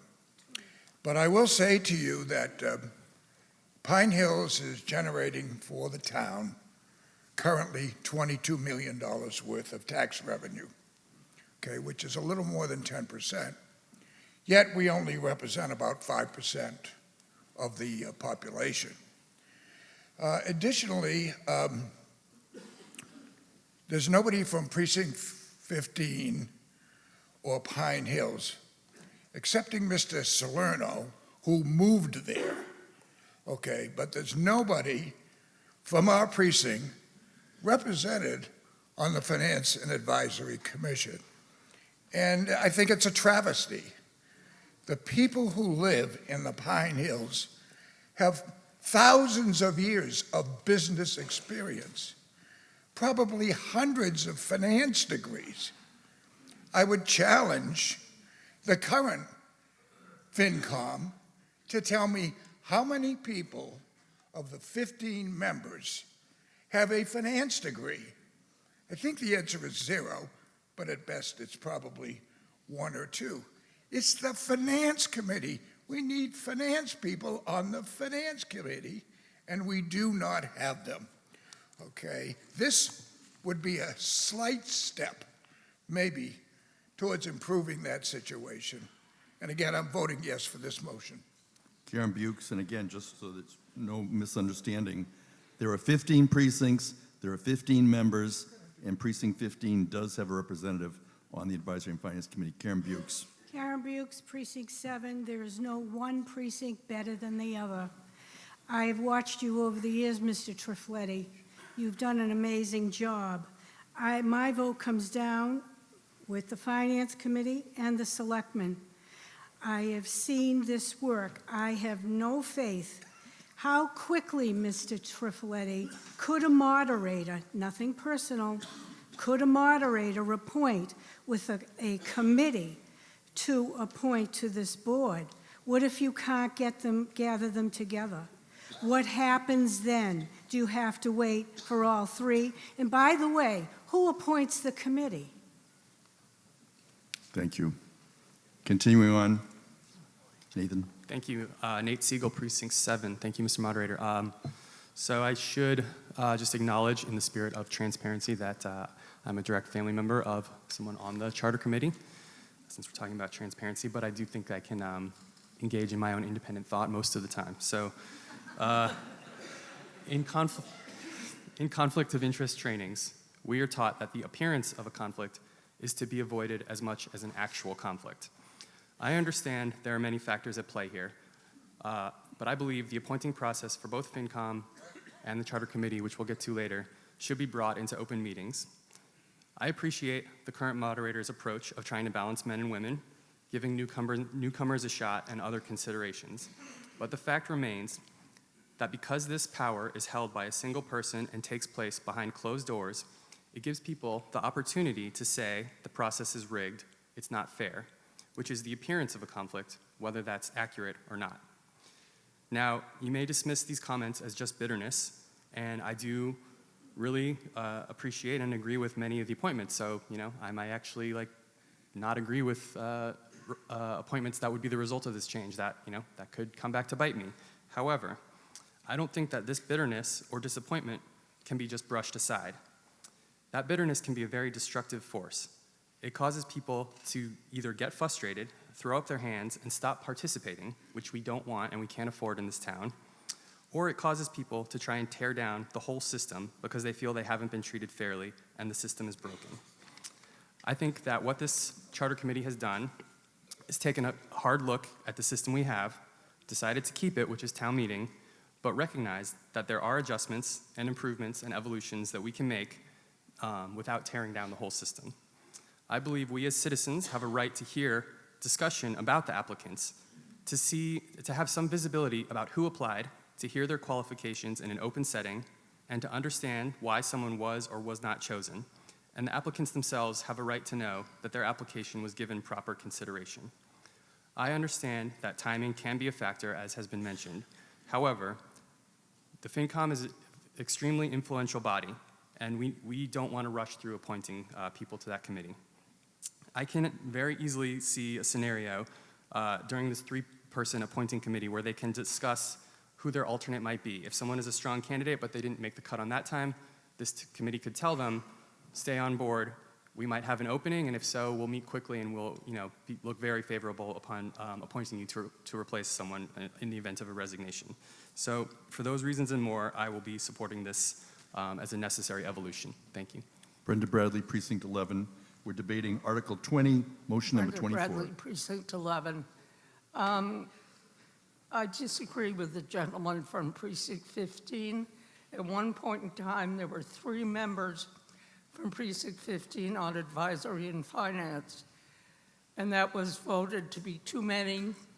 Then the precinct lines were changed, and a very valuable and intelligent person was lost to that change. Also, my father was moderator in Duxbury for 16 years, and he had your job of picking someone. I live in Precinct 11. I would not know what to do if I were assigned someone to find someone qualified in, say, Precinct 8. So I think the moderator, and especially you, Mr. Trifletti, is the best man for the job. Further discussion? Hearing none, we will go for a vote. This will be electronic vote, and we are voting on Article 20, Motion 24. When the light goes on, we'll begin the voting, and we'll continue until the light goes off, and it is on. You can now vote Article 20, Motion 24. It's a majority vote. We will then move on to Article 20, Motion 25. This is Plymouth Fall Town Meeting. It's coming to you live from Plymouth North High School on October 20th. We are in the Center for Performing Arts. We will continue until 3 o'clock. And at this time, the voting has concluded. And you will now see displayed on the monitor the votes for motion number 24, beginning with precincts 1, 2, and 3. The vote is 45 in favor, 76 in opposition, 0 abstentions. The motion does not carry. We'll continue to display the precincts on the monitor. Precincts 13, 14, and 15 are now shown, and we will now continue to motion 25. Mr. Peck, Precinct 4, moves the town meeting vote to delete the current language contained in the second paragraph of Section 2-12-1 of the Charter in its entirety and insert in place thereof the new language as follows. No town officer except for town meeting members or anyone who is not a registered voter of the town shall be eligible for appointment to or service on the Advisory and Finance Committee. It's a majority vote. Dennis Bagley, Chair of the Advisory and Finance Committee, on behalf of Mr. Peck. On this one, we went back to the wording that's closer in the bylaws. So in the current charter, it excludes town employees. And the bylaw was never updated. The bylaw is closer to this wording with the exception of the town meeting members. So this is allowing town meeting members and employees to serve now on the committee. We see that as important because you're eliminating 2 extremely large talent pools within your community. As we just heard, trying to find someone that's in a precinct that for a position that you may not be familiar with people in a certain precinct. It makes it more difficult. This increases the talent pool for the Finance Committee significantly. Harry Salerno. In a unanimous vote of 0-10-0, the Advisory and Finance Committee recommends town meeting not approve this change, which is found in Section G, page 22 of the supplement and page 10 of the spreadsheet. This change would allow town employees and town meeting members to serve on the Advisory and Finance Committee. Advisory and Finance is an independent body which gives advice to town meeting. To populate this committee with town meeting members and town employees who will give advice to town meeting will impair the independence or the perceived independence of the Advisory and Finance Committee. This committee must be neutral, independent, and not in the pocket of town meeting or town employees. There was a concern that town meeting members serving on Advisory and Finance Committee may feel that their first responsibility is to their precinct and their second to the town as a whole. They would in effect get 2 votes on each article. They would influence town meeting members separately from how Advisory and Finance currently influences town meeting members. Town employees may be unable to separate their personal interest from that of the town. The conflict of interest, or the potential for conflict of interest, is clear. The committee wanted to stick with what works and not introduce these potential problems to the charter. One of the speakers earlier alluded to the appearance standard. This would clearly violate the appearance standard, even if there was no actual violation of conflict of interest. Anthony Provenzano on behalf of the Board of Selectmen, followed by Karen Bukes, Precinct 7. Thank you, Mr. Moderator, through you. The Board of Selectmen, again, advised that you not adopt this change to the charter. In conjunction with the prior, it would have been immeasurably more dangerous, but even alone, we believe that this is a town of 60,000 people, and although you will deprive the moderator from dipping into the pool of your talent and that of town employees, we believe that there's enough talent out there to have a good and effective finance committee that does not bear any the politics that go with running for town meeting or the apparent conflict that goes with being a town employee. Karen Bukes. Yes, Mr. Moderator, my original request was to break this question up, but that would be a motion. As far as I know, that would have to be a motion. We did talk about this at the motions meeting, and I think the concern was that the way this was currently drafted, it did not include a manner in which to do that, but I can certainly receive, if you want to talk to town council and see whether there's a way in which to craft a motion to amend. Well, And would you like to speak in support of that? Speak in support of your concern about dividing, the reason why you Yes. want to divide the motion. Yes. Whereas I'm not in favor of a town meeting member, I would love to be on the Finance Committee, but have you ever seen how much work they do? We do so much work as town meeting members. They do triple the work, maybe quadruple the work. I am not so opposed to an outside employee, not a town meeting member, on the Finance Committee, if you so well wish to vote that way. Some people want to vote it both down, both suggestions down, but that would give them a choice in which to, how to vote. Karen Bukes, if I can accept a motion to amend, it's not really drafted in such a way to make it subject to being divided. So you could move to amend to allow what you'd like or omit what you'd Okay, like. I move to amend to allow town meeting members to vote on either town meeting members to be allowed to be on the Finance Committee or outside employees to be allowed on the Finance Committee that are not town meeting members. Is that confusing? I'm confused too. So vote no on both.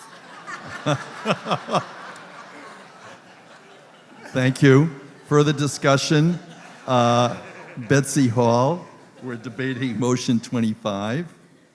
I think that 25 is hard to read. I've read it several times before I figured out what it meant. So I just want to make an amendment to have it be a little clearer. Might be the English teacher in me. No town officer except for town meeting members shall be eligible for appointment to or service on the AFF committee. And only registered, so it would be 2 sentences instead of 1. Only registered voters of the town shall be eligible for appointment to or service on the ANF committee. Because I just think the sentence is awkward and difficult to read. I can certainly accept that I amendment. wrote that down. I can accept that amendment. Further, you have it. Thank you. Discussion on the motion to amend? Betsy, could you clarify? Betsy, would you like to be heard on your motion to amend? I just think it's difficult to read because of the words "except for town meeting members" are followed by "and or nor" or whatever it is. I just think it should be divided into two sentences so it's extremely clear what it means. Further discussion. What it means is simply that well, it's what it says, except that it's unclear. What I would prefer to say, no town officer except for town meeting members shall be eligible. And then secondly, anyone who's not registered to vote will be not eligible, rather than have it all one long, very sort of run-on, confusing sentence. Does everybody get what I mean? I'll read it into the record again. Rich Caproni, we're debating motion 25, and we have a motion to amend on the floor. I'm going to try and clarify this motion as it's being discussed. Ms. Bukes. We've heard of double dipping. I think you view this as triple dipping. There are people sitting in the audience who are town meeting members, and they're town employees. Now they can be on the FinCom. Is that what the article says? Dennis Bagley, Chair of the Charter Review Committee, What do you to want? talk about the Yes, legislative intent. That's exactly what it's saying, that those two groups would be available for appointment to the Finance Committee. It's important for people that are concerned about politicizing the Finance Committee to understand that many of the members of the Select Board, present and past, come from the Finance Committee or have a background on the Finance Committee. Many would argue that it's probably already the most politicized board in town.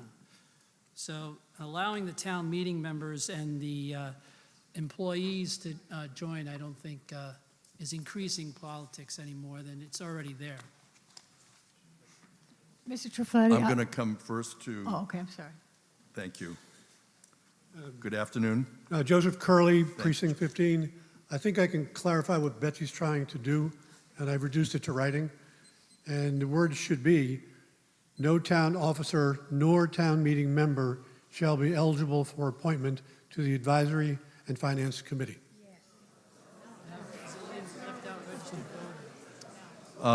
That's not the motion that I have before me.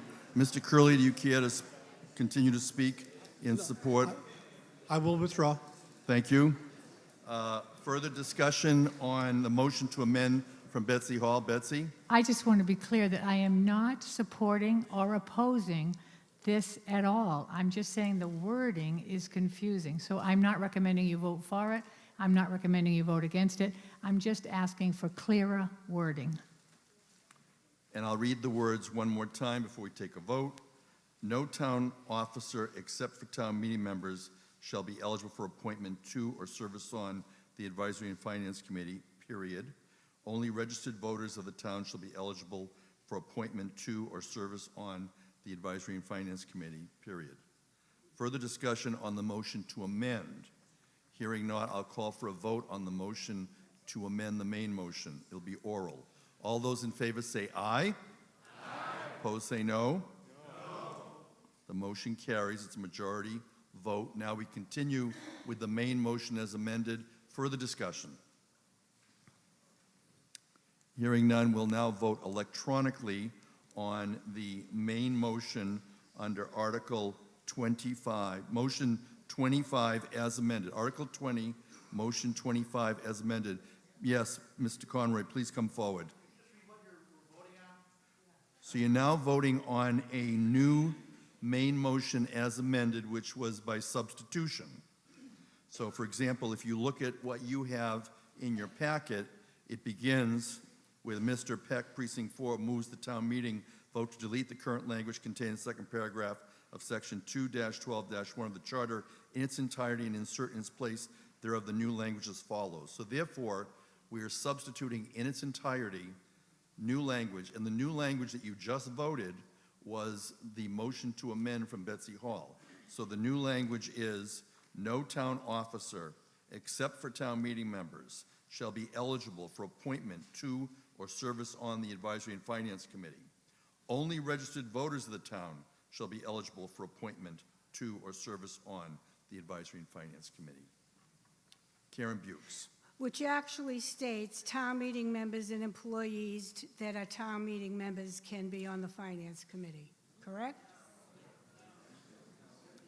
I will tell you that it does say no town officer except for town meeting members shall be eligible. That's the language. That's the language. And did you have any further comments, Karen Bukes? To me, what it says is if you're a town meeting member, whether you're an employee or not, you can be on the Finance Committee.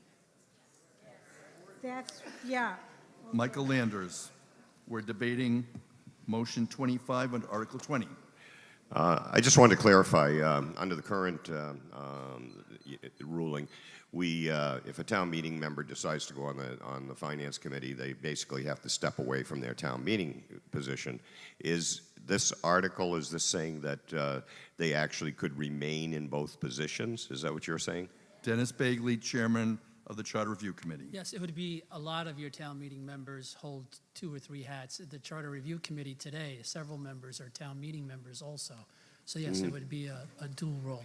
Well, that's a kind of a different thing, though. I would agree with the Finance Committee that the conflict is amplified by having that thing.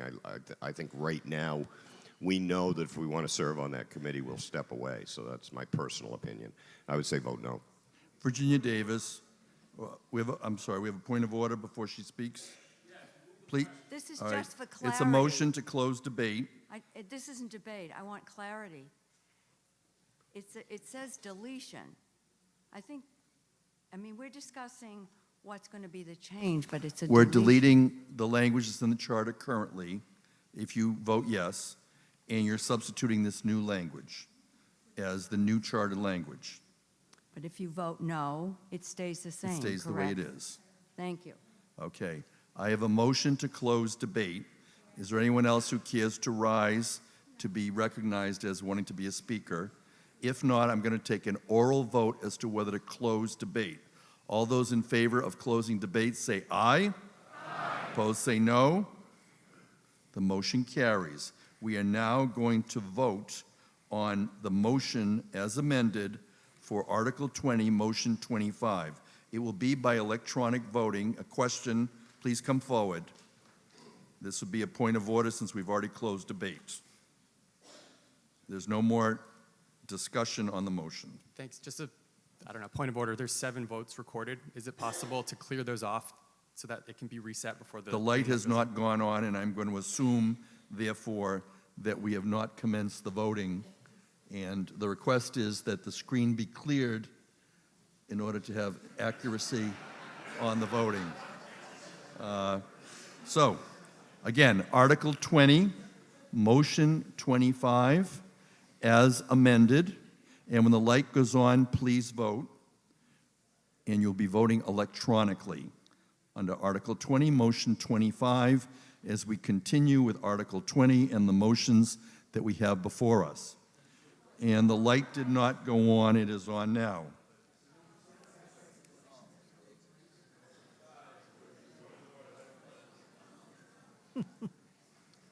The voting has completed. We will now have the vote. 120 town meeting members have voted of the 135 that are elected.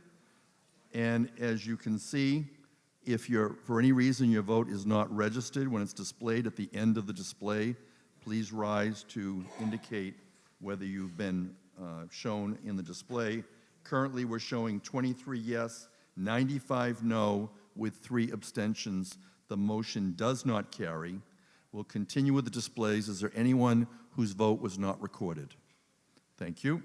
We'll continue now with motion number 26.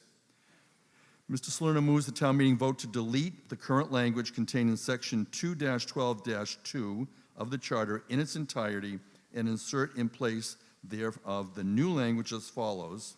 The Advisory and Finance Committee shall conduct one or more public hearings, and you'll see it's a fairly lengthy text contained in your motion. It's a majority vote. Harry Salerno, Chair of the Advisory and Finance Committee, will speak to the text of the motion. Mr. Salerno.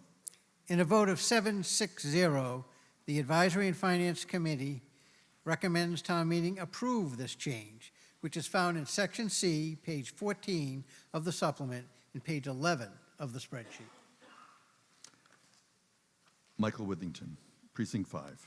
Thank you for your patience. Appreciate it, but I'm just trying to make it so that the mailing of said articles would be the default. So being as skilled as I am at writing articles, on motion 26, section 2-12-2, on line 5, I would strike those. And so that would read, town meeting's website and mailed to the by U.S. mail to town meeting members, and then strike requesting a mailed copy. So I believe that it is, as town meeting members, everyone takes an oath and you offer your services for no pay to do the best for your town and your family and your community. I believe that these pamphlets that you receive, you should not have to go look up on the town website or have it emailed to you. You should have the workbook in hand. If you don't want it, then you can opt out. That would be my suggestion. I would hope whether you vote, if you vote in favor for this article, that you vote in favor for the amendment. Thank you. I have to first accept the amendment, Mr. Withington, and I do accept it. Because, thank you, Steve. You're very benevolent. yes, you are deleting language, so even though, again, we're drafting law on town meeting floor, this is an appropriate motion to amend. I do accept it. Further discussion on the motion to amend. Betsy Hall, please come forward. So he's proposing that we delete the words those on the line, those town meeting members, and delete requesting a mail copy. Betsy Hall. Well, please correct me if I'm wrong, Mr. Moderator, but is this the time for me to ask that this be divided, this motion be divided into A, B, C, and D, as I consider them all very different from each other? So I would like to have us vote for A separately from B, separately from C, separately from D, because they're all quite different. I'm going to hold that Okay. procedural motion for a moment, and I'm going to have Dennis Bagley, Chair of the Charter Review Committee, speak to us. On this Mr. one, Bagley. we didn't change much more beyond, that's why it's highlighted in black, what we changed. We didn't change much more beyond that. The reason why you see it in the, if you look at the current charter column compared to your proposed charter column, the reason why you see them combined here is our town council suggested that it made it more complete and distinct to have them together like this and flow. But there isn't changes made to the bottom half. It's the changes are up in the top half that Mr. Withington was referring to. Therefore, Betsy Hall, unlike Mr. Withington's motion, I'm not going to accept it on town meeting floor without further review by town council, who is sitting here if you'd like to talk to him as we continue the debate. But there's no additional motion to amend on the floor at this time. Richard Caproni. Just a point of clarity, Dennis. Public hearings by the FinCom are called for in this motion, correct? Yeah. Would those public hearings be any different or in addition to the normal FinCom meetings every other Monday or whenever they have them? Are these additional opportunities for the citizens of Plymouth, all right, to hear the deliberations and the thought processes of the members of the Finance and Advisory Committee? No, there'd be no restriction at all. In fact, we added more, a little further down, we added more where we moved language like that was sitting in bylaw and not in the charter. We moved it into the charter so that it would give them more authority. Further discussion? Hearing none, I'm going to call for first a vote on the motion to amend from Mr. Withington, which is to delete the words those and then requesting a mail copy. It's a motion to amend. It's a majority vote. I'll call for an oral vote All those in favor say aye. Opposed say no. Motion carries. We now have Article 20, Motion 26, now amended. Any further discussion? If not, we'll vote as amended. I'm first going to take a voice vote. All those in favor say aye. Opposed say no. Motion carries. And now we move on to Motion 27. Mr. Peck, Precinct 4, moves the town meeting vote to delete the current language contained in Section 2-12-3 of the Charter in its entirety and insert in place thereof the new language as follows. The Advisory and Finance Committee shall present its written recommendations on the warrant to the town meeting in the event that the committee believes that there are substantial differences of opinion among the members of the Advisory and Finance Committee on any warrant article. Such written report in the judgment of the chairman may also include a statement of the minority opinion regarding such warrant article. It's a majority vote. Dennis Bagley on behalf of the Charter Review Committee. During the interview process that we conducted, several people said they wanted to know a little more detail about the minority report and what people wanted on many major topics, what the minority opinion was. And then in discussions and meetings with the Finance Committee, we tried to react to their pushback a little bit in that we think it should be up to the judgment of the chairman to decide if the issue raised was big enough to warrant the minority report. And that's why we modified that last sentence, but it was before they could revisit that one. So. Harry Salerno. In a unanimous vote of 0-11-0, the Advisory and Finance Committee recommends town meeting not approve this change to the charter, which is found in Section C on page 14 of the supplement and page 11 of the spreadsheet. The committee felt that this charter change would create an unnecessary burden on the committee. The Advisory and Finance Committee meetings are telecast live, available on YouTube on demand, and minutes are available online, so opinions of members on each article are no secret. The committee also works hard, in the case of close votes, to include the opinions of those voting in the minority in its recommendations already. I also would note that the Advisory and Finance Committee received the revised language, which added the discretion of the chairman, but voted not to reconsider this section. Thus, the original vote on the original language remains. So that our vote was to not recommend this. It seems an additional burden without any benefit, since all the information is already available. Thank you. Further discussion? Hearing none, call for a vote. All those in favor say aye. Opposed say no. Chair is in doubt. We'll now vote electronically on Motion 27 in Article 20. When the light goes on, you can vote electronically. It's a majority vote under Article 20, Motion 27.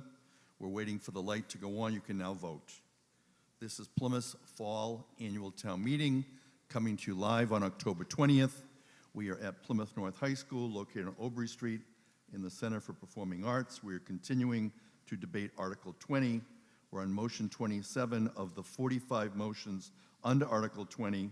Town meeting members are completing their votes, and now displayed on the screen, town meeting members will be able to see if their vote is recorded correctly.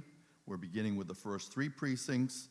As you see us go through the remaining precincts, 42 in favor, 79 in opposition, 0 abstentions. The motion does not carry for 27. When we complete the display, we will then move on to 28, and you'll see the final three precincts.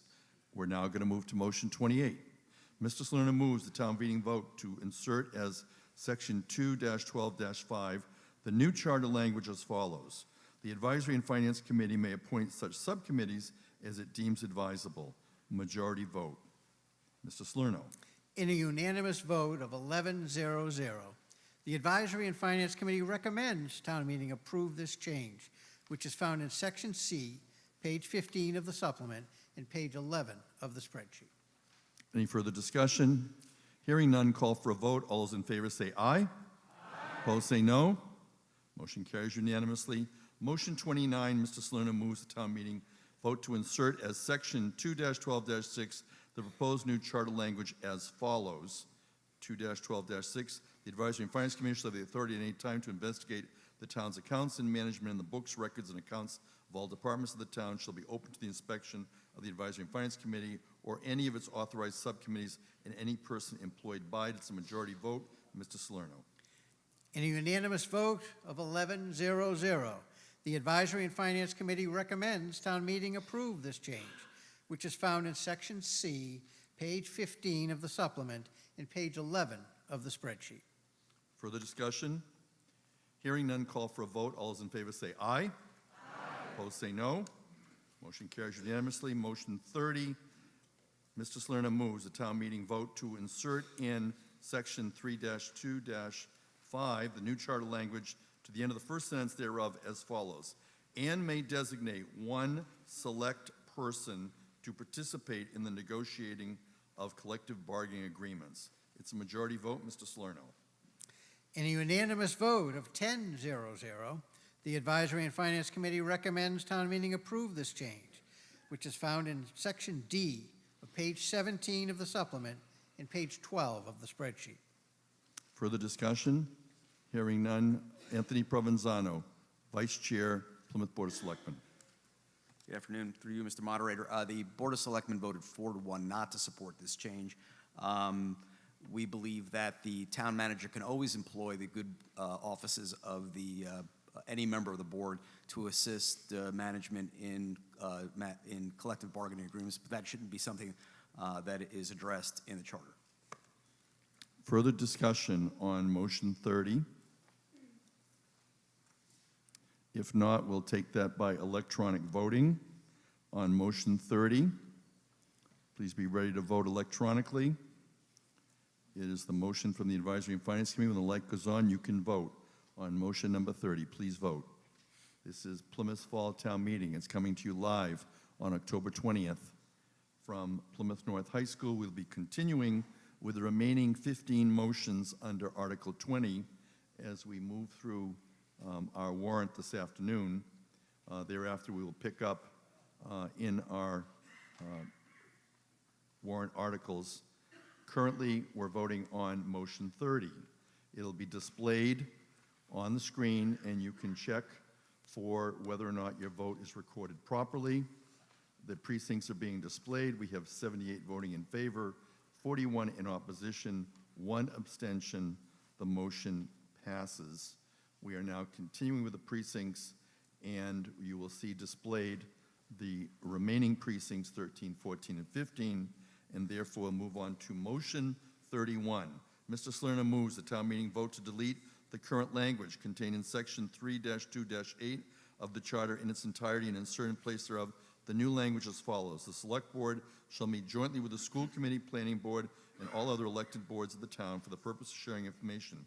The select board shall schedule the joint meetings, which shall be held no less than twice a year. It's a majority vote. Mr. Salerno. In a unanimous vote of 10-0-0, the Advisory and Finance Committee recommends town meeting approve this change, which is found in Section D, page 17 of the supplement, and page 13 of the spreadsheet. Further discussion? Hearing none, I'll take an oral vote. All those in favor say aye. Aye. Opposed say no. Motion carries unanimously. Motion 32, Mr. Salerno moves the town meeting vote to delete the current language contained in section 3-5-1D of the charter and insert in place thereof the new language as follows. Establish, reorganize, consolidate, or abolish any department or position under the town manager's direction and supervision with the approval of the select board. It's a majority vote. Mr. Salerno. In a unanimous vote of 10-0-0, the Advisory and Finance Committee recommends town meeting approve this change, which is found in Section D, page 17 of the supplement, and page 14 of the spreadsheet. Further discussion? Hearing none, call for an oral vote. All those in favor say aye. Aye. Opposed say no. Motion carries unanimously. We now move on to motion 33. Mr. Tavares moves the town meeting vote to delete the current language contained in section 3-5-1N of the charter in its entirety and insert in place thereof the new language as follows.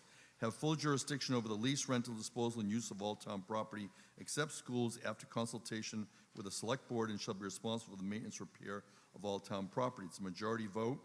And we'll have first the Board of Selectmen, Anthony Provenzano, Vice Chair. Through you, Mr. Moderator. So the Board of Selectmen did in fact approve the addition of the language after consultation with the Select Board, although quite frankly, God help the town manager that disposes of town property without consulting with the Select Board. In some ways, the language is superfluous, but we didn't think there was any harm in putting that in there. Harry Salerno, Chair of the Advisory and Finance Committee.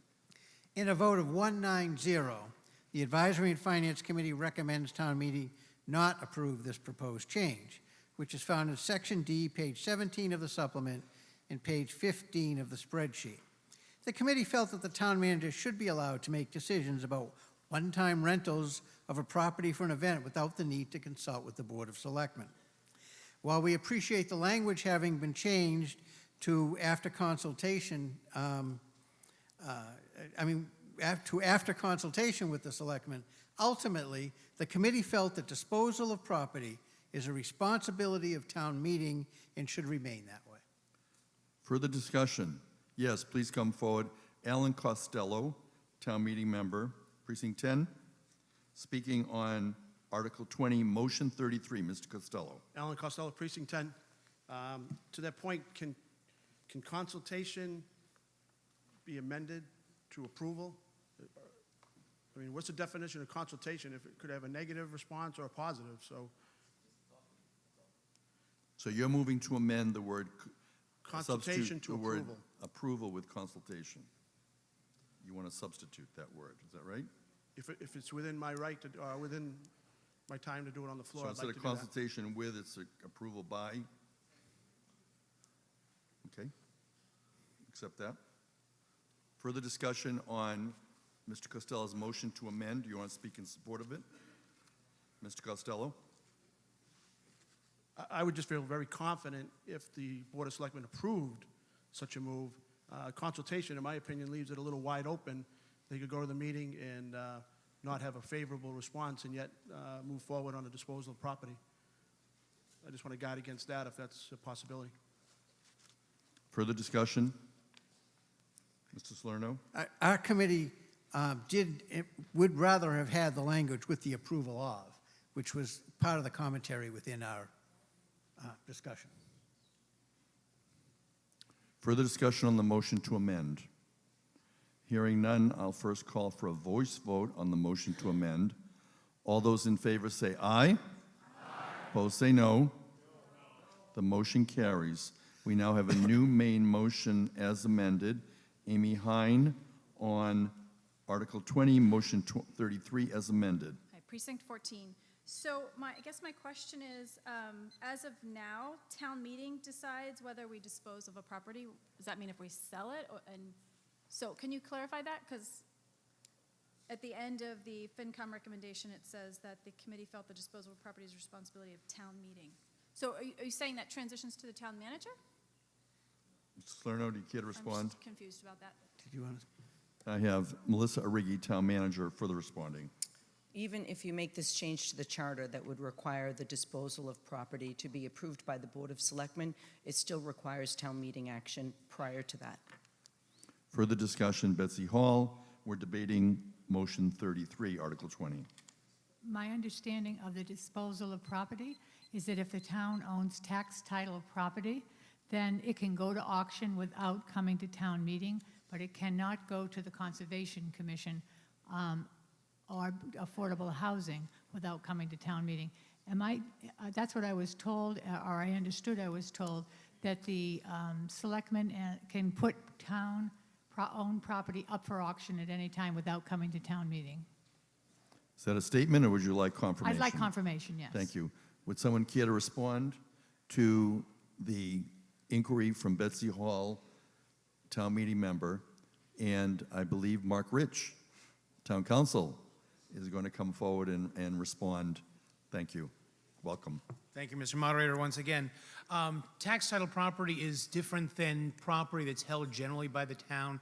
Tax title property is held by the tax title custodian and is subject to a specific auction process for tax title property. So that would not be part of what we're discussing under this section. So are you saying that, for example, a building owned by the town has to come to town meeting to be sold, but tax title property doesn't? Tax Mr. title Rich. property does not different. come, I'm sorry, Mr. Moderator. Tax title property does not go through the town meeting process. But a building does? A building held by the town under Chapter 40, Section 15 would be, and under Chapter 40, Section 3, property of the town is held by the town. Chapter 40, Section 15 requires a vote of town meeting. This simply creates another layer of process. Thank you very much for clarifying. Further discussion? Hearing none, we'll call for a vote on the main motion under 33 as amended. This is Article 20, Motion 33 as amended. It is going to be a voice vote. All those in favor say aye. Aye. Opposed say no. Motion carries by a majority. We'll now move to motion number 34. Mr. Peck moves the town meeting vote to insert in section 3-12-1 of the charter the new language as the second sentence therein as follows. When reasonably possible, the committee shall have among its members one attorney, one registered professional engineer, architect, one person employed in the construction industry or related trade or occupation, and one active proponent of the environment, and one other residence. Majority vote.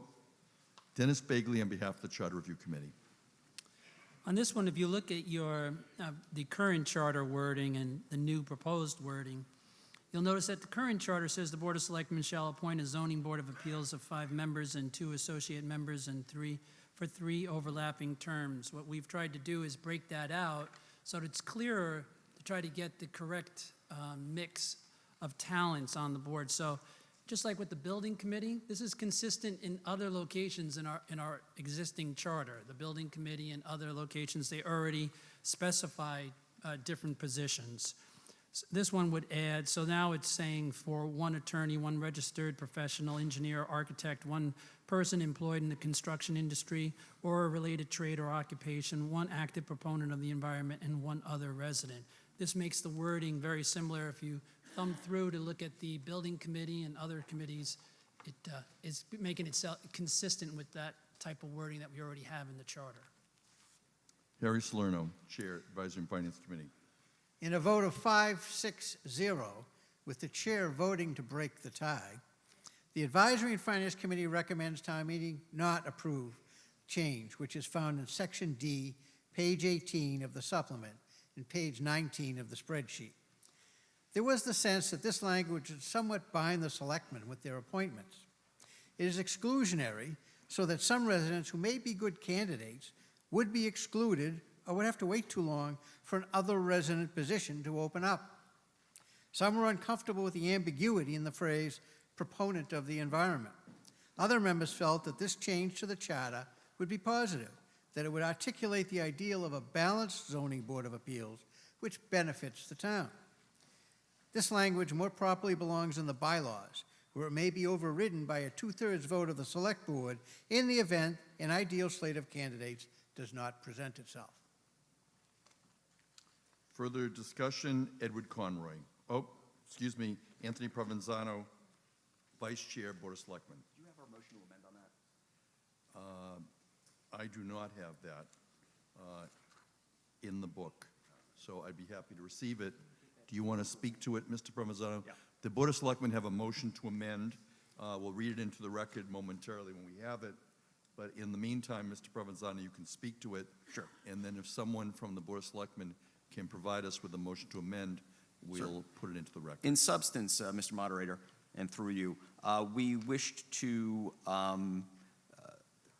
make a change to drop the designation of an active proponent of the environment and to add an at-large position. So rather than be attorney, registered professional engineer, person employed in the construction industry, active proponent of the environment, and 1 other resident, it would be attorney, professional engineer or architect, person employed in the construction industry, and 2 other residents to provide the board with more flexibility, and also because there is some inherent ambiguity in the term active proponent of the environment.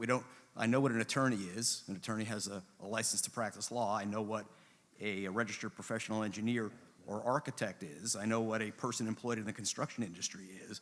And although I have some sense of what an active proponent of the environment is, that is something that is essentially a self-designation. So in combination of the fact that we would like more flexibility, if we are to be constrained in this matter, we would like to move to amend in that regard. And I don't need that in writing. We can understand that you want to delete active proponent of the environment, and you wish to change and substitute 2 for the number 1. Edward Conroy. We're debating motion 34. Hello all, I'm the attorney on the Zoning Board of Appeals. I've been on the board since 2009. Before that, I was on the Building Construction Committee and on the Finance Committee since 2003. I do find I'd like to vote against both the amendment and what's written. Basically, it's exclusionary. I think it's going to be too binding, say, in relation to the attorney designation. If you, 95% of the attorneys out there are not going to understand zoning. If you go to the Plymouth District Bar Association, which meets once a month and I'm a member of, 99% of those attorneys don't have an idea about zoning. So, you're going to put some attorney on that just does divorces or criminals and trying to figure out the bylaw on dealing with solars or sand and gravel removal. We should not bind the selectmen on this. Say in relation to the idea, I agree with the idea of how you're going to find proponent, but say my secretary or Richard Serkey's secretary that understands zoning. I think that secretary, who'd be a person at large, would be wholly more qualified than an attorney to do that. This is totally binding, exclusionary. I think it's short-sighted. Thank you. Yes, further discussion. Chris Hool, Precinct 14. I'd just like some clarification as to what would happen in the event that you have an applicant that qualifies for a number of these categories, and how would that be assigned? How would that person be assigned, and would they fulfill multiple of those categories or just one? Yes. Dennis Bagley, Charter Review. So that would be handled by bylaw, how they wanted to, you would most likely ask the person volunteering which category they want to come in, because which seat is open. So they might have the seat for the attorney is open. If they're also meet some other, they're also an architect or an engineer or something, they would pick which seat that they were filling if they were both available at the same time. You're talking about the seats being available at the same time. Yep, exactly. Christopher Hool. And then a follow-up question is, so would you, if you had somebody that was qualified in multiple areas, would they then be not considered qualified in the areas that of the seat that they're not fulfilling? For example, if you have an engineer and somebody who's an engineer and an attorney, but they're sitting in the engineer seat, would they then not be able to be qualified to speak at the attorney level? No, that's not in there. Okay. This is to fill the spot. So it's just what seat are they filling? What position are they filling? And remember, it says when reasonably possible. So we know that you're not going to have attorneys volunteering. You're not going to have architects and engineers volunteering all the time, or not volunteering when you need them to volunteer if that position is open. So that's why it says when reasonably possible. It doesn't lock you into this structure. It's the same way the other committees work as well. It's a suggested combination, but it's when reasonably possible. Before we have the next speaker, again, a reminder, this morning Town Clerk Lawrence Pizer swore in town meeting members that have not been sworn in since the election in May, as well as those who may have taken on an office after that. If you have arrived after that swearing in and you have not been sworn in, please see the town clerk now in order to assure that your votes are valid as a sworn-in town meeting member. David Peck. Just wanted to reinforce what Dennis said. I was going to say the same thing. When reasonably possible, I've been on both building and zoning. Our building committee, by charter, has specific positions, and people need to apply sort of under that position. This is a suggestion for a mix that over the last 13 years that I've been on zoning has worked. We've had an architect, we've had an attorney. So right now we have 2 attorneys, but a reminder, we have 2 associate positions as well, so there's flexibility in the appointment. but ultimately it's a guideline. If you don't have an architect apply, then certainly other people, the seat doesn't go vacant in this case. It's not that much of an exclusionary. It's sort of a hiring guideline to create a balanced board, and it has worked in the past. Stephen Leiden, followed by Karen Bukes. Steve Leiden, Precinct 12. I have to agree with Mr. Conroy. This is exclusionary. When volunteers are asked for, people volunteer, and when you put down that you have to be an architect or a lawyer or this, other people aren't going to volunteer. And I'll have to say one thing about the Zoning Board of Appeals. They have 2 alternates, and they start out, a lot of them not knowing much about the zoning and sand and gravel, but by the time they sit on the board and being mentored by their own members, they do gain that knowledge. So I think this is exclusionary. I don't think it's a good thing. I think it keeps volunteers from volunteering. So thank you. Karen Bukes, followed by Michael Babini. Yes, I too agree with Mr. Conroy. I find that the selectmen over the years have been very reasonable in their appointments. They get the resumes of these people coming before them, they go over them, and their appointments are very thoughtful. So I see no need in confusing this. Michael Babini. Mike Babini, Precinct 15. Thank you, Mr. Moderator. Just a couple of points. I agree with removing active proponent of the environment because there's no way to really define that. I think many of us are active proponents of the environment. And I would like to add, probably as a clarification after attorney, attorney with zoning experience. Ms. Babini. I already spoke, Mrs. Morris. Kenneth Asking you a Tavares, question. Chairman of the Board of Selectmen. I asked you a question, Mr. Morris. And I'm letting Mr. Tavares answer. Oh, I'm sorry. Are you responding to my question? Did you want us to respond, Mr. Tavares? I'm sorry. I thought. Oh, okay. All right. Repeat the question. I said that to clarify after attorney, we should probably add the language with zoning experience. That way the issue of whether or not the attorney I'm not has going to take that yet, Thank but you, I would be Mr. happy to accept it as a motion after we vote this motion, just for clarity. Okay. I have at times taken multiple motions and layered them. I think it might be too That's fine. confusing. Yes. But I will hold that I'm in my holding- pocket. I got it right. Okay. Thank you.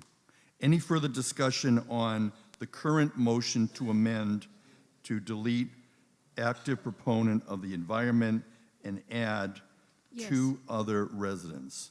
Yes, please come forward. Karen Edwards, Precinct 1. I think that we have to make sure we highlight when reasonably possible, as Mr. Peck noted and Mr. Bagley noted.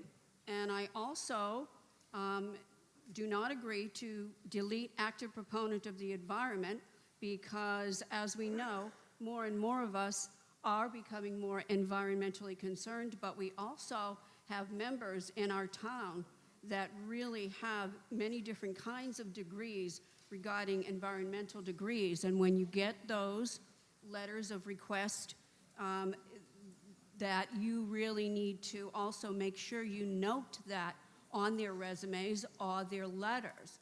And yes, an environmental person may know something about zoning, but so an attorney may know something about zoning. But when you're looking over the volunteer applications, I think that you really need to keep that inclusive because Plymouth has more green space than any other place in the country. In the state. And I think that Mr. Bagley did a good job by adding that. Thank you very much. Karen Edwards, Precinct 1. Now Kevin Joyce. I move the question. Motion to close debate on the motion to amend. And that was the motion to amend, deleting active proponent of the environment and substituting 2 for 1 other resident. Anyone else care to rise to be recognized as wanting to speak on the motion to amend? Seeing none, I'll now call for a voice vote. It's a 2/3 vote. All those in favor of closing debate on the motion to amend, say aye. Aye. Opposed, say no. The motion carries.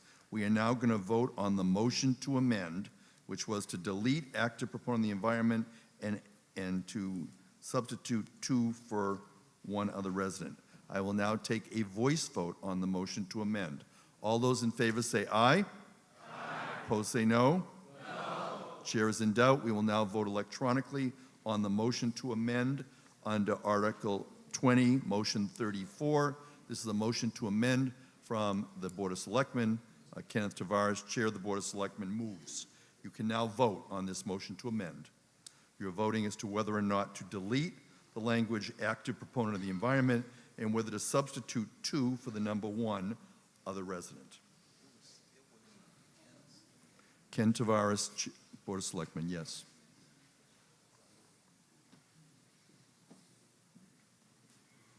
We've now completed the voting on the motion to amend, and 54 having voted in favor, 63 in opposition, 1 abstention. The motion does not carry. We will now watch as we scroll through the precincts to make sure that your vote is correctly recorded. Mr. Babini, if you can come forward with your motion to amend. We have a motion to amend from Michael Babini, moving to amend motion number 34, Article 20, regarding the language attorney. Mr. Babini will finish with the scrolling. We've now finished with the 3 precincts. Please. Thank you, Mr. Morrow. I simply wanted to clarify the attorney by adding with zoning experience. Discussion, do you wish to speak in support of that? Mr. Babini, did you care to speak in support of your motion? We're now debating the motion to amend. Motion, yes, Mr. Babini. Yes, I think the idea of having an attorney on the board committee who has experience in zoning is an asset to the makeup of the board. Thank you. Yes, we're continuing to debate this. Nathan Siegel. Thank you, Mr. Moderator. Nate Siegel, Precinct 7. I like the spirit of the suggestion, and I also appreciate, I think it was Mr. Conroy's comments about lawyers that, maybe a divorce lawyer or something like that, but I do think that, first of all, it's just a guiding suggestion for appointment, and I would hope that the appointing people would ask what type of law or engineering experience this person might have, and if it's something completely unrelated, they would consider that versus, the other applicants. So because the language is not a requirement, it's when reasonably possible, I don't think that further clarification is necessary. Thank you. Further discussion on the motion to amend to add the words with zoning experience after the word attorney. Any further discussion? If not, I will first call for a voice vote on the motion to amend. All those in favor of Ms. Babini's motion to amend say aye. Aye. Those opposed? No. The motion does not carry. Further discussion on the main motion. We're debating Article 20, Motion 34 from Mr. Peck and Samuel Butterfield, Precinct 4. Thank you, Mr. Moderator. I appreciate the spirit of the article, but I wonder if it would help to make it a little more general rather than more specific, and such as to say, and I don't know if this is the best language, but when reasonably possible, the committee shall have among its members persons who, by experience or education, are qualified in the areas of zoning law, architecture, planning, engineering, and/or environmental sciences. So it's the same thing, but it doesn't specify that you have to be a registered professional engineer, for example. I know plenty of people who are not registered engineers, but have spent their entire lives in that business. For example, Randy Parker. Can I ask you first, before you argue in support of your motion to amend, could you first deliver it to Town Council? I'm inclined to accept it, but I'd like Town Council to read the written text of your motion to amend, because this is legislation, so we want to be careful. And once he reads it, and if he agrees with me that I'm inclined to approve it, I will then read it into the record and entertain your arguments in support of it. I'm not sure town council will be able to read my scrawling on the page. Okay, well, I'm sure we can help you with that. So we are debating Article 20, motion number 34. We are currently dealing with the main motion, and you've heard the general idea of Mr. Butterfield's motion to amend. Would anyone care to speak in support or in opposition of the motion to amend proposed by Mr. Butterfield? Kenneth Tavares, Chair of the Board of Selectmen. Mr. Butterfield's motion makes it much easier for any board that's going to do the appointing. It simplifies it, and I think that's the direction we need to stay in. Just keep this simple, and his motion does do that. Further discussion on the motion to amend being proposed by Mr. Butterfield. I will accept it. I'd like the motion, if you could bring it up to me. Again, these are good reasons why, if you know in advance you're going to be presenting a motion, it's helpful to receive it so we can give it to town meeting members. Mr. Butterfield, if you can go back to the microphone and speak in favor of your motion. Okay. I'll read that he indicates that he would like to change the text. When reasonably possible, the committee shall have among its members persons who by experience or education are qualified in the areas of zoning law, architecture, planning, engineering, or environmental sciences. That's the text. After he speaks in favor of this, you will give the text to town clerk and sit with him to make sure that we have an accurate record of it. Mr. Butterfield, in support of your motion. Yeah, as I said, I'm in support of the idea of codifying this, that we continue to the past practice of having these qualifications on the board. On the other hand, trying to make it too specific, I think is, as Ed Conroy said, kind of exclusionary. This is just to address that and make it general and allow more people to be on the board who are qualified other than by experience, other than by education or, degrees or registrations. Thank you. Mr. Butterfield, I'm now sending you to the corner. If you could please take your seat. Michael Landers. Okay. Interesting observation on this, where we've kind of taken it out to this definite, finite area where we're going to determine everybody's qualifications and experience and so forth. But every counter proposal has brought it closer and closer back to where we were originally. Personally, I think that all of these things are being taken into consideration in the selection process as it sits now, and I think I would vote no on this. I think we're all set right where we are. Further discussion on the motion to amend from Samuel Butterfield, Gerald Serco. Yeah, as a side note, Mr. Moderator, I'm willing to take bets that Sam Butterfield never amends another motion. Further discussion, Donna Curtin. We're debating Article 20, Motion 34. We have a motion to amend. Donna Curtin, Precinct 3. I just want to point out, in trying to get to something more general and maybe easier for us all to digest, we're actually losing a part of what I think might have been the intent of this change, which is in identifying a specific individual from a specific professional background or other area of expertise. We are creating balance. So the proponent of environmental protection is there to balance against the development side and construction. And if you make that more general and you don't put a number to it, you've lost that equation. I think this is a problematic process for us today, and I agree with Mr. Landers, and I'm going to vote no on the amendment and take it from there.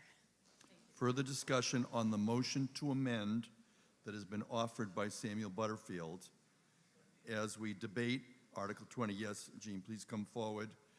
We are debating Article 20, Motion 34. Yes. This is the first time to say anything. Welcome. Here, and I just want to support what Identify Sam yourself, Butterfield, please, Mr. for the Butterfield record. said, The amendment does cover the environment, which is one of my big concerns and something I've been educating myself on and working on for the last 20 or 25 years. But I don't know that I have a badge to say that. When you take out some of these things, like one of the people over there said, it's so important to have balance. Donna said balance. I mean, I think the balance on this committee is important. If we amend it, it becomes more like the way it used to be. But I like the amendment, so I will vote yes for the amendment. And if it doesn't pass, I'll vote no. That previous speaker was Jean Patnode Lane. Thank you. And we're now going to read into the record the motion to amend by substituting after members, quote, who by experience or education are qualified in the areas of zoning law, architecture, planning, engineering, and/or environmental sciences. That is your motion to amend. Further discussion on the motion to amend? Hearing none, I will call first for a voice vote on the motion to amend. All those in favor say aye. Aye. Opposed say no. No. Chair is in doubt. I think it does not pass, but we'll vote electronically. So there'll be accountability and you'll have a record. When the light goes on, we'll be voting on a motion to amend, and it's under motion 34, and I just read into the record. Please vote. The light is on. At the conclusion of the vote, we will then continue to vote on the main motion, either as amended or not. We are currently on Article 20. We are in motion 34. We will continue to approximately 3 or 3:05. We've completed the voting, and at this time, it'll display that 55 have voted in favor, 62 in opposition, 1 abstention.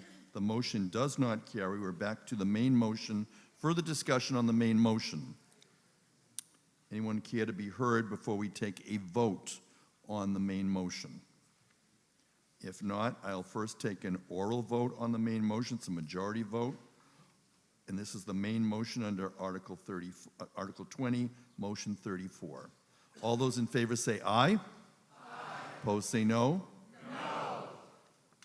I will now take an electronic vote, even though it's a majority, and I don't think it passed, but nevertheless, we'll take a vote. When the light goes on, you'll be voting on the main motion of Article 20, Motion 34. Please vote.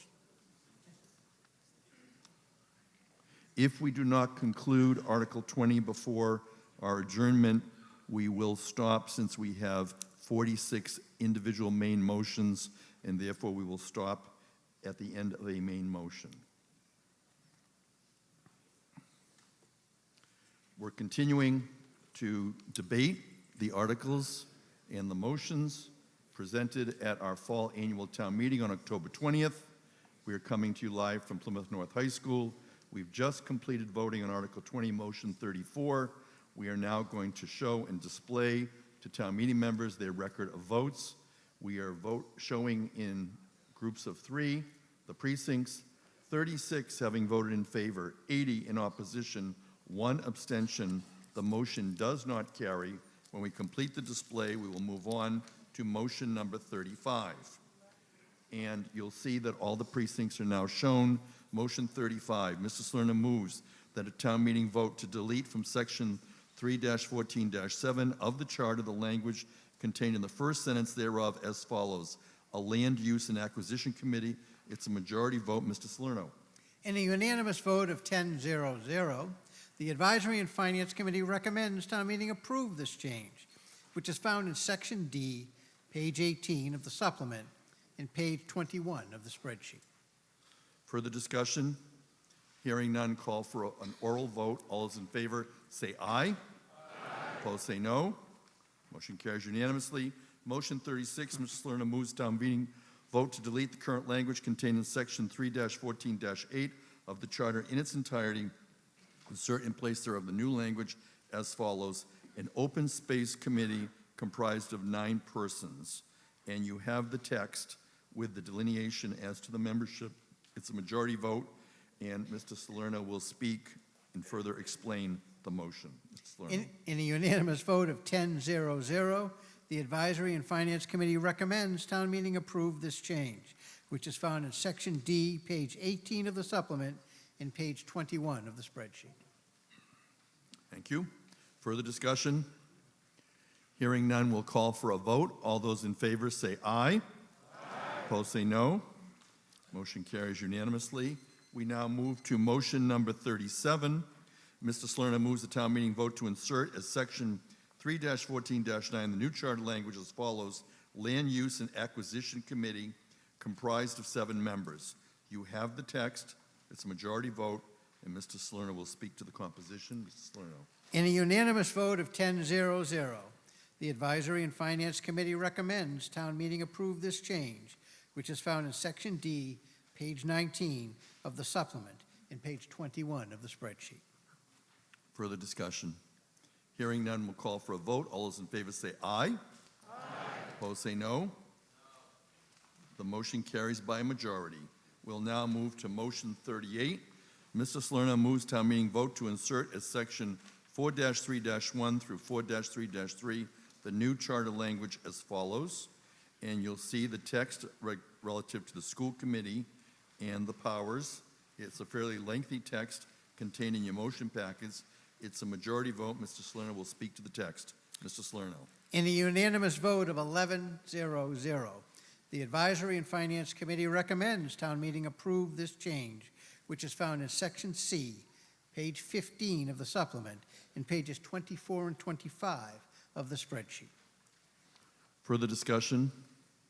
Hearing none, we'll call for a vote. All those in favor say aye. Aye. Opposed say no. Motion carries unanimously.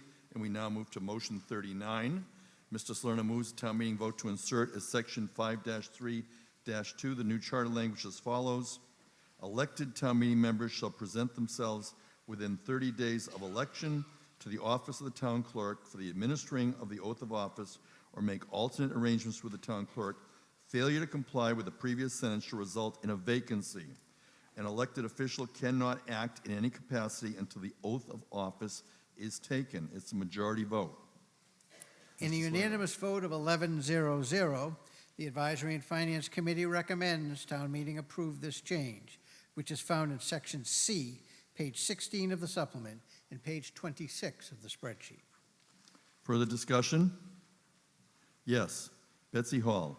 We're debating motion 39 and Article 20.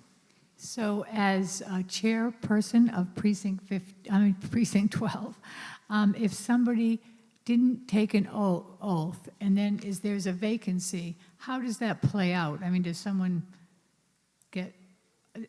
next person get voted in, or I the defer to person who Mr. got the Baker. next most votes? How does that Town Clerk vacancy Lawrence work? Pizer responding.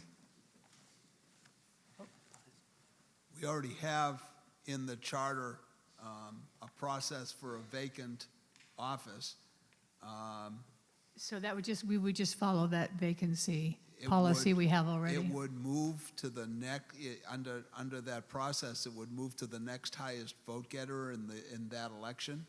And were there to be a tie, which makes it a failure to elect, it would become the responsibility of the caucus. I have to say that it does give me a little bit of pause. There are times when people present their names for office and leave for a vacation, and we will have eliminated those people as town meeting members. Thank you. Betsy Hall. Yeah, and I would just observe, my reading of this would be that all the people who were sworn in this morning, other than Nicole Manfredi, would not be sitting here today as town meeting members since they failed to be sworn in within 30 days. Rich Caproni. I was going to ask Mr. Pizer to speak to that. And how many people were unsworn when we started the meeting today? Mr. Pizer, can you respond to that question? I believe the number was 11. Okay. And what is the current regulation? This is not spoken to in the charter? Well, the current The current regulation is actually state law. State law says that no one for any appointed or elected office is to serve until that person takes the oath. But that's not a town, it's not stated in town law, it's stated in state law. Thank you. John Hammond. Well, I really have questions. I want to clarify. If this passes, would that mean that if someone was not sworn in within 30 days, that they would lose that office? That is They couldn't correct. come in on the 31st Yes, day? that is correct. Okay. Now, it does say, or makes other arrangements. So I presume that somebody who was going on vacation and running for office could come in and tell Mr. Pizer that they were making another arrangement, which could be to be sworn in on the 31st day. Is that correct? Mr. Pizer. I don't know what makes other arrangements means. Me either. Thank you. Thomas Bagley. Tom Begley, Precinct 7. Actually, it was sort of on that same sort of line of questioning, the make other arrangements. I would sort of assume that if someone got elected and they were going to take a 30-day vacation, good on them, first, for having a 30-day vacation. And, but second, that they would then also be able to inform Mr. Pizer just through an email. Like if you were going to be absent at today's meeting, you would have informed Mr. Pizer that you would not be able to make today's meeting via email. So therefore, if there would be enough warning that Mr. Pizer would know that someone maybe, for whatever reason, medical vacation is not able to get to him within 30 days of their election, perhaps he can then maybe go to them or in some way figure out how they can get sworn in. I think there's enough room in here for the winner of the election and Mr. Pizer to figure out an arrangement here on how to get sworn in easy enough. I would just like to make an observation because I think this is important for town meeting members. I happened to attend a Precinct 1 and 2 meeting reviewing the charter. And at the start of that meeting, there was a vote of the members, and they voted to approve a prior meeting or agenda.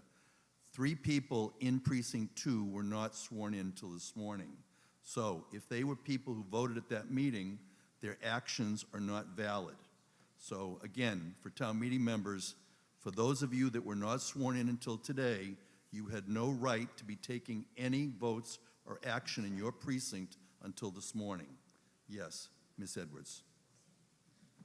Thank you, Mr. Moderator. That was going to be my question, that when you go to your caucuses, all those discussions and meetings and votes that you took were really legally not valid because you weren't sworn in. So I really think that 30 days is plenty of time to stop by and get sworn in, which takes about 15 seconds. Thank you very much, Mr. Moderator. Patricia McCarthy, Precinct 5. I'm really glad that this has been brought up so we can solidify this, because it's gone on for years, even to the point as in precinct chairs meetings, that when I was precinct chair, and then following that, some of those members got sworn in here, and they were functioning in that capacity. So usually, most people who are running for election are in the town of Plymouth the day they run, and all they have to do is go to town clerk's office that night and get sworn in. It's real simple. And if you're in the hospital or, there's a car accident or something happens, I think that might be special circumstances. People shouldn't run for office if they don't want to participate and be valid. Thank you. Richard Caproni, Precinct 15. Dennis, I have to tell you, I can't vote for this. This is bad. This is bad. Okay? People have busy lives. The people who are newly elected to town meeting, they're not familiar with the nuances and the brutal details of the town charter. Okay? This is an unrealistic requirement, and it's discouraging that someone would become a new town meeting member and they would be jettisoned on the 31st day after their election and not allowed to serve. This doesn't work for me at all. Further discussion on Motion 39 under Article 20. Does anyone care to be heard? Yes, please come forward. Polly Hare, Precinct 14. Pauline, yes. I am a fairly new town meeting representative, and when I was elected by write-in, and I did not know that I would have had to have been sworn in, but I received a very nice letter from Mr. Pizer saying that I should come in and be sworn in.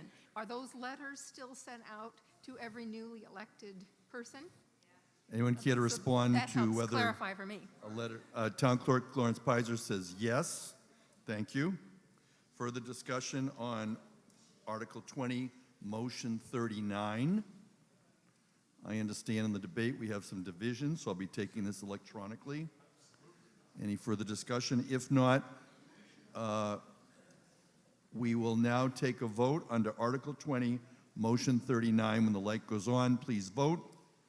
We are voting electronically. We are continuing with Article 20. You are now voting. I expect that this will conclude our business today when we complete. No, we are voting on Article 20, Motion 39. You can raise your point of order following the vote. We are in the middle of voting, and we have town meeting members voting. It's a majority vote, and we have now concluded the vote, and we will now have the precincts read and displayed. Mr. Brewster, you can come to a microphone, and I'll take your point of order as town meeting members watch the display of their votes. We are just completed the vote on Motion 39. Mr. Brewster.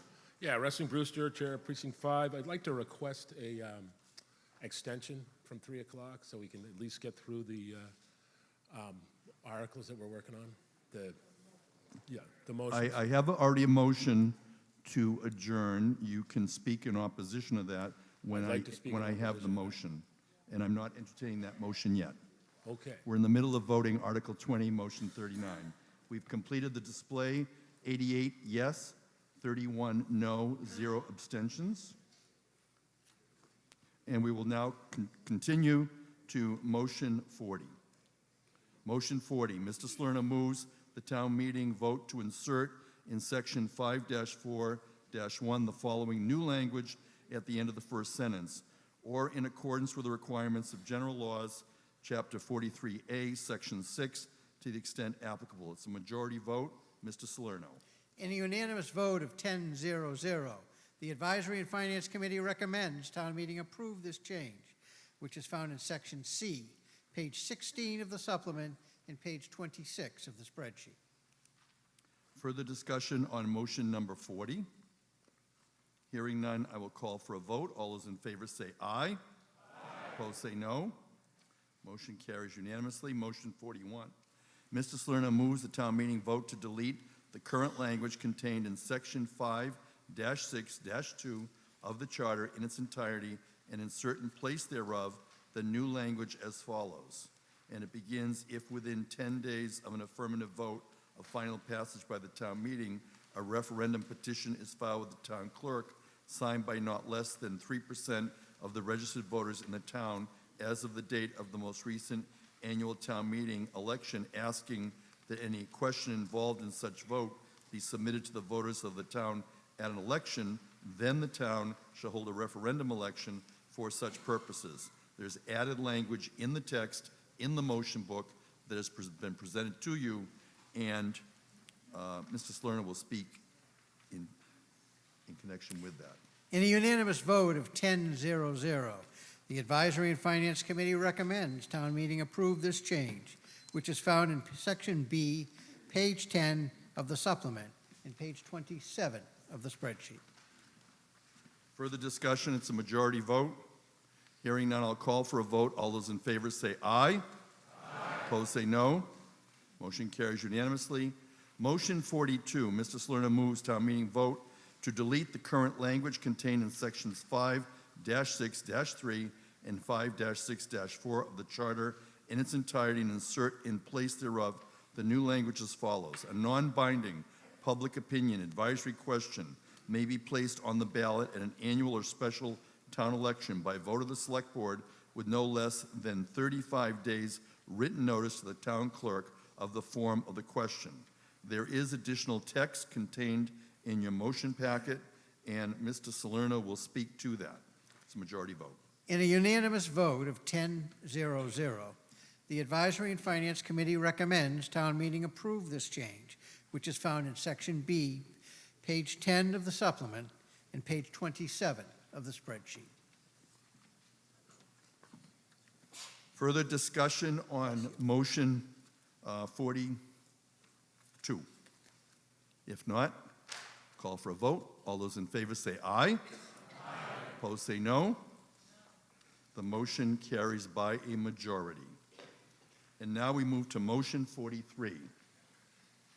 Mr. Salerno moves that the town meeting vote to amend the language contained in sections 5-7-1 through 5-7-11 of the charter as follows. And then you'll see in your motion packet the text for inserting words in some of the sections. Beginning with 5-7-1, you're going to be inserting the word town-wide after the word elected and before the word office holder in the first sentence thereof. And you continue to see the other changes that are being made. Mr. Salerno, on your motion for motion 43. In a unanimous vote of 11-0-0, the Advisory and Finance Committee recommends town meeting approve this change, which is found in Section B, pages 11 to 12 of the supplement, and pages 27 to 29 in the spreadsheet. Further discussion on motion 43. You'll see that it's fairly lengthy. It's a majority vote. If I don't hear any discussion, I'm going to call for an oral vote. All those in favor say aye. Aye. Opposed say no. Motion carries unanimously. Motion 44. Mr. Tavares moves that the town meeting vote to delete from section 6-2-2 of the charter the word shall and insert in place thereof the language, and such attendance record has been duly certified to the town clerk by a majority vote of such board or committee shall upon certification. It's a majority vote, and on behalf of the Board of Selectmen, Anthony Provenzano, Vice Chair. Through you, Mr. Moderator, we believe that this additional language clarifies the procedure whereby a committee vacancy is recognized by the town clerk and therefore creates more certainty in the event that were to happen. Harry Salerno, Chair of the Advisory and Finance Committee. In a unanimous vote of 0-11-0, the Advisory and Finance Committee recommends that town meeting members not make this change, which is found in Section B, page 12 of the supplement, and page 30 of the spreadsheet. Attendance is noted in the meeting minutes, so an additional attendance record is not necessary. The Advisory and Finance Committee has a policy regarding attendance, and other committees may also have their own policies. It is better that the details of this issue be handled on a committee-by-committee basis. In a case where a committee, through absenteeism, cannot form a quorum, it cannot certify its attendance and therefore cannot correct the problem. This provision was added specifically to address such a problem, which had happened at the county level years ago. This change defeats the very purpose of the section. Further discussion on the Article 20, Motion 44. If not, I will call and have an electronic vote, since we have a difference of opinion between the Board of Selectmen and the Advisory and Finance Committee. When the light goes on, you'll be voting on Article 20, Motion 44. Please vote. The light is on, and they will continue and conclude with Article 20, Motion 45, absent any other procedural motions. And you'll see that Plymouth Town Meeting continues to deliberate on October 20th from Plymouth North High School. We've completed the vote on Motion 44. We will now show the display of the town meeting members for Motion 44. We're beginning with the first three precincts and continuing 63 voting in favor, 55 in opposition. The motion does carry, and when we complete the display of the precincts, we'll be moving to motion 45. We've completed the precincts. Motion 45. Mr. Tavares moves the town meeting vote to delete the current language contained in section 7-6-1 of the charter in its entirety and insert in place thereof the new language as follows. At least once every 5 years, a charter review committee shall review this charter and make a report with recommendations to the town meeting concerning any proposed amendments which the committee, motion 1, Mr. Salerno moves that the town meeting vote to replace the charter's cover page, add a table of contents, standardized font type and style. I'm not sure if my copy is correct here. So let me go to the packet that was given out today. Again, I'm going to go to motion 45, and I'm going to read it one more time. At least once every 5 years, the Charter Review Committee shall review this charter and make a report with recommendations to the town meeting concerning any proposed amendments which the committee may determine to be necessary or desirable. The members of the Charter Review Committee shall be appointed by a special committee consisting of the moderator, who will serve as chairman, one member of the select board, and one member of the committee of precinct chairs. It's a majority vote. Anthony Provenzano on behalf of the Board of Selectmen. One last time, and since this is the last time, let me again extend the thanks to the Charter Commission Committee and the hard work that they did. It was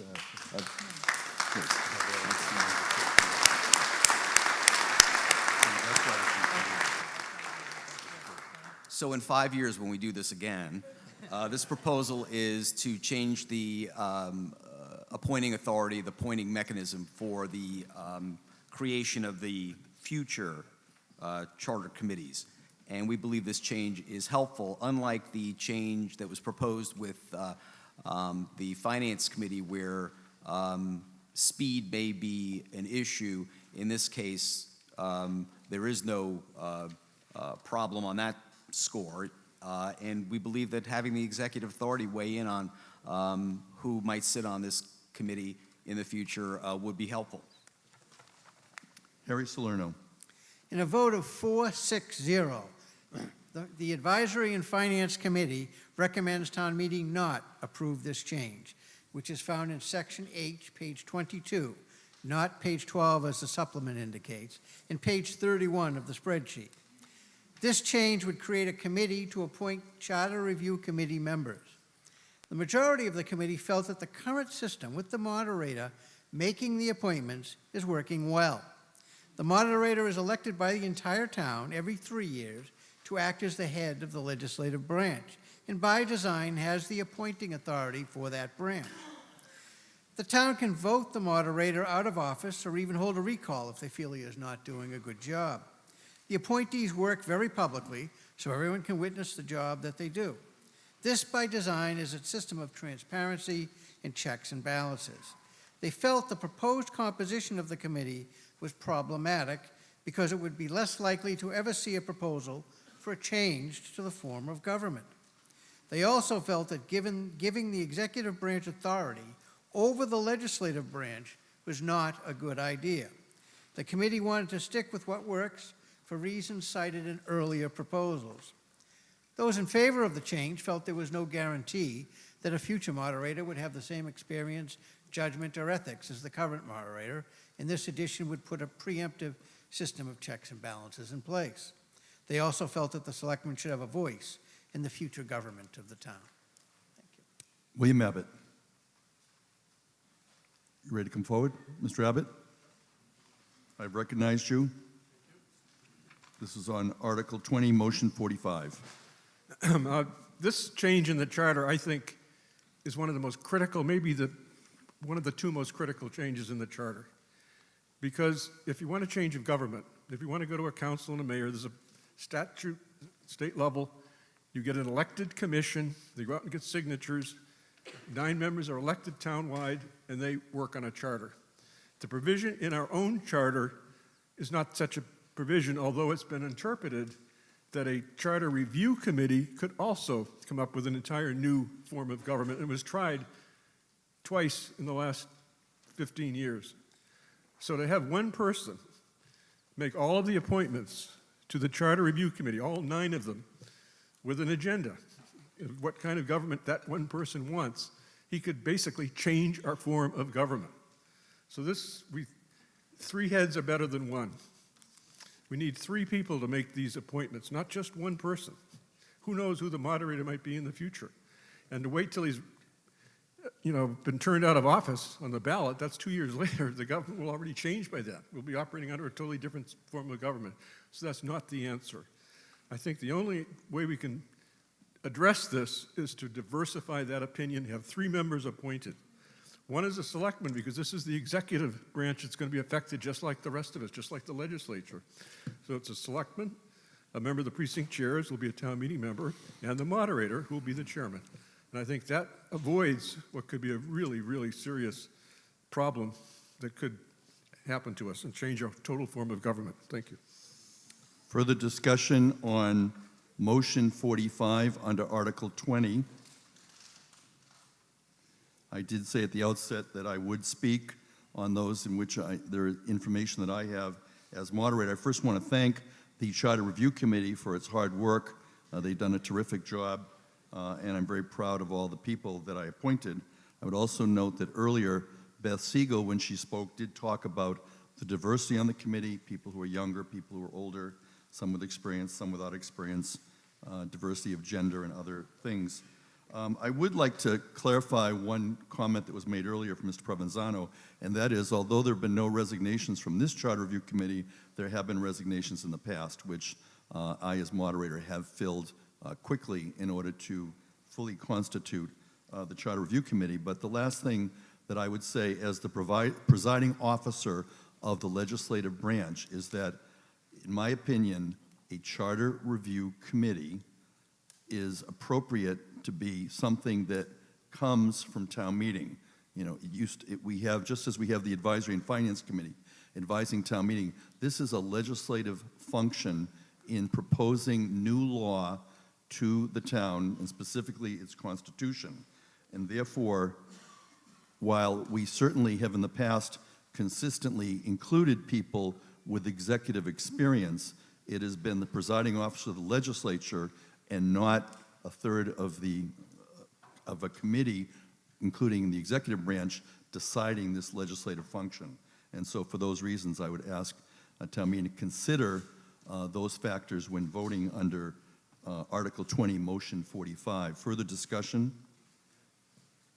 Hearing none, I'm going to call for a roll call vote, and we'll do it electronically. When the light goes on, please vote. Article 20, Motion 45. We are now voting. For those of you watching, this is Plymouth Fall Annual Town Meeting. It is coming to you live from Plymouth North High School. We are concluding the motions under Article 20, motion number 45. We have 117 town meeting members who are now, we have 120 voting. We will now see the display of the vote. We're beginning with precincts 1, 2, and 3, and we'll continue with all the precincts voting. 79 voting in favor, 37 no, 2 abstentions. The motion carries. That concludes Article 20. And as we continue with the display showing precincts 13, 14, and 15, Mr. Salerno moves to adjourn this session of town meeting. Mr. Salerno, do you care to speak in favor of your motion to adjourn? We've covered a lot today. There's still a lot to be covered, all of which deserves a thorough and refreshed hearing. Mr. Brewster, did you care to be heard in opposition? Thank you. If there's no further discussion, we'll now take an oral vote. All those in favor of the motion to adjourn say aye. Aye. All those opposed say no. This town meeting stands adjourned at 3:08 p.m. Thank you. We will reconvene on Monday at 7 p.m.